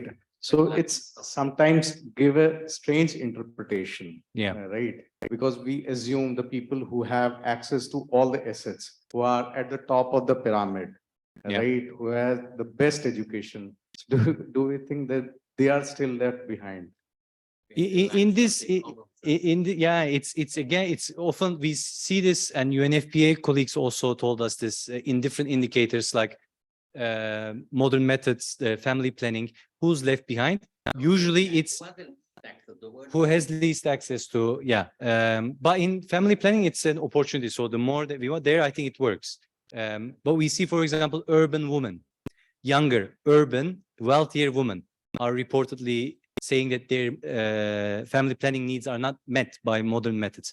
So these are like areas where we feel that it's the wake-up call. It's like going against the kind of like the assumptions that we have about, you know, who's left behind. I agree with you. These are, I mean, they're not from the top quantile. Yeah, top 60 is still there. Probably there's middle class, a lot of middle class there. But still, mother tertiary educated, that's a very specific group. And you see the branch size is also small. So it's this represents around 13% of the children. But they're left behind or furthest behind in this indicator when it comes to overweight, right? So they are the ones that are that has the highest prevalence. But even for us at times, we have struggled sometimes, like going back and forth between opportunity and barriers. It's good food for thought for us to see, you know, if there's a better way of communicating this and seeing, you know, if we can change and make it more clear for the furthest behind, for the barriers. But if you see the interpretation, yeah. So if you see that, you know, when you're talking about this mother with tertiary education is 4.9% with obesity. But if you can just go on top where your cursor is there. So again, the same group, 2.5%, right? So, but what you need to know that the mothers with higher education here is from the wealth, you know, highest wealth quintile. The same group of mother with same level of education in from the lower wealth quintile with 2 or more children, but they are at the last. So, I mean, the way you just say that furthest behind or something, you also need to interpret and you also need to see many things. Yeah. It's really the start of this. I think the mother's labor force situation is also critical here. That should come in a normal analysis. When you do overweight, I think it would come up also, like the amount of the kids stay in school longer, what's happening after school activities. I have also this age group kids, and I can, like, once you think about it, you can see that there are even more circumstances that can come in to understand and see what are the exact dynamics. Yeah, just to say, I mean, furthest behind, furthest ahead. It's also important to remember that the SDGs are not linear, you know? And so indeed, as progress has taken place on some dimensions, societies begin encountering problems in others, you know, suicide rates, diabetes, you know, these non-communicable diseases are also a challenge. And of course, we're not trying to celebrate the fact that some are the furthest ahead here, especially because they are poor and maybe have lots of children but I think it's interesting to see in the one of the poor with more children who are lower educated actually have a higher rate of overweightness than those that are more educated. So it starts, these are where you see the interaction, right? You can imagine that maybe the undereducated aren't eating as well, and so I think this is all just data mining, right? Yeah. The degree to which we lay a narrative on top of it, that's where the expertise from other domains and our theories, and that's the only place I become a little uncomfortable with this methodology, is just this issue of the circumstances and the indicators and how you separate those two, and to what degree, whose literature are you reading? That's the But I mean, this is, I think, as a cross-country tool, this is brilliant. It's just in the country context and even in the state context, where I think you have to bring a lot of interpretation. Yeah. Absolutely agreed. Srinivas, do you want to? Can I come in? One query. Yes, please. NFHs apply weights to, there is one variable, weight. Does this analysis use that, consider that weight variable? Yeah. Yes. For child indicators, we're using the child weight. For household variables, the household weight. Whichever weight is used in the recode that we pull from, that weight is used. Yeah. Pleasure. Thank you. Can I come in? I think we are close to lunch. We can already break, but if there's any other question, I have raised my hand. Can I come in? some virtuals. Yeah, virtuals. Just a comment. Hello. Please go ahead. Okay. So what we are seeing is very The interesting. sound is coming to. Just a sec. Your sound is. Is it not Okay. coming? Now, yeah. Is it clear? So as Chris was mentioning, what is important for such analysis and which will be useful to the policymaker is that how simply you are able to interpret these results. So my suggestion was that when you have such negative indicators, when I say negative means overweight is not a positive indicator. It's you can consider it as a negative indicator. But when you do an analysis in the negative way, the interpretation becomes very complex and it becomes difficult to communicate to the people who are not statisticians, but who are policymakers. So can we convert such negative indicators into a kind of a positive indicator? For example, in this case, say overweight, instead of doing the hierarchical or a tree, can you have proportion of children who are not overweight, so that would make things much more easier rather than breaking up overweight, and then we have complexities in interpretation. I'm just suggesting that probably when we think of breaking and splitting, it will be good to split in a positive interpreted way rather than picking up negative and then we move ahead and then it becomes difficult. Excellent point. And I think this is excellent transition to D index also. That's exactly what we do for D index, because D index works very badly or unstable with when there's too many zeros and too few ones. So there we are doing the opposite index. The opposite of the negative, which we will get into. But let me just say that in our platform, in the backend, in the development, what we call development server, we have the opposite indicators also. So it wouldn't be too difficult to switch to those. And if you're interested to see how the results are, please reach out to us and we can share the results for the, in this case, it would be 96.5% not overweight. And then we would see that, furthest ahead would be quantitatively nothing changes. It's just a way of looking at it. We're doing it as symmetric mirror image, right? So very, very nice point. Thank you so much for that.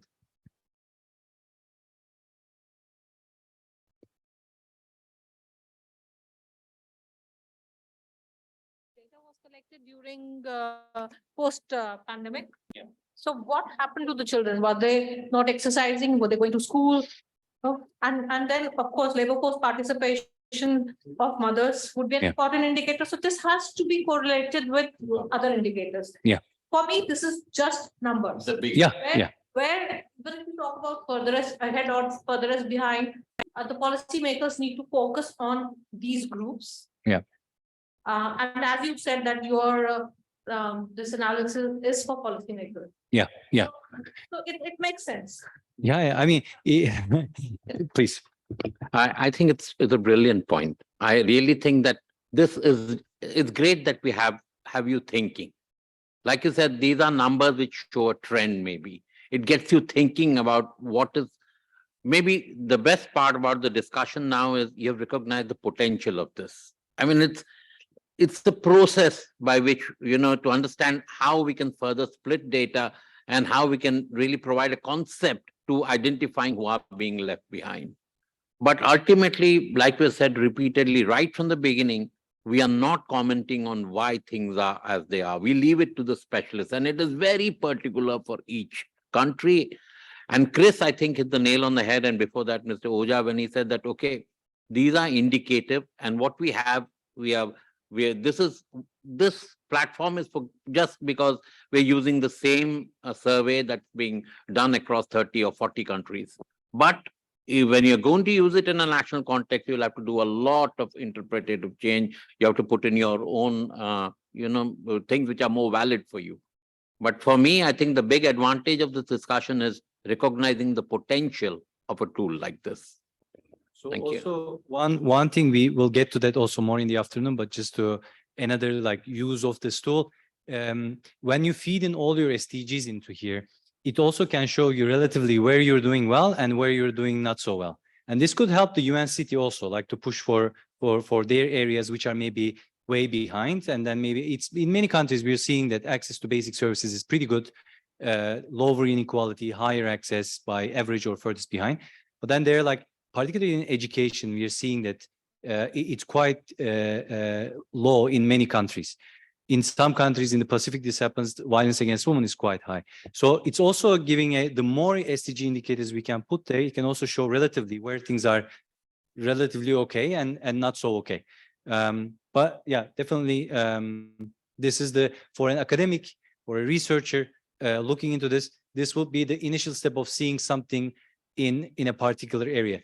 We had one example of Fiji when we look at birth registration there.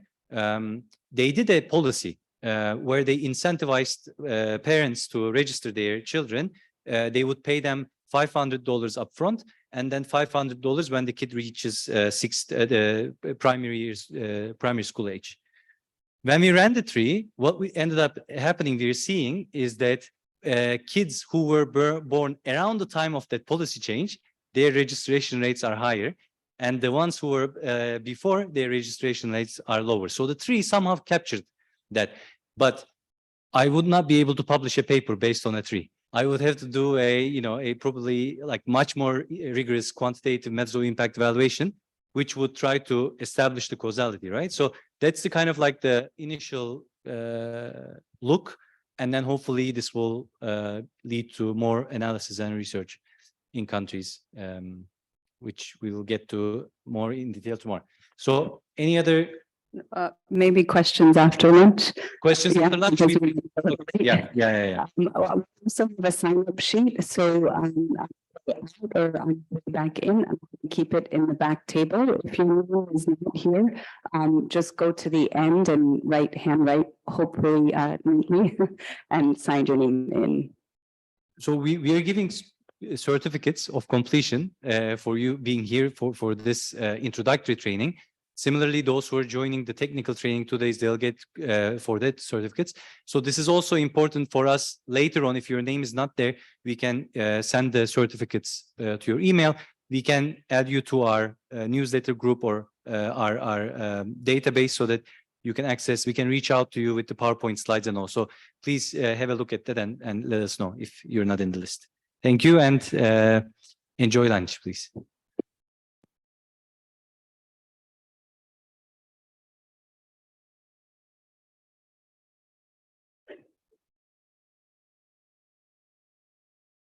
Okay, so hopefully everyone's not too sleepy after lunch. I chose the food very carefully so I can function right now. So as I mentioned in the beginning, we have two different calculations that we use for the LNOB methodology. One is CART, which are our trees.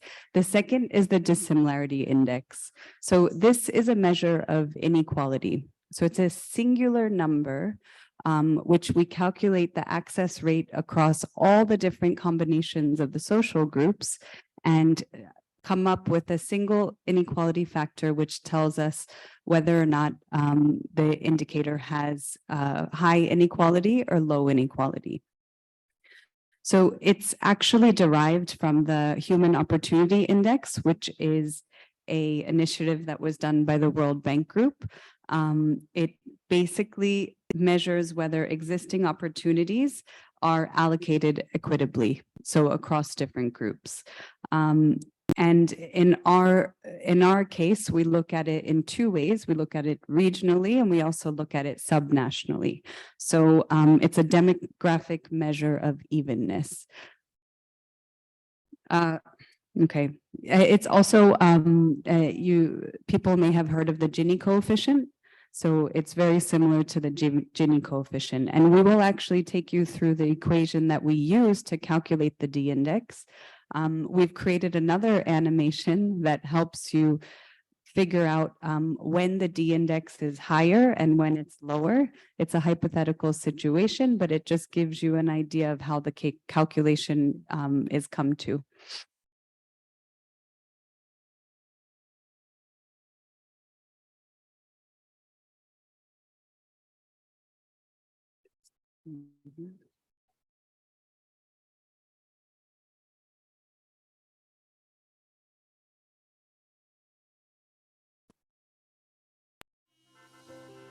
To identify inequality in accessing opportunities, the United Nations Economic and Social Commission for Asia and the Pacific has developed a Leave No One Behind tool.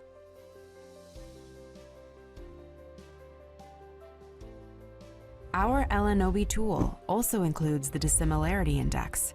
The D index is a way to measure inequality of individuals and households' access to an opportunity.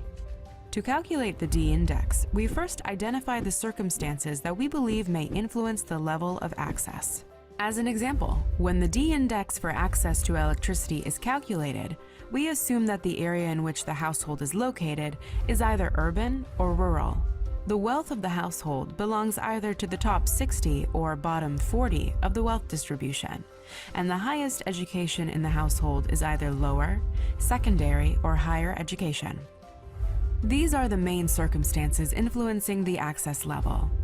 This gives us 2 times 2 times 3, which equals to 12 different groups, which contribute to calculating the inequality. For each of these groups, an average access rate is calculated. Then the distance of these averages to the overall average is summed up and weighted by the size of each group. The D index is comparable to the Gini coefficient, which is a different aggregate measure of economic inequality. The D index value also ranges from 0 to 1. A higher number indicates more inequality, while a lower number indicates less inequality. In our case, the D index value tends to stay between 0.1 and 0.3. In contrast to the Gini coefficient, the D index should be 0, ensuring that there is full and equal access to key services for all. Let's now take a look at an example of how different access levels amongst population groups can impact the D index value. Let's say country ESCAP has an average access rate to electricity of 65%. ESCAP has 2 provinces, and, for simplicity, assume they both also have the same average access rate to electricity of 65%. Assume further that the circumstances that impact the access rates of the population groups in these 2 provinces are residence and wealth. In each province, we will calculate the access rate of these 4 groups. Number 1, urban richer. Number 2, urban poorer. Number 3, rural richer. And number 4, rural poorer. For our example, we will assume each of the 4 groups account for a quarter or 25% of the population. In Province 1, with an average access of 65%, we have the access rate of 68% for urban richer, 65% for urban poorer, 66% for rural richer, and 62% for rural poorer households. In Province 2, with the same average access rate of 65%, the access rates among the 4 population groups are a bit different. We have the access rate of 99% for urban richer, 51% for urban poorer, 85% for rural richer, and 25% for rural poorer households. Because of the relatively larger differences in access rates across the groups in Province 2, we have a higher D index of 0.21, while the relatively lower differences in access rates in Province 1 generates a lower D index of 0.01. Here we can see our D-index provides a single number that can summarize inequality in access for all groups for one indicator in a province or a country. In our LNOB online tool, we use the D-index for all indicators and many more circumstances. The results are available for download in different formats on lnob.unescap.org.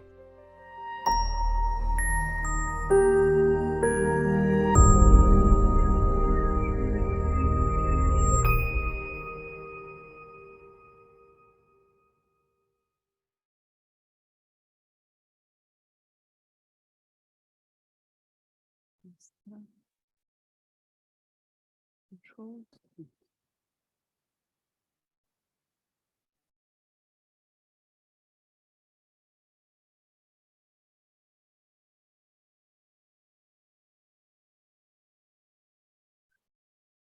So again, we simplified this example, just so keeping the sample proportions the same so that we're not taking into consideration too many different factors. But now I'll take you into detail about the calculation. So technically the D-index from a mathematical perspective can range from 0 to 1, where 0 means no inequality and 1 means complete inequality. The way it's calculated using in our LNOB methodology, we generally find the range to be 0 to 0.3. However, for India, we see this going up to 0.46, 0.5. So it tends to have a broader range than the rest of the countries. And this is just for you to keep in mind when you are seeing an inequality figure on our website to know the range is in this bracket. So this is our D-index formula. All the different components that we actually calculate anyways in our classification and regression trees are pulled in and used to calculate the D-index. First is N, which is the number of groups. And this is defined using the interaction of the circumstances that we use for the analysis. So each indicator will have a different number of groups that we look at. And the number of groups is completely dependent on the circumstances that we look at and how many circumstances are there. So for instance, in the example, online, if we were to add another circumstance on there, we kept it simple, just 8 groups. In actuality, if we were to look at access to electricity, we would consider 2 wealth groups, 2 residence groups, and 3 education groups. So that would be a total of 12 groups. And if you have more circumstances or more groups, the combinations will increase. So each of our, so the calculation considers the average access rate to electricity in the country. This is the same as our parent node on the LNOB tree. And PI is now the access rate of each group. So the tree will only show the access rates of the circumstances that it finds to have significant variance. The D-index considers every access rate for every circumstance group combination. So PI will be each of the individual's access rate groups. And BI is the weighted sampling proportion of the group. So adding all of BIs will give you 1. So what's the weighted proportion of each of those groups? That's also considered in the equation. So this goes back to the question we had online from KD Mighty. When we look at our barriers, we actually consider the opposite of the barrier when we are calculating D-index. So because the D-index measures the distribution of a positive outcome, when we tried to calculate the D-index on the barriers, the results were not very mathematically sound.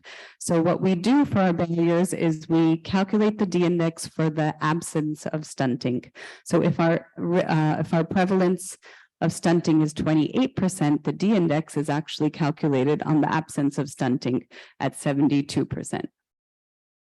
This also allows us to compare across indicators. So if you are looking at all the indicators, whether it's opportunities or barriers across India, you can see which indicators have more or less inequality. Okay, so there's a D-index file. There's two ways you can calculate this. And for those of you that will join us in the technical training, we will actually show you the two ways you can calculate this. For some of you that are not joining and would still like to calculate the D-index for your own individual calculations, we have an Excel file, which is also on our platform, which you can download.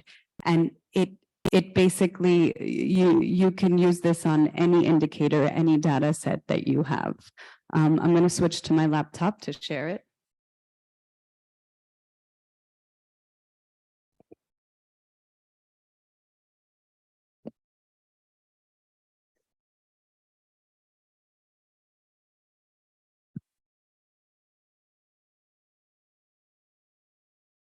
So in this D-index file, you'll find the same equation that we had before on our presentation. And this is a real calculation, a real D-index calculation for access to electricity. And these are our 12 different groups based on wealth, residence, and education. So you'll see here for the top 60, we have secondary, tertiary education. Again, for top 60, urban, lower, secondary, tertiary. So all possible combinations of these three circumstances. PI is our access rate for these groups. P hat is, or sorry, P bar is the national access rate. And this is the difference between the two. PI is our sample proportion, and this is the calculation. So when you move down, you'll see that our proportions all add up to 1. And our D-index is 0.02. So the thing to know about this file is that if we were to change certain things, like let's say we change this 100% access rate to 20% access rate, our D-index is going to change as well. So depending on what the access rate of these different groups are, we will see the D-index fluctuating. So this is 11% of our population. If we look at this, which is 14% of our population, and change that, let's say, to 40%, we're going to see that the D-index changes even more. It goes even higher. So as the variation of access between these groups change, your D-index will show if there's more or less inequality between the groups. So it's pretty simple, easy to use. If you want to calculate your D-index from indicators not on the platform, we recommend you use this file, input your data, and you can use D-index as a measure, just like the Gini coefficient. So, but still, it requires a little bit of action on the researcher side. If you could put that back, yeah. You would still, like, using the Excel file means that you would need to calculate the access rate for each group separately, and then you would need to know the average access rate for the whole country, and you would need to know. So basically, column C, column D, and column F are things that you would want to update when you're doing this on your own to get a new D-index. The rest of the formulas in there are basically fixed, so it's ready for use. But if you have a different indicator, if you have different circumstances, then obviously this would have to change. So it's take it as more of a template. But the basic notion, the basic idea is we have these different groups in the country, and we're comparing them to the average and seeing how these groups are important in terms of size, and come up with one unique number, D-index, to summarize the demographic unevenness of access to an opportunity. This is the Excel version. Maybe some of you might be using Stata as a statistical software program. In Stata, there's already a built-in package. So you would just say, what is your outcome? What is your circumstances? And it would automatically calculate. The D-index, it comes from the World Bank. They had this human opportunity index, which I don't think they're following anymore.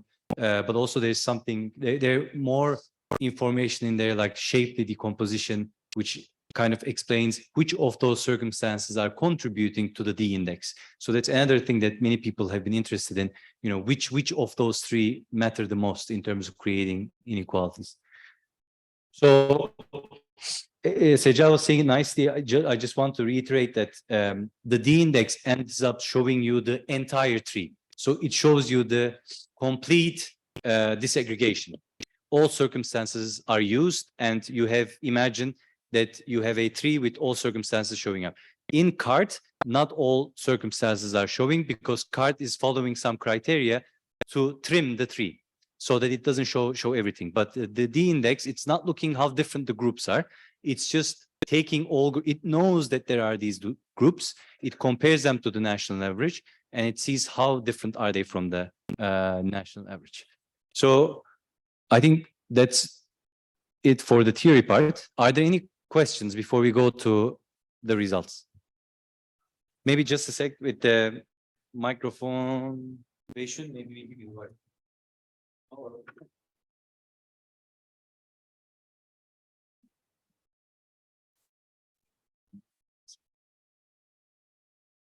So far, what I have understood, this D index is a measure of group inequality or horizontal inequality.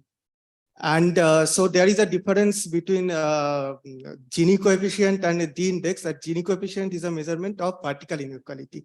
So it cannot be used in the same way, although the range of values are same. It lies between 0 and 1. But the difference is that it's a group measurement of group inequality, and Gini coefficient is a measurement of vertical inequality, I think. Yeah, Gini coefficient, people are using it more for the inequality of outcome. Income inequality, wealth inequality, human development reports usually use that. They show, and it's more, sometimes income is not measured well, they're using consumption, right? So with inequality of outcome, Gini coefficient comes for numerical variables, yeah? We're all working with binary variables, 0, 1s. So when it comes to inequality of opportunity, the index is the one strong tool that we've seen. The formula is not ours, by the way. We're just using it for the platform. But it's been, I think, developed in the literature, and then World Bank adopted it for their work. I hope that's okay. Well, great question. Thank you. Yes, please. So I'm seeing this summary measure dissimilarity index for the first time. I haven't heard. Right. So what I'm given to understand that you have a scale value between 0 to 1. Right. Yeah. And if the value is towards lower, and it means there are less inequalities among the defined group that you have identified. Yeah. So as far as the interpretation is concerned, how do we, when we get a summary measure, you have predefined circumstances in a different group, let's say 6 groups, and we get a summary measure, let's say 0.2 or something. So we interpret that there are hardly any inequalities between different groups and all. But if the inequalities are significant, let's say going towards 1 and all, then 1, we get a sense, or it is a kind of screening that there are no equalities. But if we see significant equalities, then we need to delve down, or look at the disaggregated level of inequalities. So what measures do you suggest? Let's say if there are significant inequalities between groups. So what are the kind of analysis that we need to delve down for a dissimilarity index of a higher value? So what are the steps or something? I'm not clear about that. Maybe that will be helpful for us. Yeah, sure. Thank you very much. So we're using the index, usually not just one indicator at a time. In the country briefs you see for India, you have all the D index for all indicators listed and sorted. It's giving us an idea of which indicators have higher variation across groups with respect to national average, right? We're always comparing groups to the average and seeing how different they are from the average. So in the case, so the index is basically the aggregate high level summary result that you would get. And in our interpretation, usually we're not worried about the index too much if it's something under 0.1. When it's like 0. I mean, we rarely see 0.0. but if it's under 0.1, it's usually we take it as lower inequality. But then Sejal was mentioning that the usual range for it is often it doesn't surpass 0.3. But there are countries on our platform, for some indicators, they go up to 0.6, 0.7.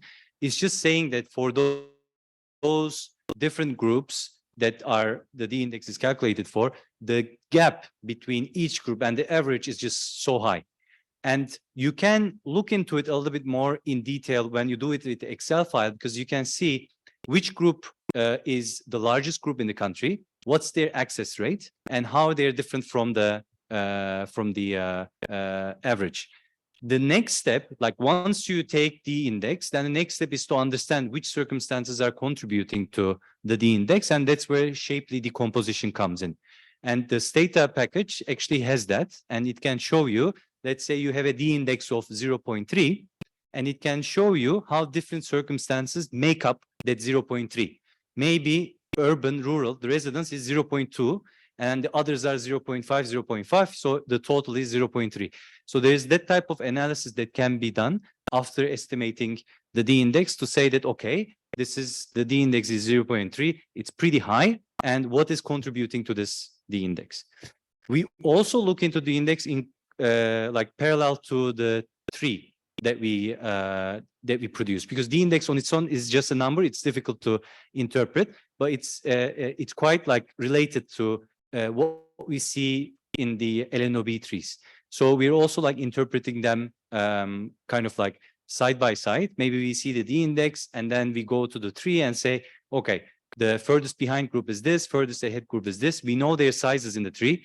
We know their access rates. We know all the other groups that show up in the tree. So that's telling us a bit of a narrative. It's giving us some signals of which circumstances are, impacting this overall inequality. But I think you take the index as an estimate of a summary, and then start like your analysis from there to dig deeper into why exactly did I get this much of a large D index. I think the Excel file helps. That's one thing. The LNOB trees help.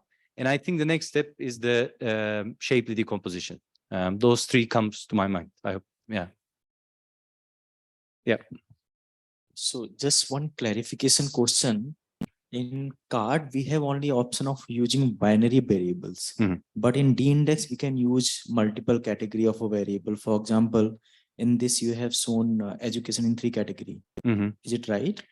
So they're actually the same. The same type of variables, the exact same variables are actually used in card and in the index. No, so in D index, for example, I have 4 category of a variable. Let's say education only, lower, higher, and like middle. So I can use 1, 2, 3, or I have to make it binary as we had to make it for card. Binary, yeah. Binary only. Because at the end, you want to get the intersections of the circumstances that define your particular group. You know, we had top 60, rural, lower education.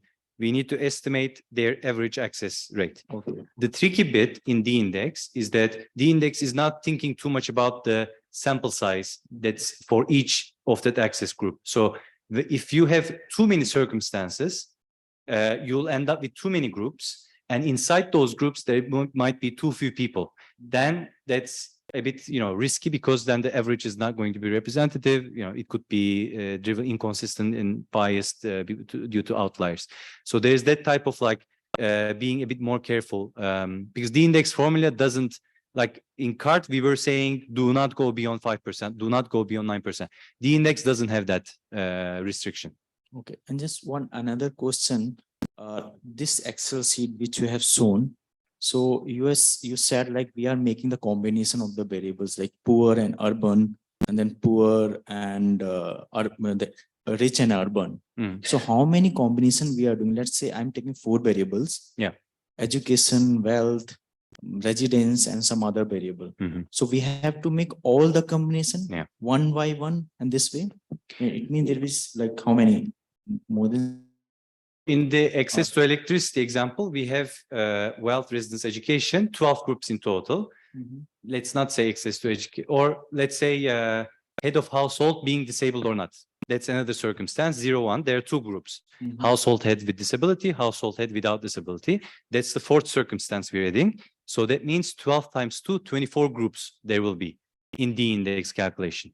Okay. So for all those 24 groups, we would have to estimate their average, Mhm. right? And then find the gap between their group average and the national average, and then the formula continues.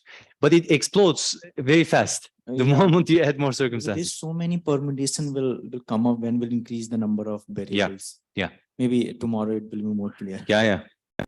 Thanks. Thank you. To add this one, we explored the number of some circumstances is from 12 to 24 and all. So probably as a validation check, we should, see our own data Mhm. and see for each group, whether the sample size is okay or not. Yes. I think the system will not allow you to do it automatically, but I think the user has to see and ascertain that each of the group is having sufficient number of sample size to represent and then use those many. And if it is not, I think you need to reduce your circumstances. Exactly. Great point. And this we are particularly careful in the Pacific, where really you have samples of sometimes 600 households. Then we have to be very careful with and that's partly one of the reasons why we have very short with the circumstances, because this standardized platform is cutting across 30 countries. So if we were to add a circumstance to electricity for India, for example, it will be at the disadvantage of a country with a smaller sample size. Excellent. Thank you. Any other questions? Okay, then let's go to the results to see a bit of the index results that are on the platform. I think we picked one indicator and one opportunity similar to what we had in the morning. I think we have this time basic sanitation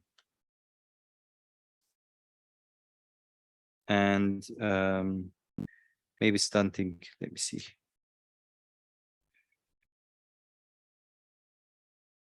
Okay, so yeah, we picked two indicators, two SDGs. One is basic sanitation and the other one is stunting. We'll show you how the results show for India 2020. So here we have a bit of different color coding, where we have the ideal case scenario in opportunities, the positive indicators, where higher access and lower inequality is the ideal case, represented by dark blue. Then we go to light blue, where access is high, but inequality is also high. Then we're going to orange. The light orange is lower access and lower inequality. And then we have the access lower and inequality higher. All these three combinations are possible, and we see this in the data, but at different magnitude in different countries. So when we show some scatter plots later on, you'll see that these four colors will come up. So basic sanitation, in the morning, we looked at it. We know that the average is 70%. We know furthest behind is 40%. Furthest ahead is 91% access. And on our platform, you can see this access rates. These are accurate access rates. It's a bit difficult to see, but in the platform, it's much more visible. For all the states in India, you have the access rate to basic sanitation. The average is 70%. So here already color coding starts. If a state has higher than average Indian national average access to basic sanitation, we code them as dark blue. Yeah, but there's like maybe I think there's a few Gujarat and Rajasthan, they're lighter blue. It's already telling us that inequality is a bit higher there, even though they have access that's higher than the average. And those states with lower than national average 70%, they're dark orange or light orange. Again, dark orange means low access, high inequality. So that's the worst case scenario. That's why they're sorted. And I think their Bihar is with 40% access rate. And we will see now next their D index. This chart, again, extracted from our LNOB platform, is showing the D index. Note that the x-axis is ranging from 0 to the max is 0.2. So that's Bihar, where inequality is highest in access to electricity, followed by Odisha 0.16. Average is 0.13 in the average D index, when we take an average of all states D index. And then we plot this together in a scatter plot. So on the y-axis, you have the dissimilarity index, the D index that show inequality. Higher means higher value is higher inequality, lower is lower inequality. And then on the x-axis, you have the access rate. And these dots are representing each state. So as we were saying with the color coordination, the darker blue, this is just the black lines are representing the average of India. So 70% for the access rate, 0.13 for the D index. So there's some states we see on the bottom right where they're dark blue because they have higher than national average access rate and lower than national average D index. And then a few states are there that's dark orange. So Bihar is there, for example, where there's high inequality and high low access to basic sanitation. And in the platform, when you go to this, when you see this chart, for example, you hover around with your mouse, you'll be able to see exactly what shows there. You know, access rate is 48%, dissimilarity is 0.2. So it's an interactive visualization of inequality and access. This we present for all the SDGs in the platform. And we do this for at the country level also. We raise it up for the national level because we can estimate the national average access rate and national inequality, the dissimilarity index at national level. And here we can see India. With a 70% access to basic sanitation on average, India is just below the regional average of 76% of Asia Pacific. Don't think of this as a truly regional average. It's based on 30 countries and there's no China here, right? So it's not really, it's just in the platform among the countries that we have, what's the average among those? It's showing that. And in D index, we are seeing that the average is, D index is 0.09, so just under 0.1, and India is 0.13. So India in basic sanitation across these 30 countries, it appears in the dark orange color scheme with lower than average sanitation access and the higher than average D index. And we can do the same scatter plot visualization at country level. So now the dots are representing the countries. And the black lines are representing the regional average, but the average of the 30 country, or there might be some countries where we don't have basic sanitation. So India is encircled in darker black there. It's pretty close to the group down there. So a little bit of progress, more progress, maybe in a couple of more years. Having seen where India came from 2016 to 2020 or 2021, let's say, in a couple of years, India may be able to move to the other. But at the same time, other countries are also improving, right? So India will need to improve even faster. Maybe just to add, in the platform, you can actually filter out the countries you want to see. So if you want to focus in just on South Asia and include the countries just in this region, you can filter out the other countries and get an average comparison that way as well. Thank you. All these charts are downloadable. The data behind them, the aggregate data, you can also download. Maybe for stunting, we go to the platform and I can show you. We have another feature recently we added. There's a heart shape, like the social media heart. If you like something you see and you click the heart, it will upload, it'll put it into your specific page if you log into the platform. So that later on, if you come back, you want to access that easy, it will be there.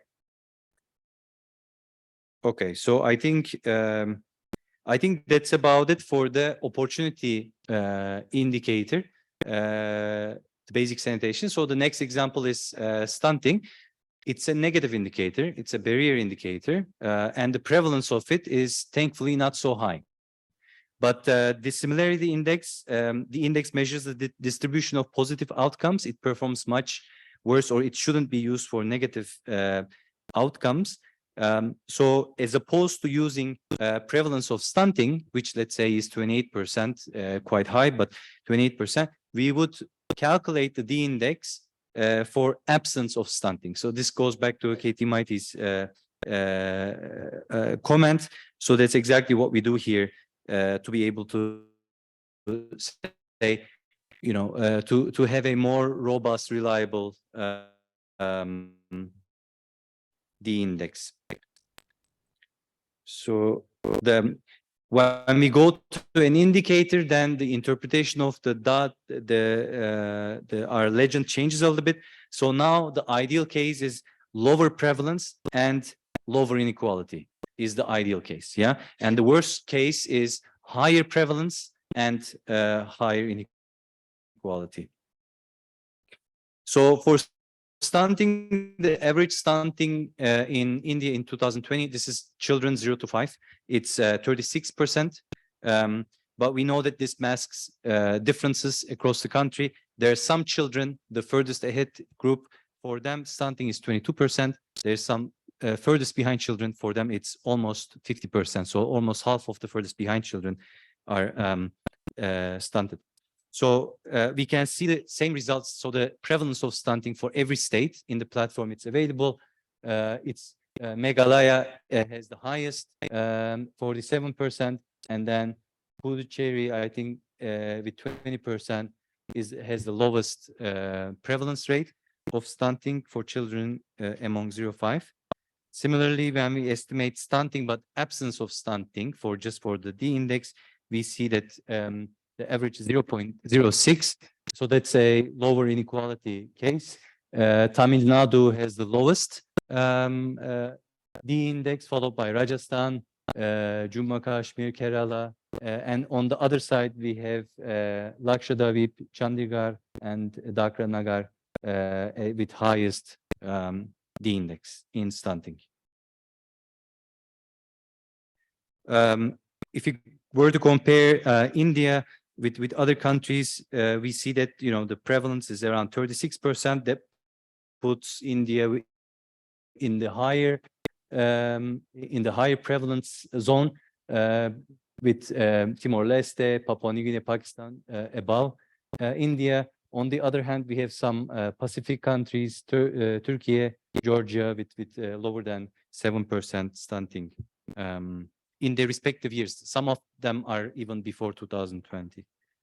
And with D index, across the region, the D index is 0.04, and for India it's 0.06, so it's a bit higher than the region, the average of the countries that we have. The index is much lower in Turkmenistan and Tonga and Uzbekistan. We see 0.01. So when we put everything together in a scatter plot, which is probably a bit nicer visualization, there we can see that different groupings of countries. The dark blues at the bottom left, where there's low prevalence and low inequality, the ideal case, and India is currently on the upper right quadrant with a few other countries. So we have a few slides on this operationalizing LNOB analysis, how we're using it. I can go into that, but maybe before that, we take some questions and we can go to the platform if you want to see another indicator. I see Sapna. And in the meantime, I will just go to the platform so we could directly, if you want to see some results on the platform for a different indicator or at state level. This D index is calculated at national level and at state level, so we can all see all the results in that. Could we go back to the first example that you showcased? Was it basic sanitation, right? Yes. Okay, let's do it in the platform. So we go India, oops, basic sanitation 2020.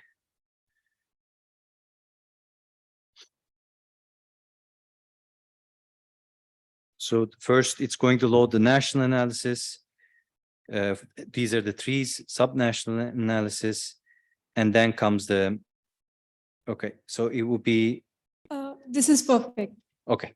So here we just want to understand a bit better when the axis, the light blue indicator, higher and higher. So axis is also high, but inequality is also high. Yeah, maybe I go to the scatter plot so that we can see everything, all those four colors easily. So here now we have axis and inequality together, because the colors are defined by axis and inequality together. It's not just about axis.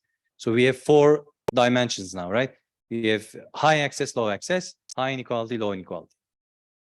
But when there's very high access, doesn't it say that how can there be low inequality?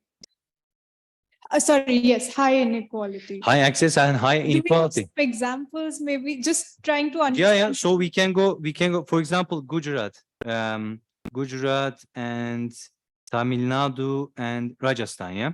So we don't have their data, I don't think, right? Like, no. Tomorrow, maybe in the technical, we have stunting in the technical.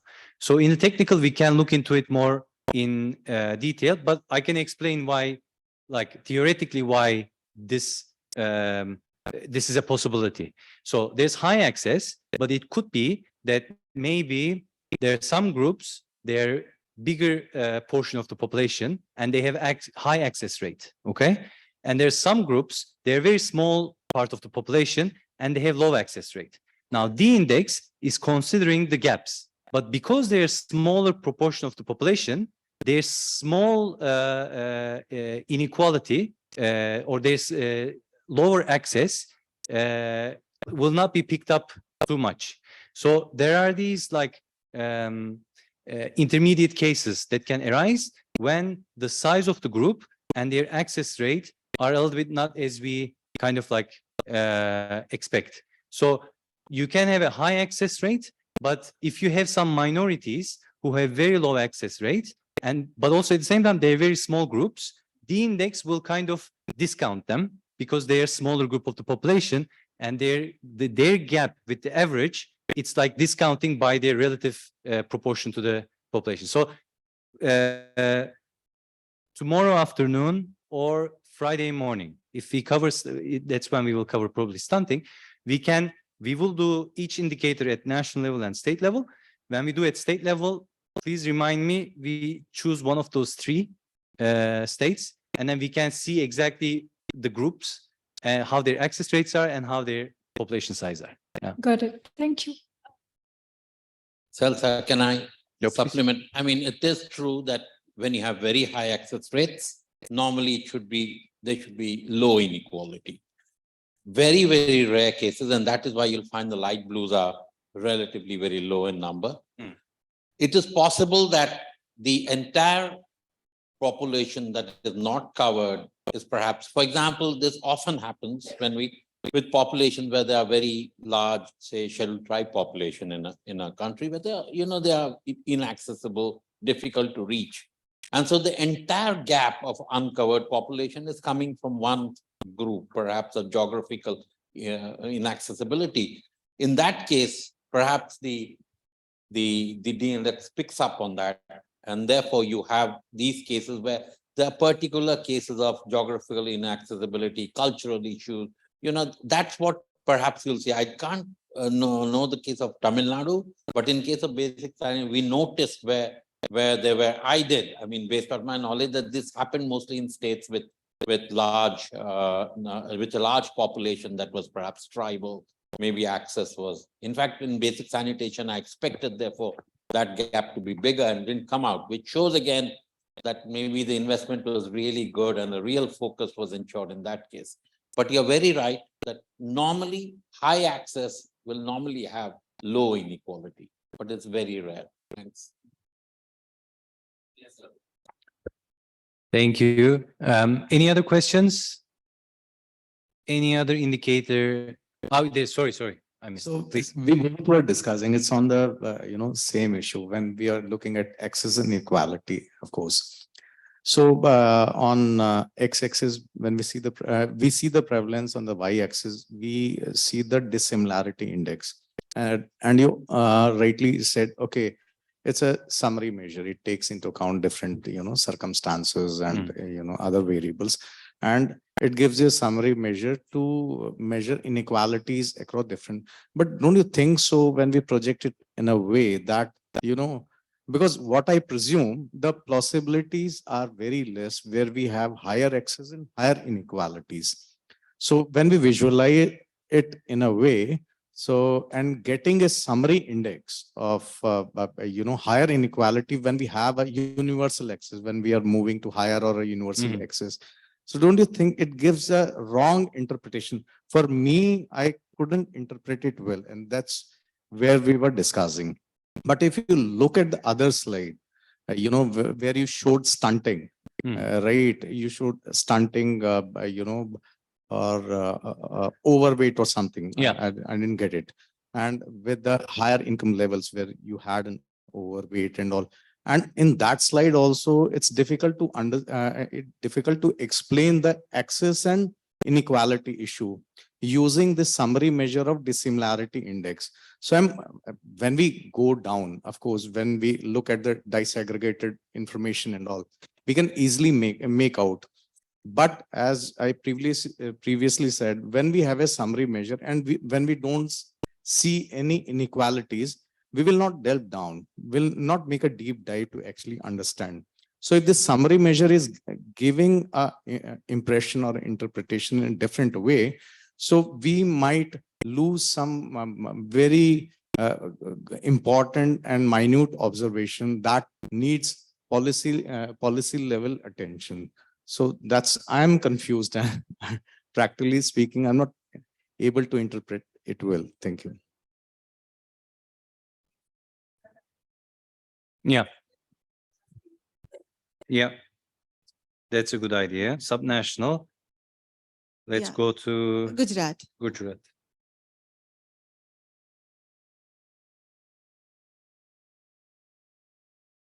So 74% average access in Gujarat.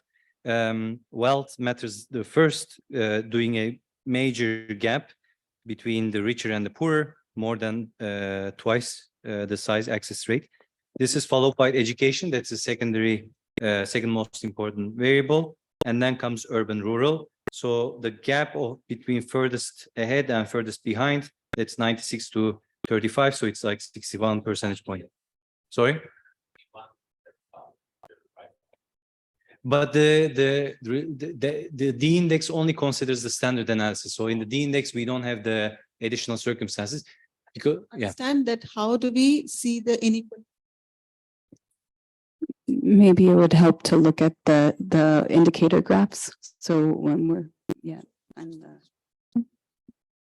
in the other indicators to show how it compares against. Other indicators?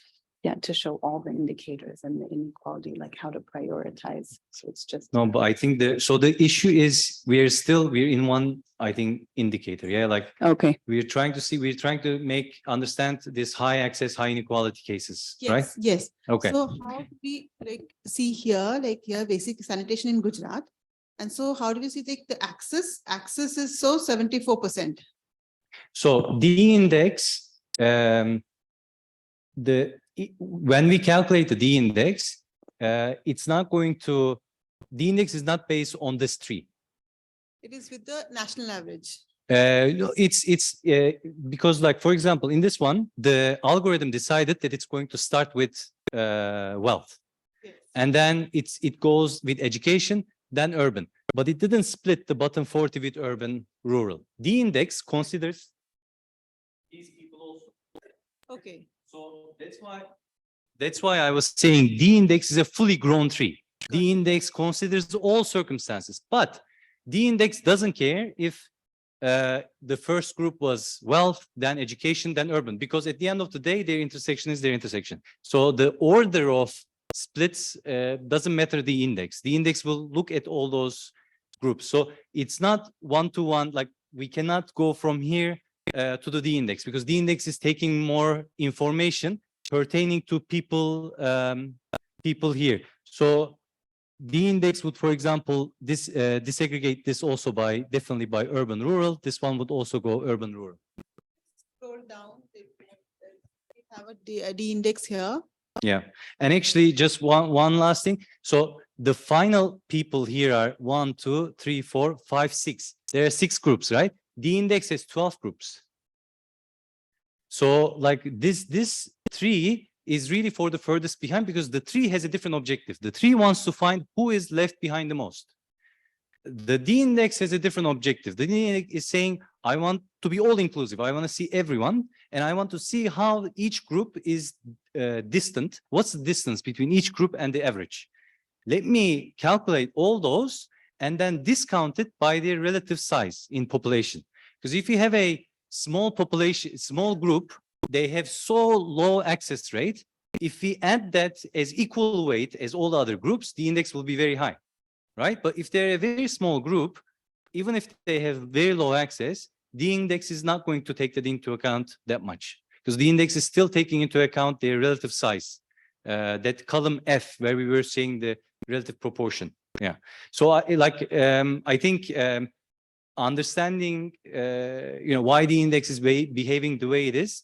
I think basic sanitation we don't have in the technical. I think we have stunting. So definitely in stunting we can at state level we can have a look at all those different groups and why do we get to that. But one thing about your comment, I think it's also more risky to miss the light blues, because the light blues, if we were to bring them to the dark blues, consider them as if like so I could imagine just move this black line, I would move it a little bit to the left. And then I would just move the black line here a little bit up. All those light blues would be dark blue. But I will miss something. I will miss that in those states, there is something in those states. Yeah, the data is finding this. We can further analyze. Maybe nothing will come out of it, but at least this is at the diagnostic level. This is saying that in those 3 states, there's something. And the key thing that comes to my mind on the spot is there are really some groups which are very small in size, but they have low access rate. So the rest of the group, we said 12 groups, right? No, this is, well, this is basic sanitation. So there are 12 groups. 10 groups have very high access rate. There are 2 groups with very low access rate, but they're like 5% of the population. The index will take them into account, but maybe it's actually the opposite. Maybe those 2 also very high. They have low access rate. Actually, now I was making a mistake. So maybe those 2 groups with very low access rate, they have a high relative population. So the 10 groups have high access, but the 2 have low access and they're sizable. So they will pull the D index, they will, or like make the D index higher. So there's high inequality and high access. I hope that. Maybe consider this, that excess does not mean that people are using it. As you said, that there may be different variables, and especially for basic sanitation, that there is excess, but suppose water is required, but water is not there in that area. People might not be using it. So this is just another way of looking at it. Yeah. And as you rightly said, that there would be a number of factors that have to be roped in to understand why higher excess also leads to higher inequality. Yeah, absolutely. But because the index is just a figure, it will not capture it fully. Yeah. So it requires further Definitely. analysis. It's just a Definitely. diagnostic tool. Definitely. Yeah. Thank you. I was mentioning that, all these graphs are, it's possible to download. So you have this icon here. If you click on it, you can save these as a CSV file or as a PNG file. And then there's that heart shape there. If you click on it, it will prompt you to log in, have a login, sign up to this platform. And then you will have a page in the platform. All these results will automatically go there, and then you can create a report out of it later on if you wish. That's just a functionality we recently added. Any other questions on the index? We are going, I think, very well on time. So maybe let's do that operational, a quick, a few brainstorming maybe together. Your feedback will be also appreciated. But also just to give you an example of where are we using these results, our experience recently, because it took a long time to develop the platform, and now we're taking it to the field. And as we took it to the field, we received lots of feedback. We improved the platform, and we have experiencing different ways in which we can use the results. So far we've been engaging largely with governments and with the UN city and the RCOs. And I think the original, really the inputs were provided first to the RCOs and the maybe the UNDP back then on the common country assessment, the CCAs, because CCAs are the key analysis that feeds up to the cooperation framework that UN establishes with the government in each country. So, and in CCAs, they're usually a leaving no or furthest behind or leaving no one behind section. And they talk about who's furthest behind, who's left behind. And our platform helps to move into a little bit more, quantitative evidence. Because usually you would have a long list of groups who are furthest behind. And they're rightly so, they are furthest behind. There's like lots of qualitative maybe evidence also. But our angle is to kind of like bring some evidence that's quantitative, some numbers about like who's furthest behind in different SDGs. So we've used this a lot in CCAs. Some countries, in some countries like Mongolia, they're also using it for midterm evaluation of their cooperation framework. They're using in the area of monitoring, and UN entities may use these results also when they're doing different programs, when maybe they're targeting certain groups in certain states. In the case of India, they could take this into consideration when they're doing maybe prioritization. Similarly, for the governments, we've been engaging with in our project, which started back in 2021. We've been engaging with 5 countries. India is included. One, we have Turkmenistan, Tonga, Mongolia, and the Philippines. In each country, we've been doing this capacity building so that colleagues can go through the platform, read the results, interpret the results, and then take one step more and become producers of LNOB. That's so far where we've got. But one new area where we're getting really a lot of attention and request is the voluntary national reviews. I was mentioning in the morning, this year there are 11 countries doing their VNRs across Asia Pacific, and we've engaged with 9 of them. Many of them have DHS and mix. I think it was only Singapore and Brunei who didn't have DHS or mixed data. And I think some countries also, they had very old mix or old DHS, and they would tell us, look, we have this other data set. Can we have some analysis based on our household income expenditure survey, our census, or a different specialized survey? And voluntary national reviews, from the standpoint of UN, it's critical. And for the government, it's a government-led process that kind of lists the priorities that the government will focus on until their next VNR. So it's a government-led process that kind of commits the type of policies that they will include. So it's a huge honor that we can support countries in their VNR so that they can see, who's furthest behind in which in the indicators. There are on our platform, there are a few other visualizations that kind of give the overview. So here you have this, we call it the box plot. The focus here is on furthest ahead and furthest behind. So you're seeing here all the indicators that's available in India, and the orange representing the furthest behind, blue representing the furthest ahead. And you can see that the gaps are shorter, smaller in some, gaps are larger in others.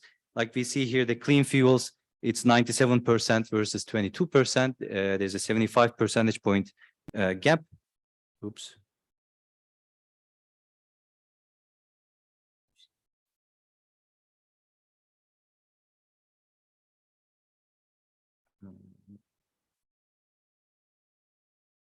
Okay.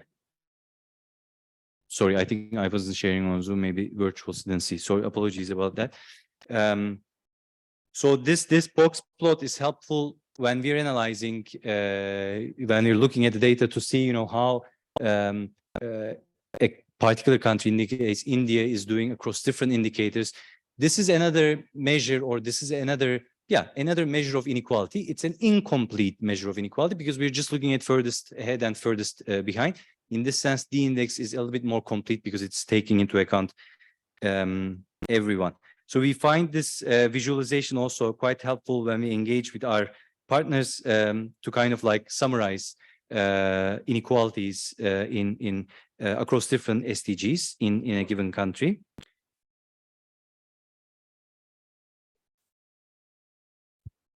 Yeah, so we can look. Okay, so this is also sorted by average. So it's sorted by the gray dot. So it's access rate on the bottom. Yeah. So up here we have electricity, and here also the negative indicators are turned positive indicators. So overweight is let's say I think 96.5 because it was 3.5. Was it 3.5? So it's not electricity is 97. Overweight is 96.5, and in overweight, see the gap is very small. Electricity, the gap is a bit wider. But it's true, these indicators here, the gap is wider, is narrower. But the big ones are here. You have mobile phone at the individual level. Then you have the clean fuel. You have basic sanitation is relatively wide. Secondary education completion. But there is then, I think the wasting is also, it's narrower. Yeah, so sorted only by the average. Yes, please. NFHS. Yeah.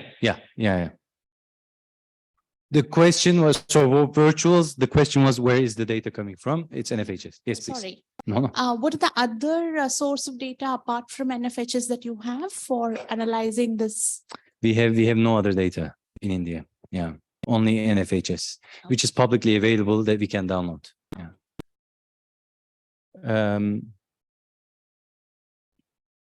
Another thing is we talked a lot about it. Over time, this is a snapshot. It requires much more looking into it, especially if the furthest behind groups are changing over time. But we're seeing that there's some indicators where gaps are increasing between furthest behind and average. There's some indicators where gaps remain the same. So here, pandemic preparedness, violence against women justified, tertiary education completion for different age groups, and secondary education, the gaps are increasing between furthest behind and furthest behind and average. So this is maybe this I would take as the first step of thinking, oh, there are some issues with these indicators. Let me look a little bit more into it. There are some indicators where the gaps remain the same. In majority of the indicators, the gap is decreasing. So this is a nice picture for India, that in majority of the indicators over time from 2016 to 2020, furthest behind is catching up to the average. And that furthest behind could be children, could be households, could be women, or all adults. This is another way of visualizing, but I think there's no need to focus on this anymore. You saw these more in the morning, but they're up on the slides, a different way of visualizing. This is all household indicators, how again, furthest behind is catching up or not to the average, for opportunities, for barriers. These are all possible visualizations. These are not on our platform, but we use these for the voluntary national reviews, especially because countries want to show their progress. VNR is, they're reviewing their progress essentially, but there are sometimes we're finding there is no progress. And when there is no progress, we also call it. And we say, let's look into this and see what we can do so that we can accelerate the access of furthest behind. I think that's about it. Before our disability session, are there any questions? D-index, CART, please. Not question again, just to answer the question. There are the NSS National Sample Survey data is also available in public domain, but only problem is that it is in text form. Not a problem. It is in text form, and data layout is also there. You have to convert it into your usable. Thank you. Thank you very much. Any comments, feedback? Your comments on the visualization, very well noted, and we'll see how we will need to have funds to see if we can make improvements, but we'll look into also seeing how we can improve user experience.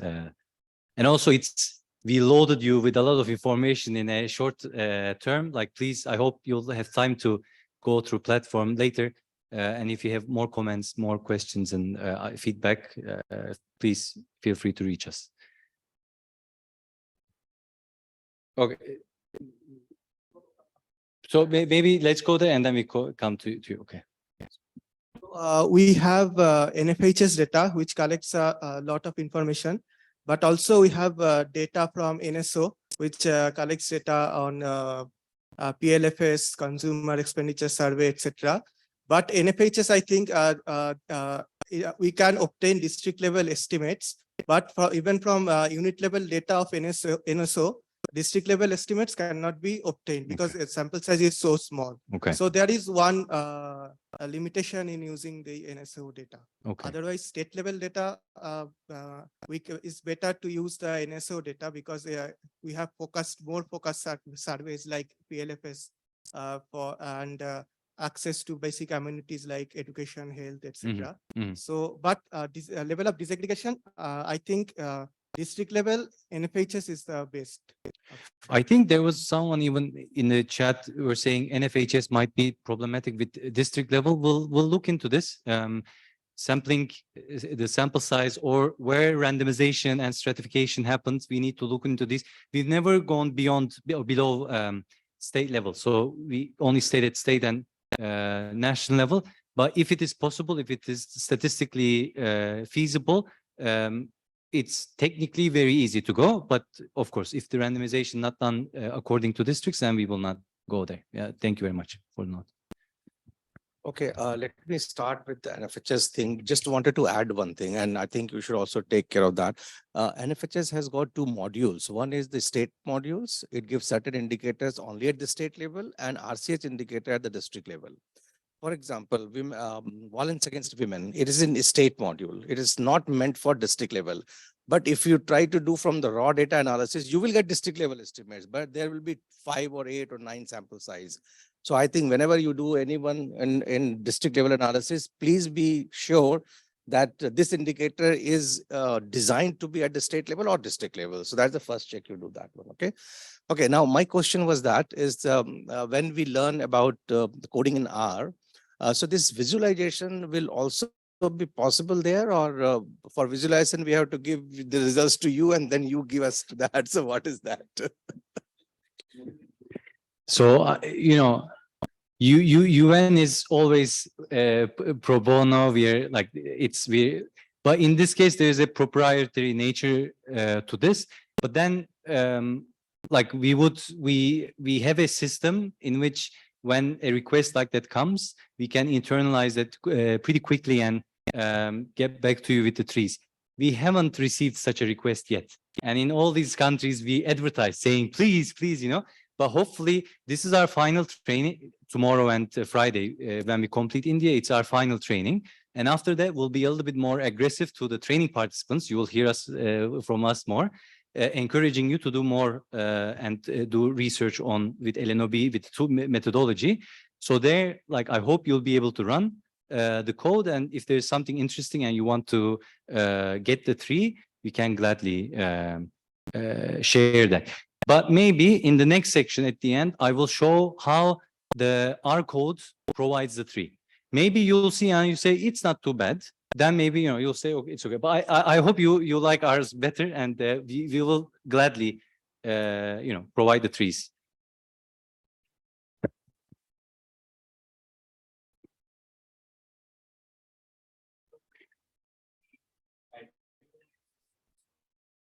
Create our own the visualization. No, so what we can do is the platform that we show is what we call the front end that the users can interact, and we have a back end with the development server. Sometimes countries tell us, look, let us look at it together and then you can publish it. So we can't give access to the platform, but we can share the information from there and hold the information offline first. And then they say, okay, I'm happy with these. Now you can publish it. Then we publish it. For example, there is that type of back and forth that can happen. Okay. Yeah. So the first thing is we have to send all the data to you. I mean, in the not the data, but when you run your results, when you run cards in the R statistical software, it stores the results in a paragraph of text information. It's really like a paragraph. Okay. That's what we would need, not the data, just the result. Okay. Yeah. And that code, we can give it to you. Like we can help you so that you fetch You run your result and then you fetch that text information, which is helping us to produce the tree. We can share that. Yeah. Thank you. Pleasure. If there are no questions, we can, I think, have maybe 10, 15 or until 3:30. Have a quick break. We had a break already. Its lunch was not too many hours ago. And then we come back at 3:30 for our disability final session on disability. And feel free to have your coffee, tea, and bring it here. If you like, we can then continue. Thank you. So this is our final session, session 6 on disability analysis. We're very happy to have multiple colleagues joining us for the session. We have ESCAP colleagues from Bangkok who are going to do a presentation. This will be followed by a colleague here on disability, the resource person from working with RCO. And after that, we'll show you the disability result for LNOB. So may I please ask Chai and Min? There on the camera, which is Okay. Just a sec, we'll try to change your view so that we can see you. We know you opened your camera. Okay. Maybe we can stop our own video. Okay. Chai Min, thank you very much for joining. It's late in Bangkok. Thank you very much for your time. The floor is yours, please. Hello. Can you see me? I'm not able to see it on the. All good. We can see you. We can hear you. Okay, wonderful. I'm Chai, Chief of Gender Equality and Social Inclusion section with the ESCAP's Social Development Division. I'm pleased to make a presentation on the regional review findings on the Pacific decade of persons with disabilities from 2013 to 2022, and the Incheon strategy to make the right real for persons with disabilities. And my colleague Min will make a presentation on data harmonization to advance disability inclusive data. Next slide, please. Can you move the slide to the next one? Sorry, just a sec. Sure. Okay. First, I'd like to introduce Incheon strategy. In 2012, ESCAP member states proclaimed the third Asia-Pacific disability decade and adopted the Incheon strategy to realize the regional vision of disability inclusive development. The Incheon strategy comprises the world's first set of 10 regionally agreed disability-specific development goals. This is the first in the world to have a set of regionally adopted disability-specific goals. It has 10 goals, 27 targets, and 62 indicators. The slide shows the 10 goals, which covers the essential areas such as poverty reduction, disability inclusive employment, social protection, education, accessibility, among others. The Incheon strategy presents a set of targets and indicators that can be counted, observed, and analyzed through relevant data. For instance, indicator 1.2 on the goal 1, reducing poverty and enhancing work and employment prospects. This indicator is the ratio of persons with disabilities in employment to the general population in employment. To be able to track progress on indicator 1.2, we can look into population census or labor force survey. With the adoption and implementation of Incheon strategy, the Asia-Pacific region has moved forward toward evidence-based implementation and monitoring of disability inclusive development. This is the hallmark of the third disability decade compared with the first 2 decades, which has not emphasized so much on evidence and data collection.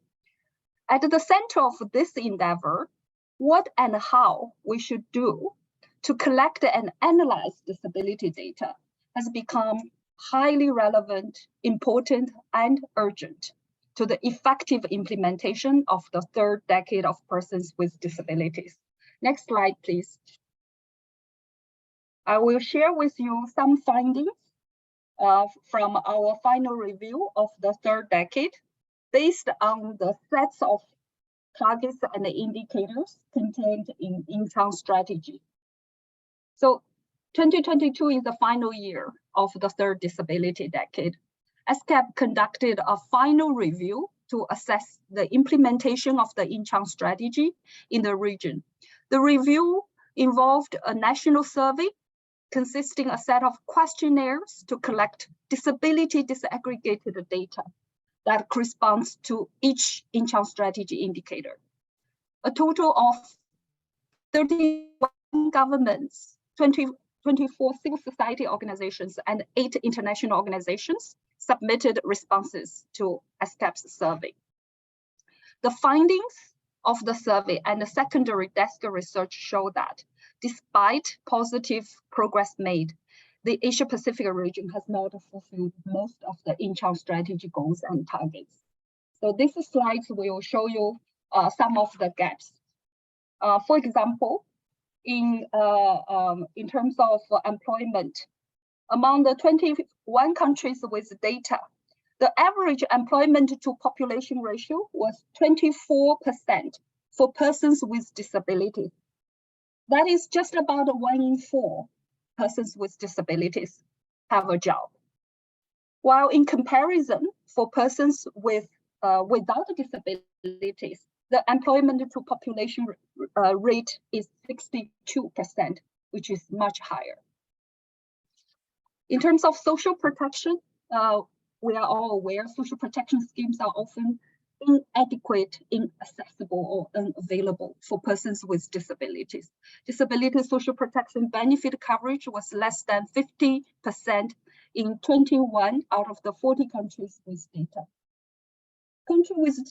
Children with disabilities often had lower rates of school attendance as compared to children without disabilities. Among the 11 countries that provided data, the percentage of countries with a disability gap in school attendance increased from 22% at a pre-primary school level to 88% at the upper secondary school level. So these are just some of the examples of the gaps we have seen based on the review of the implementation of Incheon strategy in 2022. If you are interested in the detailed analysis and the data, you're welcome to visit our publication on the final review of the third decade. Based on the outcome of our final review, moving to the next slide, please. I want to quickly share with you that based on the review findings of the third decade and the implementation of Incheon strategy, ESCAP member states adopted Jakarta Declaration on the new Asia-Pacific Disability Decade. This was the outcome of the high-level intergovernmental meeting of Asia-Pacific countries held in Jakarta in October last year. And ESCAP member states have passed the resolution to endorse Jakarta Declaration. So this is a new mandate for Asia-Pacific region on disability. Jakarta Declaration essentially renewed member states' commitment to the Incheon strategy and the Beijing Declaration and Action Plan. And it emphasizes the synergies between Incheon strategy, the Convention on the Rights of Persons with Disability, and the 2030 Agenda for Sustainable Development, which has also a set of targets and indicators related to persons with disabilities. It also highlights the importance of all of government and whole of society approach to disability inclusive development. the difference between Jakarta Declaration is it doesn't go into each thematic areas. It emphasizes the catalytic strategic areas that would help accelerate the implementation of in-China strategies. You can see on the slide, these are the 6 priorities for strategic investment. They are cross-cutting, which are important approaches to effective implementation of in-China strategy. But I want to mention the number 6 priority, progress tracking of disability inclusive development. It emphasizes the importance of producing comparable and quality data disaggregated by sex and disability. It also emphasizes the importance of drawing synergy with the reporting and monitoring of SDGs, including utilizing the voluntary national reviews to make sure disability is included in VNR. I will stop here, hand over to my colleague who will continue with the presentation, focusing on data harmonization. Ming, over to you.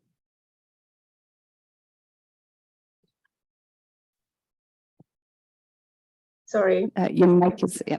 Yes, now. Thank you, Chai Chai. I am Min Kyung Kim, ESCAP Social Affairs Officer. It's very nice to meet you. I assume that today the participants explore the LNOB platforms and explore also LNOB tree to look into the disability, the disaggregated data on different vulnerable groups. And for this session, we are going to address the disability data. And for the rest of the presentation, I'm going to talk about the data harmonizations, what it means, and how that helps us overcome challenges in collecting and analyzing disability data. Disability data is collected through the many different tools. There are census, there are a survey, and administrative data, which is the data is collected through the operations of a program and services by different ministries and departments in many countries. And we see a growing availabilities of disability data and strengthen our awareness about disability inclusive data, but it's often the case that these data are not harmonized. And when the data is not harmonized, it can create confusions. For instance, the one data sources tells us the disability prevalence rate in the country is 3%, but another source of data would tell us it's 7%. Using the different definitions of disabilities or the different methodology for collection might cause this issue. But if we have the data harmonized, we can avoid these confusions and also make it possible to use the different set of questions, which becomes much more powerful in designing, implementing, and evaluating our policies and program targeting a person with disabilities. Then does data harmonization means that every department and ministry have to collect the data exactly the same way? Well, the answer is no. Well, each ministry would have the different purpose and the need for data collections. For instance, the Ministry of Social Affairs may collect the data about person with a severe disability because through their program, they want to support those who have a higher need in daily activities. Meanwhile, the Ministry of Labor or Employment might monitor quota system in labor market that target a person with a disability. Therefore, they aim at collecting the wider range of data. So depending on the purpose of a program, each department and ministry would have the eligibility, different eligibility for different program, and they would use the different cutoff for the eligibility in determining a person with a disability. Then what do you, sorry, we are still staying on the, yeah, thank you. Then what do you mean by the data harmonizations? We still want to avoid those confusion, and we make the synergies by combining different set of the data. Then how do we do that? We can do it by employing a core set of a question in our data sources we manage. Every program may have different eligibility, but at the same time, they can include a common core set of questions in their data sources. In this way, when we have the data in our hand finally through the data collection, we can connect those different set of data. We can compare one to another, combine them together, and analyze them in much more reliable and harmonized way. Next slide, please. Then now our next question, how do we then create and agree on that core common set of questions? Washington Group question provide this common core set of questions.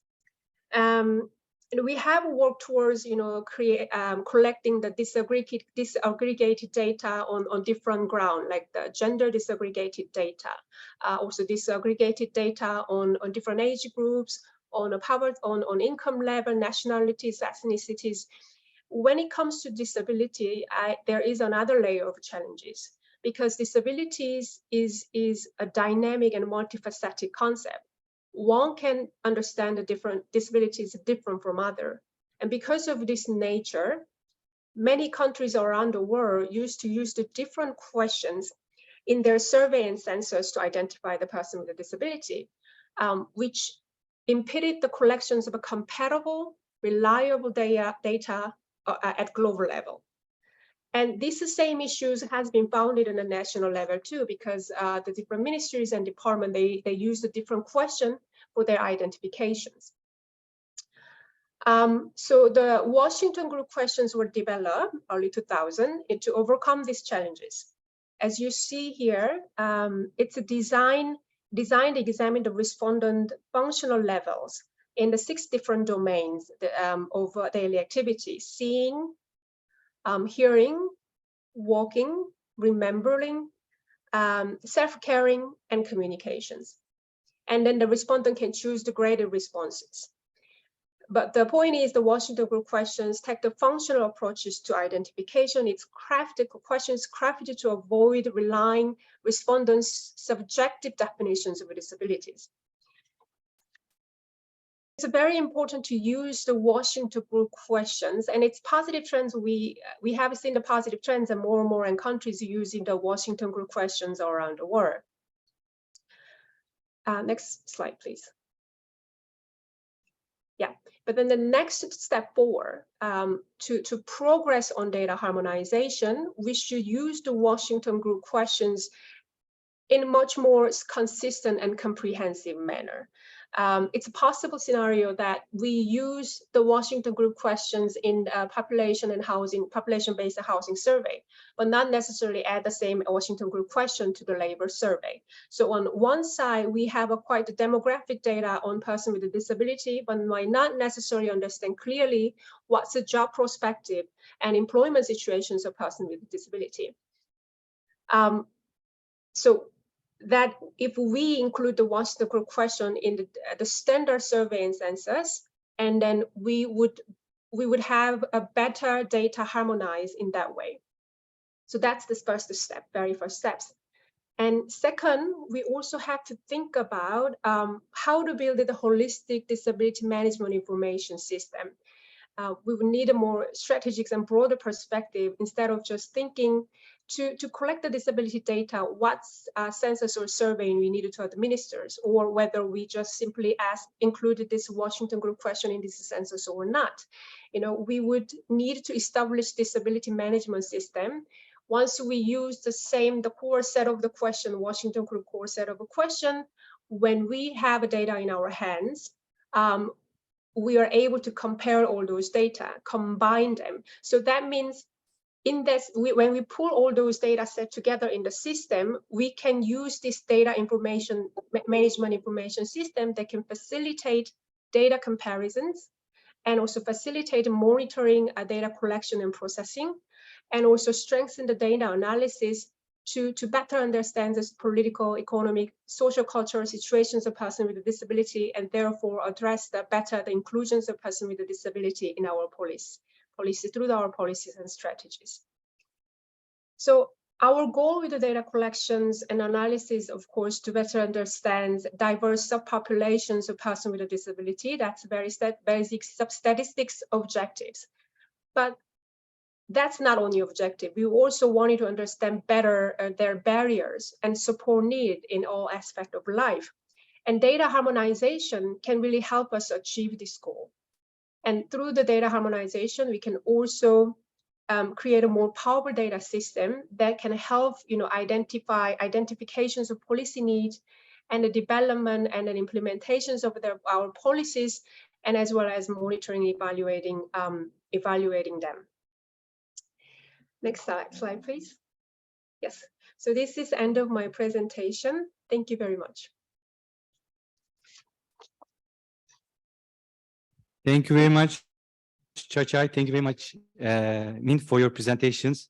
Very well received, and they've been very busy, as you see, since last year in Jakarta. A lot of things are going on. We're very happy to hear from them. So next, we'll hear from our colleague. And sorry, just before I'll share from. Yeah.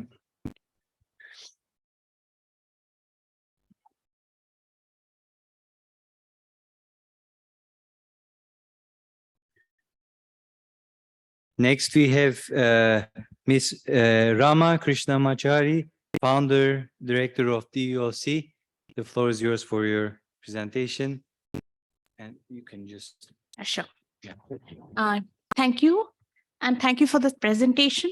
I will focus today on the disability data in India. So earliest, I think the 1981 census included disability, and it was dropped in 1991. And because of the sector's campaign, that it got included again in 2001. And the result of 2001 statistics is about 2% of people with disability, probably very people with significant, disabilities were counted. And 2011, a lot of effort went into, getting the tool improved from 5 categories to 8 categories of disabilities. And that also kind of resulted marginally in increasing 2.21. Again, only significant people with significant disabilities were counted. We'll come to that about what kind of questions that were there. Now, NSSO, the latest, 2018, again, 21 categories of disability, yet 2.2%, again, significant. So that is the kind of thing. And of course, now we have statistics related to disability certificates. So how many people have disability certificates in India? That's very few. People have UDID card, only 90.7 lakh of people. And of course, data on disabilities being collected by different ministries. But again, it is not being centrally collated. WHO states 15% of the population have disability. You can see there is a significant difference in what is collected through census and what is the population. Even conservative estimate is about 5%. So of course, the question related to disabilities was largely, do you have a disability? What type of disability do you have? Locomotor, visual disability. So in that sense, the Washington group, which is more functional, do you have difficulty seeing? Do you have difficulty hearing? Those were not the questions that were asked, due to which only those who have significant disabilities were identified in these, these surveys. I'm not able to move. Okay. Coming to SDGs, MDGs, of course, did not really talk about disability at all. SDGs, again, a lot of campaign internationally has happened from the disability rights movement to get disability included. And of course, leave no one behind. That phrase itself says it applies to all. So disability gets included in that. And of course, there are explicit mention of disabilities in the targets. I will not go into the details. It also has disability specific indicators, around 11 disability specific indicators in the global indicators. Let's come to India now. India, we have national indicators framework, the latest one being version 3. And there are only 3 disability indicators. And these were enrollment ratio, proportion of schools with access to adapted infrastructure, then total population with disabilities covered under social protection scheme. However, when the reporting happened, out of 3, only 2 were reported. Enrollment ratio and adapted infrastructure in the schools. And if you really see, we compared 2015, 16, 17, 17, 18, in fact, it is reduced. What is also interesting is that after these are reported, and we haven't done enough analysis to see what has gone wrong, because somewhere, if you really see, things have also fallen along the way. And what is also important to note is that it is not, there are data being collected for, say, social protection schemes. Data is being collected of number of people with disabilities, NREGA. Data is being collected for number of people with disabilities employed in the public sector and the government sector. Yet, those which are available yet are not being reported in the SDGs, reporting National Indicator Framework and the National Indicator Framework Progress Report. So now the disability sector got together with the UNRCO, Site Savers, and DIOC. We sat together and identified 170 disability specific indicators. Of course, if we need to study, it's that 170 indicators. However, I think that is very high. And then what UN also did was to bring it down to, out of the 170, they said how many were tier 1, which is numerator and denominator available, how many are tier 2, where numerator and denominator available but not being published. Tier 3, of course, we need to create a strategy to collect that information. And in that, out of the 170, 21 critical indicators emerged, and 33 NIF indicators were found to be critical for reporting. Now you have these surveys that are being undertaken to collect the data. Of course, one is disability specific data through census or NSSO that being done. Of course, I don't know when the next census is going to happen, but these are some of the surveys. Of course, this is through Google search. Maybe, I don't know, there may be many, there may be a few which are less, but these are surveys being undertaken, and disability is not being reported, maybe collected, but not being reported in any of these surveys.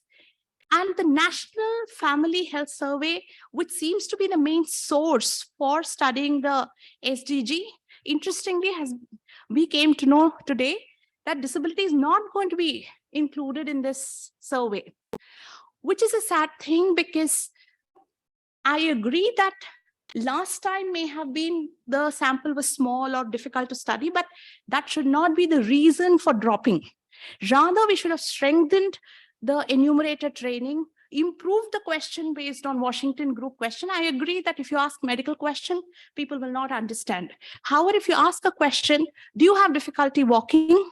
There are people who will come and say yes. Or do you have difficulty seeing? There will be significant population with disability, including people who are senior citizens or chronic health condition, would come and report. And that is a sad thing, that NFHS 6 is not going to include, disability, and we are losing out 7 years of SDGs, 7 more years left, and we've already lost the chance here. And this LNOB training is based on NFHS 6. So that's a sad part. I don't know how we're going to handle this. So we would want disability, not just specific NSSO, which is asking, but on all the surveys that are being done, so that we can get comparable, so many people with disabilities against so many people without disabilities, access to electricity, access to mobile phone, all kind of data we need through NFHS 6. So some of these, of course, are the recommendation. NIF should include National Indicator Framework, should include more indicators than just 3. Reporting has to be done for all disability indicators, and also some analysis. What policies have worked and what policies, just reporting it doesn't really help. We need analysis. Disaggregated data for all the indicators. all SDG surveys that is being undertaken should include disabilities. Very important that people with disabilities, organizations with disabilities should be consulted for not just development of tool, but also training of enumerators. And data should be standardized, because we had done one data collection effort for government of Tamil Nadu, where we asked some 12 ministries, different departments on what data is being collected. Their format was very different, and they were all being collected in Excel sheets. Even at the state level, it's not being compiled. So a good data management system with consistent, format is something that's a need of the hour. If that can be done, then we can collect the data from different ministries. That can also give us a very good information about, people with disabilities. Thank you. Thank you. Thank you very much, Ms. Rama, for your presentation and taking us through. We can open up to questions, remarks, please.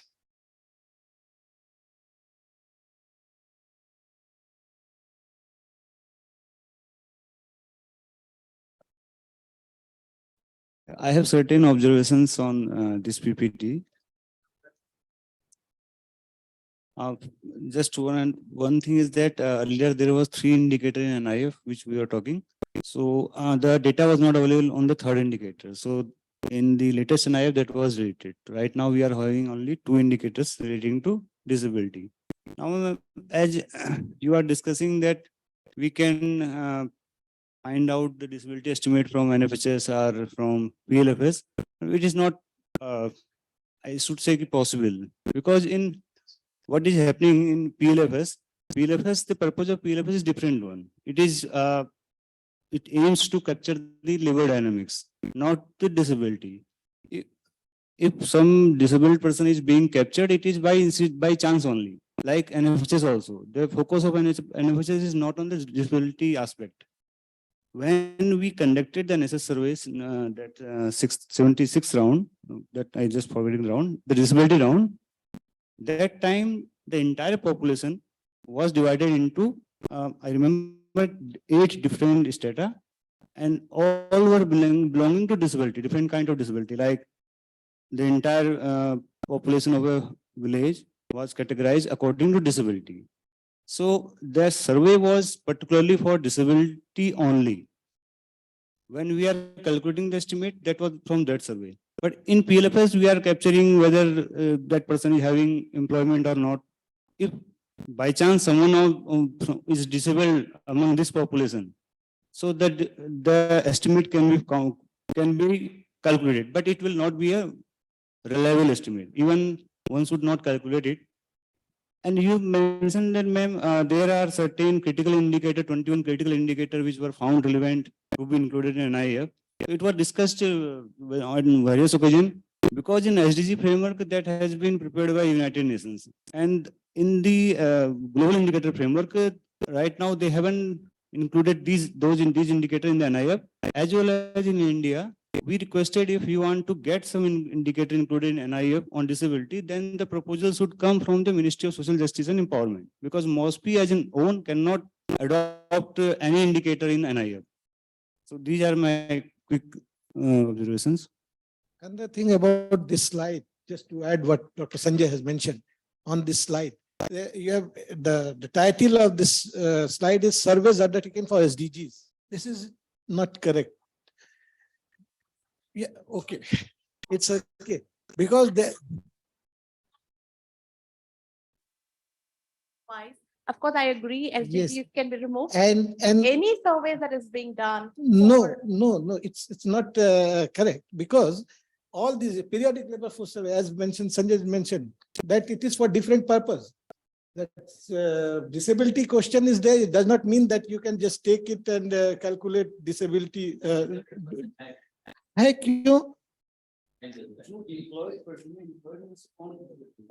But ulta nahi hoga. And another, yeah, not other way around. Even economic census also. You have mentioned survey on services sector. How many people households have poor household people from poverty, how many people with disabilities, under the poverty line. It's a very important data for us, even No, it's labor. okay. Data is there, whatever you, means data user can do whatever exercise they feel like. But you have to first think, what is the basic purpose of certain survey? Even this survey on service sector was not made for estimating disability. So Estimating disability. question is there, even in census question is there. Census question, from there you can just get the value. And in the first slide, you have not mentioned about 2002 NSS survey also, that you had missed out. So before that, that survey was conducted in 2002 probably, no? 42nd or some round was there. Yeah. The only for SDG, only this multiple indicator survey was specific for that purpose, for SDGs. And others are, yes, information are there, some SDG indicators, if you want to take, you can. Time use survey was, yes. Yes, ma'am, one more observation. In India, disabled, to whom you will call disabled? Disabled if it is following one of those 21 category which has been prescribed in the PWD Act. Now, if you are in NSS or in FHS, you are giving the question, and there was a question that whether you are disabled or not. On the basis of that, the person can, the investigator is not trained to get information on such kind of disability. That acid attack victim are also there, thalassemia, hemophilia, or neuro-related some disease are there, which will be counted in disability. So by merely seeing that person, if you are saying disabled or not, so it will be not get counted. So disabled means only if it is falling one of the 21 categories. If you are going to one single short question, then you will be getting some underestimate and it will be again controversial. That is why you have that in the previous presentation, there was this Washington group of questions, because if you want an internationally comparable data also, the Washington group of questions doesn't speak about, it says, do you have difficulty seeing? When you ask this question, or, do you have difficulty hearing even if wearing hearing aid? This is a very functional question which can be asked very easily, and it has been tested and pilot tested and tested in other countries and proved to be, very useful in taking disability data. So this is the question that we need to adopt, so that enumerators, and there is a extensive training module for this question. So work is already being done. We just have to adopt it and implement it. Ma'am, again here the categories which are given here, I think it is only a subcategory of the disability as discussed in Indian that act. Huh. What I'm saying is that No, this question, if you're interested, you can ask a second question, 21 categories, but let's ask this question, which is internationally comparable, as well as easy to ask, easy to enumerate. Even when we tried those questions to be included in the 2021 census, which was supposed to be conducted that time. So then Office of Registrar General, they gave us a response that they are having broader category, rather final category in their newly developed questionnaire. So they refuse to take those. In Indian context, it is not. Comparable data on disability, and we are also only going to identify people with significant disability, which is unfortunately 2 or 2 point some%. So the point is that people with disabilities today are 15% of the population. Point that they're making is the first step is to change the definition of disability. Right now, it is persons who suffer from these 21. I think we need to work on changing the definition. I think absolutely right. What you're saying is we need to adopt a functional definition of disability. As long as the ministry, as under the Disabilities Act, we have this restrictive definition of persons with disability. I think the point that you're making is you're aligning yourself with that definition so that whatever data you're collecting is aligned. But the fact is, yes, it's a very, we haven't aligned ourselves with the functional definition of disability.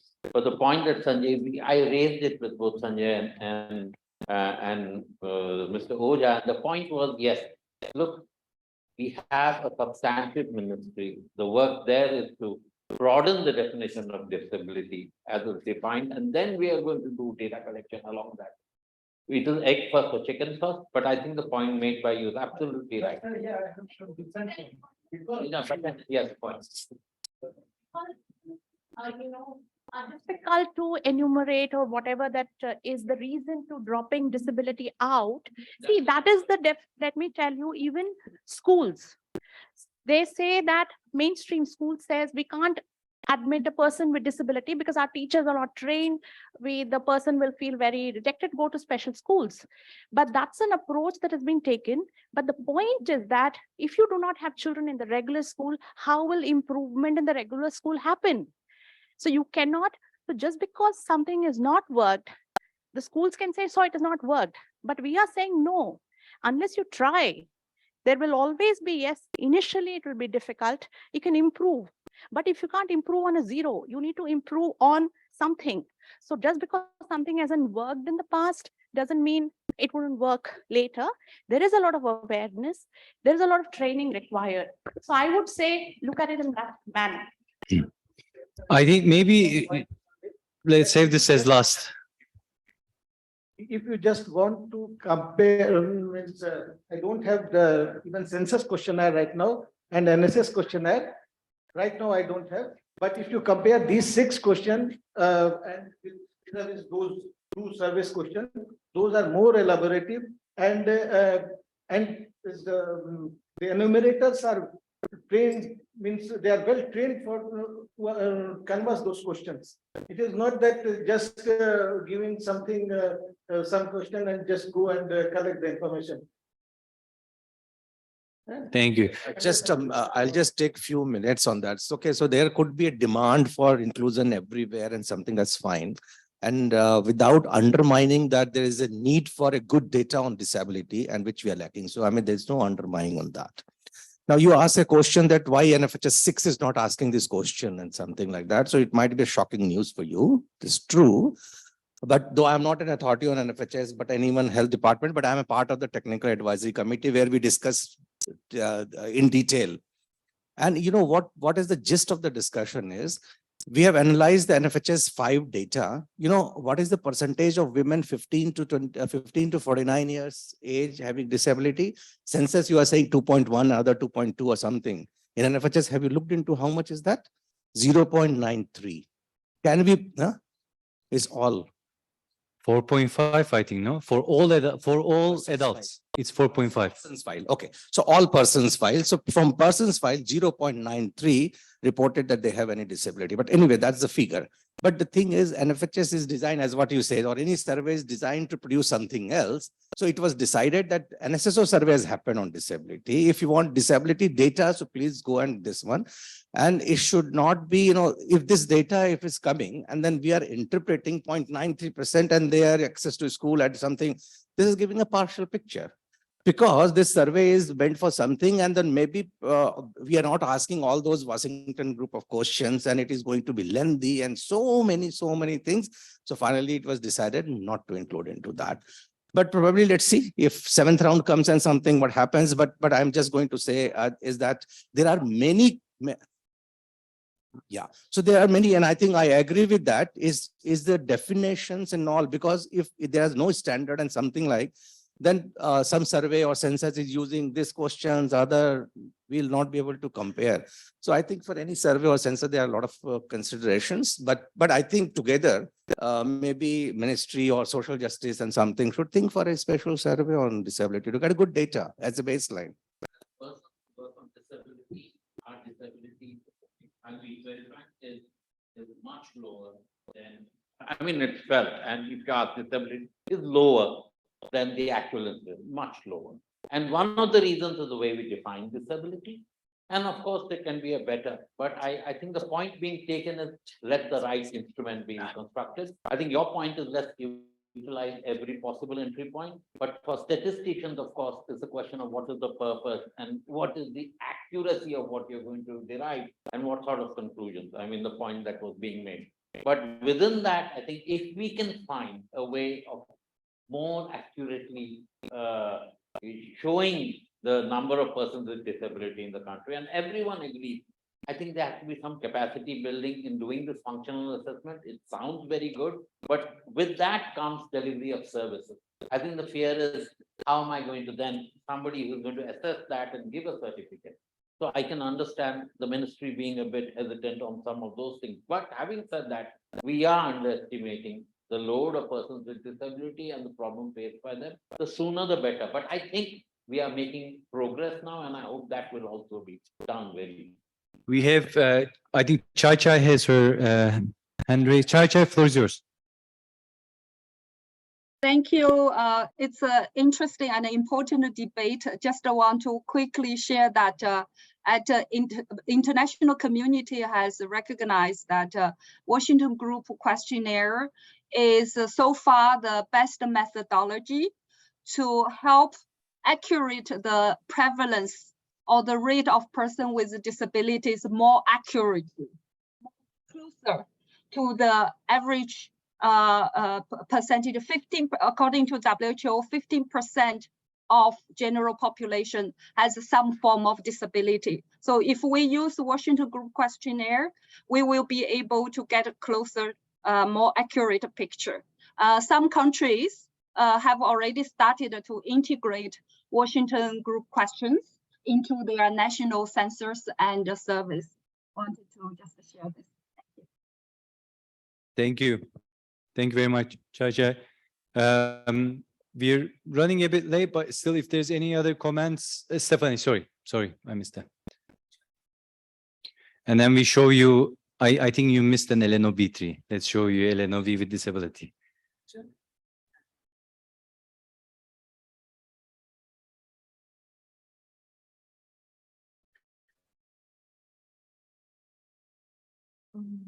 Hi, so I'm Stephanie Chu, also from ESCAP, but based in New Delhi. And I also used to work with the disability team in, developing the voluntary national surveys and also analyzing survey results. So just wanted to give a few observations about the, some of the indicators that you've mentioned and about the disability determination process, and also about the very healthy exchange that we just saw.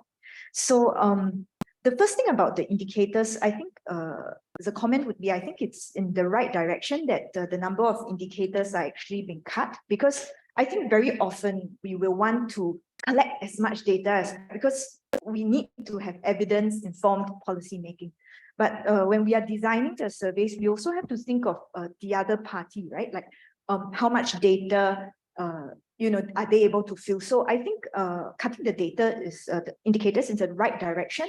And where we have disability disaggregated questions inserted into surveys and other data collection templates that have other main purposes. Let's say, for example, if it's the purpose is to collect information on industries or on services, something that's not mainly on disability, then I would recommend to actually start with very basic questions, because even the very basic questions, as we've seen, there's a lot of capacity building to be done. So that's the first thing.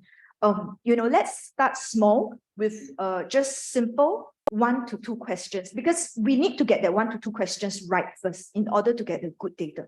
The second thing that I think would be important is to develop some sort of metadata. So what do I mean? For example, if you are collecting data on disability inclusive social protection benefits, now everybody is going to interpret it differently. For example, maybe in my state, as the person filling in the data, I interpret it as disability benefits only. Whereas maybe in your state, you filling it in, you interpret it as any type of social protection benefit that, as long as it's not close to persons with disabilities, I can include it. So what happens is that the quality of data is different. It's not consistent. So when you have these indicators, I think it's very important for you to actually explain what the scope of the indicators are. So I think this is the two sort of observations that I have about the indicators. And then I also want to build on what Srinivas mentioned about the Washington Group questions, and also what Chai Chai mentioned about Washington Group questions, disability definition. I think to clear the air, right? So the Washington questions are critical, and they are the most basic questions that we need to use to define disability in a functional manner, right? But then some of you may then have the question, oh, but then is that too broad? Because if that's the case, then many people will be defined as having a disability. So there are two things. One thing is to having been defined as maybe having a certain difficulty in functioning or disability. But the second part would then be, being eligible for certain support measures or programs. So I want to emphasize that these are two different things. So doesn't mean that we use the Washington Group questions and that everything is, then many people will have a disability. It does not mean that everyone will then get a benefit. So these are two different things, should not be confused. So for example, maybe, even with hearing aid, I can't hear clearly, right? So then in the census, I'm counted as maybe having a moderate functional disability or difficulty. But this does not mean, therefore, that I am a recipient of a disability benefit, because that one may have higher criteria. So I think this is something that when you are advocating, you have to explain that this is the difference. Yes. Okay. So then my final point is, I think that the exchange that you had with, the statistical colleagues is a very healthy one. And this is actually what's supposed to happen, and happen a lot of times in an iterative process. Very often what happens is, for example, right, you manage to get the 6 questions into the survey, as I understood was happening last year. But then that's not the end of the story. In fact, it's not just that, and it's not, okay, after that, I go down to the NSO, and then, we have one training session on what is Washington Group question. It's not like that, because as you can see, it's not about the data, it's about the people and convincing the people. So you're convincing now the leaders, right? Then you have to convince the enumerators, and it takes a long process. And this is something that I think both sides, we have to understand, and we negotiate and we build a consensus that way. So I think we are all on the right track. Very happy to see that. And I think I just want to say that it is really ongoing and at all levels. Yeah. So that's the end of my observations. Thank you. Thank you. Thank you, Stephanie. I think let's look at an application of how to use this, already generated data. We mentioned that NFHS 5 has disability indicator, and it's, I was just reminding myself, it's asked to every individual, and I think there are 2.8 million who were asked if they had a disability or not, and about 127,000 confirmed that they have a disability. So in the report, it calls 4.5%. But it's not Washington consensus type questions. I think they're visual, speech, hearing, a few, but it's not the exact same. There are some data sets like mixed countries UNICEF is doing there. They're following Washington consensus. So we'll be pushing our results on disability using Washington consensus. NFHS is a bit different. So we use this indicator, disability indicator, in the case of secondary education completion. So the 3 that you see right now is our basic 3, the one with standard analysis at national level, India. So this is NFHS 2019 to 2021, secondary education completion. This relates to SDG 4, but we are looking at a specific age group. So people who are between 20 and 35 years of age. So relatively younger people. So when we look at this 3, we see that about 40% of this age group completed secondary education. Furthest behind are poorer women. For them, it's 14% secondary education completion. Furthest ahead are richer men living in urban areas. This is at national level. If you go to the platform, look at states, you will see lots of different trees, different furthest behind and furthest ahead. But this is basically what we have for the national 3. So then we did this kind of experimenting with disability.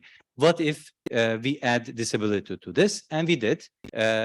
Disability didn't show up in the 3 because we are still forcing this 3 to, with the disability analysis, to abide by the 5% sample size restriction.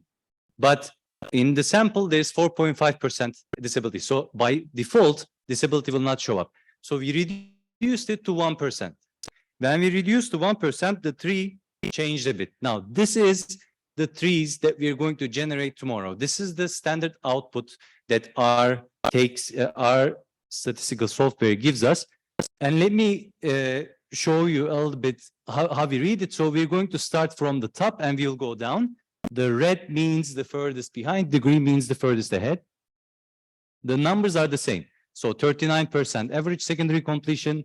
Then we have wealth making the first split, 17% for poorer individuals, 51% for richer individuals. Then comes sex. So again, women, 14% completion rate, and for men, it's 21%. But then when we reduced to 5%, to 1% sample size, disability popped up. So now among women who's furthest behind, so among poorer women, women with disability, their secondary education completion rate is 12%. So we, by adding disability into this picture, we identified a new furthest behind group. Women without disability, for them, it's 14%. But then for them, for women without disability, another split happened, urban-rural. So urban women, somehow they're at a slight disadvantage. I mean, these are not big gaps. And in a regression framework, they might not appear as a statistically significant result. But restricting the sample size relaxing the sample size restriction helped us get disability in the picture, and we found a new furthest behind group, women with disabilities living in poorer household. Notice that nothing changed on the furthest ahead. There's still richer urban men, and among them 57% has secondary completion. So it's the exact same tree for the furthest ahead if you look. A bit more disaggregation because more data is allowed to be included, but really the furthest behind changed. Another example we want to give is even when we keep the 5% restriction for the last terminal nodes, in the state of Lakshadweep, disability emerged in our platform, and we see that 60%. Oh, sorry. This is the standard tree. So this is when there's no disability. 60% completed secondary education. Furthest behind are men. For them, it's 56% completion rate. Furthest ahead are women living in urban areas. That's in Lakshadweep in 2020. Now, when we add disability, and just a refresher that here we're having 9% sample size restriction. When we add disability, we lower that to 5% to be able to give a chance that disability appears up. So the tree changes a little bit, and we see that the most important variable that creates the gap appears to be disability. So in Lakshadweep, 60%, again, we know it's the completion, but the first split happens by disability. So 63% of people without any disability completed secondary education in the age group of 20 to 35. Yeah, we're always in the age group of 20 to 35. And the disability for those who have a disability, it's 40%. So we have a new furthest behind group that's significantly, I mean, it's not statistically significantly, but quantitatively, it's quite different. It was 56% furthest behind. Now furthest behind is 40%. So this is an application of how the disability data can be used. Our purpose when we use it is not about figuring out the prevalence of disability in India. I am totally with Mosby, the survey sampling, that's very important. The objective needs to be about census is probably the cleanest way of getting the prevalence because with the survey, there can always be problem. You may not be able to find those people, and you need to, I mean, there needs to be much more. I'm not a statistician, so I wouldn't know, but it's tricky. But our objective is not just getting the prevalence, to see how disability is contributing to different inequalities and in access to opportunities. So I think with that, we're already 8 minutes out, but last but not least, for closing remarks, I would like to invite the head of our sub-region office, Ms. Mikiko Tanaka, to deliver a few closing remarks. Thank you, Mikiko. It's actually last and least. After all this very important, interesting discussion. Just briefly to say, really on behalf of ESCAP, really like to thank you all for this very active participation. And I just, I wanted to, follow more sessions, but I had some other things. But this last session too was really eye-opening.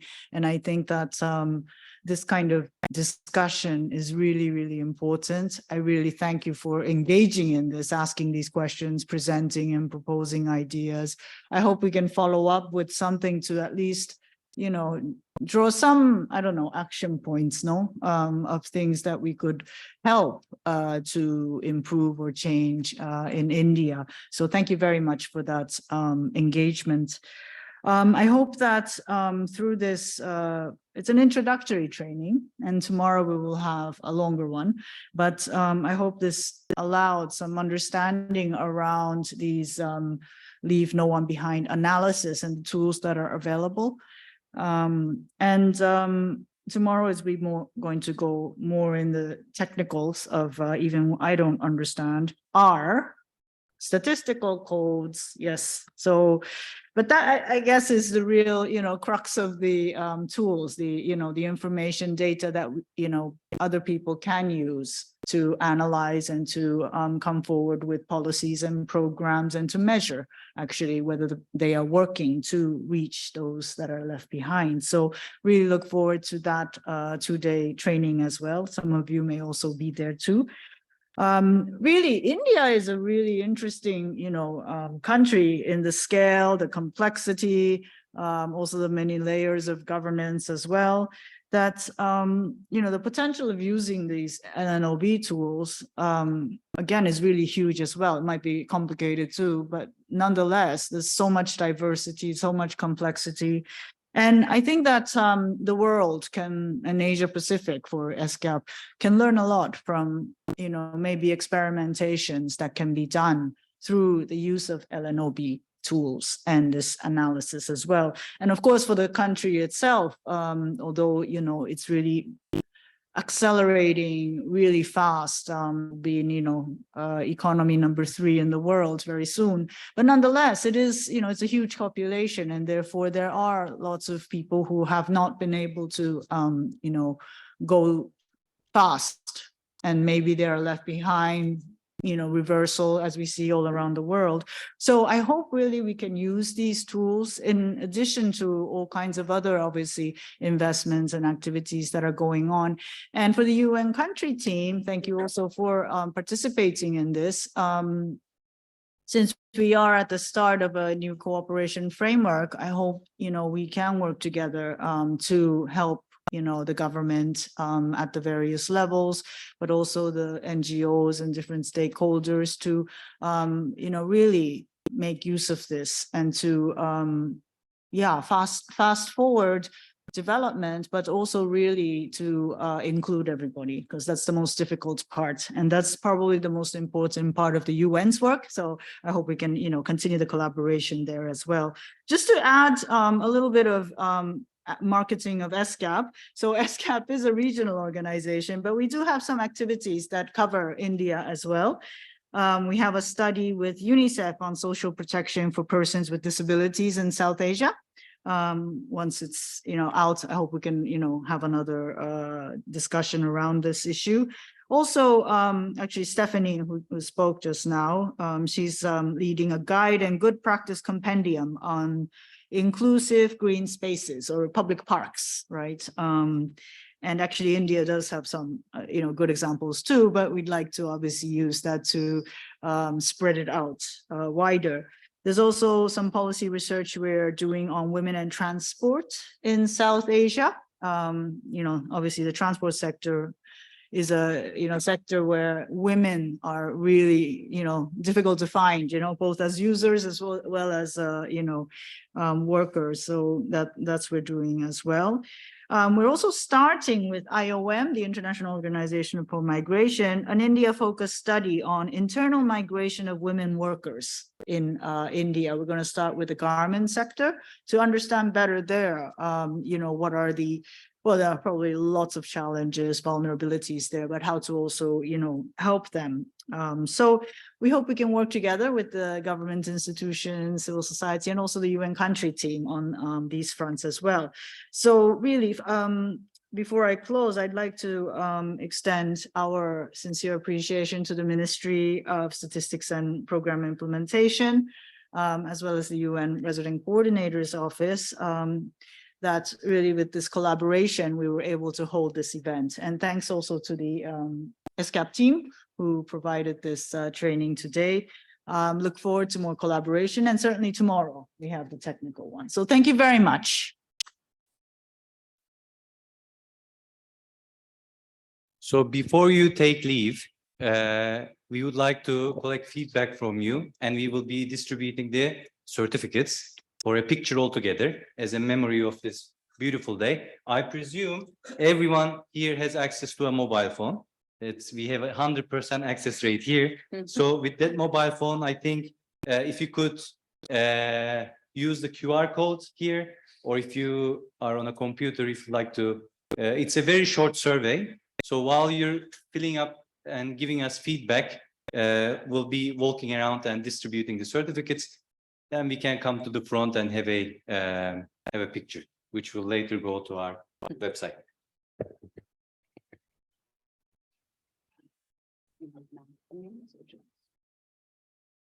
Maybe it's like just table by table. Let's do.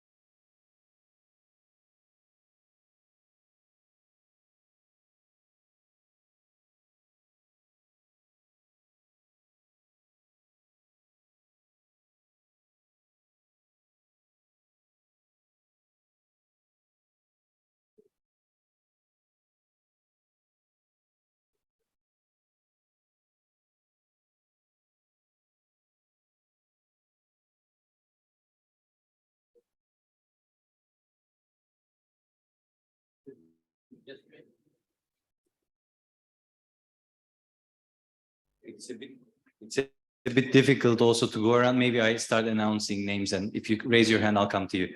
Do we have Suman Patel? Ah, okay. Hi, I'm just there. Sorry.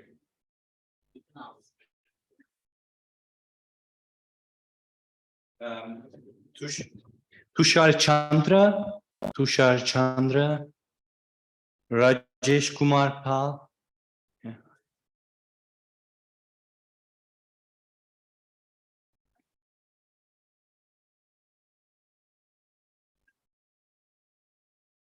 Amit Kumar.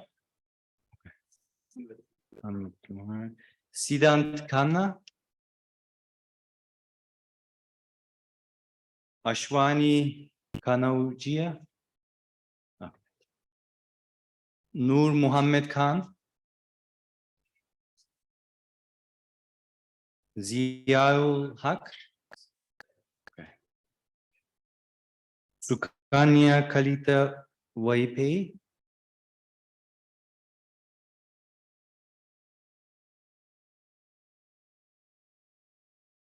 Vaishali.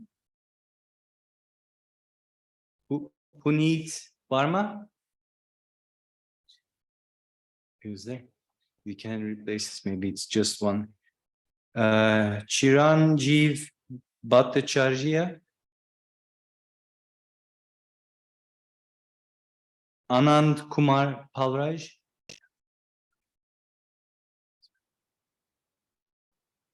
Some of these are for virtual participants, so they might not be here.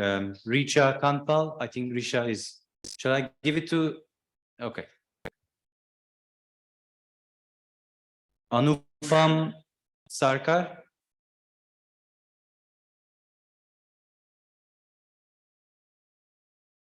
Shivendra Singh.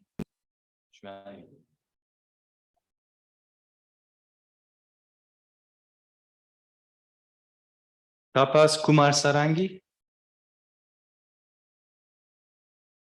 I think I came back. Yeah. Vijay Avinandan. Vijay, no. Deepak Ranjan Nag. I think he came, he's online. Radha R. Ashrit. Manisha Kumari. If you hear your colleagues, we can also, like, you can take for your colleagues and give later. Ragash. Sagar Chothari. Sanjay Kumar. I think we have to, yeah, this one I already gave one, so this is for you. Shashank Kuttarkar.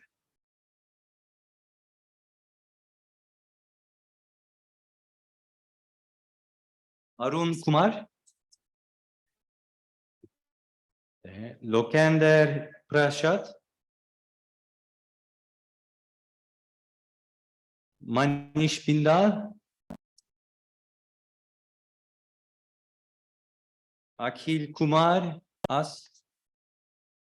Nidhi Satija. Okay. Reena Singh. Rohit Kumar. Ujjaval Srivastava.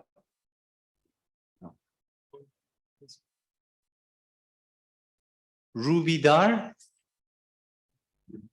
KD Mighty, he was online, so we can, tomorrow I give it to Chris. Arceus, I think there's no more. Ellen, is Ellen here? No. Arti is here. Okay, Arti can take. Sharmishta Sinha. Yeah. Okay. Poonam Bamel. Pushpa Choudhary. Vamika Goel. Arti Thakur. We have Arti. Rama Krishnamachari. Mona Gupta. Sandeep Pralhat Rathod. Mimansa Mishra.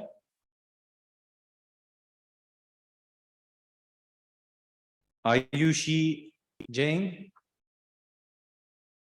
Anyone who didn't, there were some late registrations, so we might not, but we can prepare and email it to you. Anyone without certificate? Everyone here? We can then, I invite everyone please to the front stage and we can have a picture all together.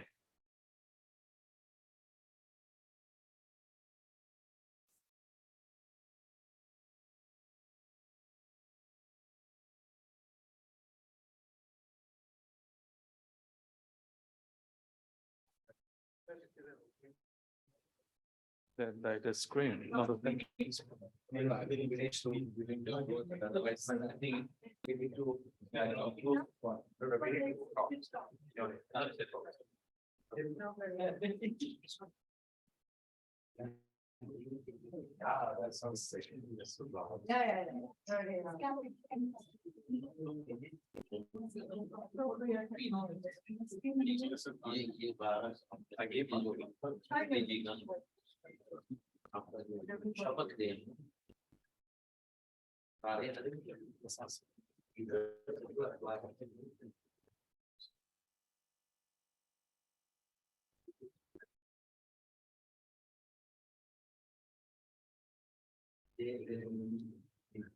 Yeah.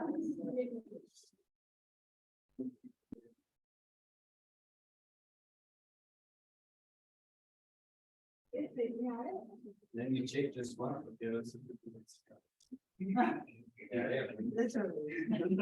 it's okay.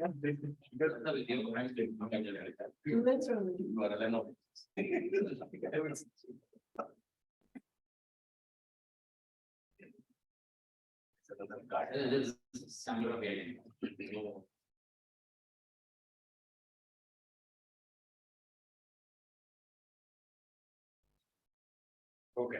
Thank you very much. Thank you for being a wonderful, really audience. The more Thank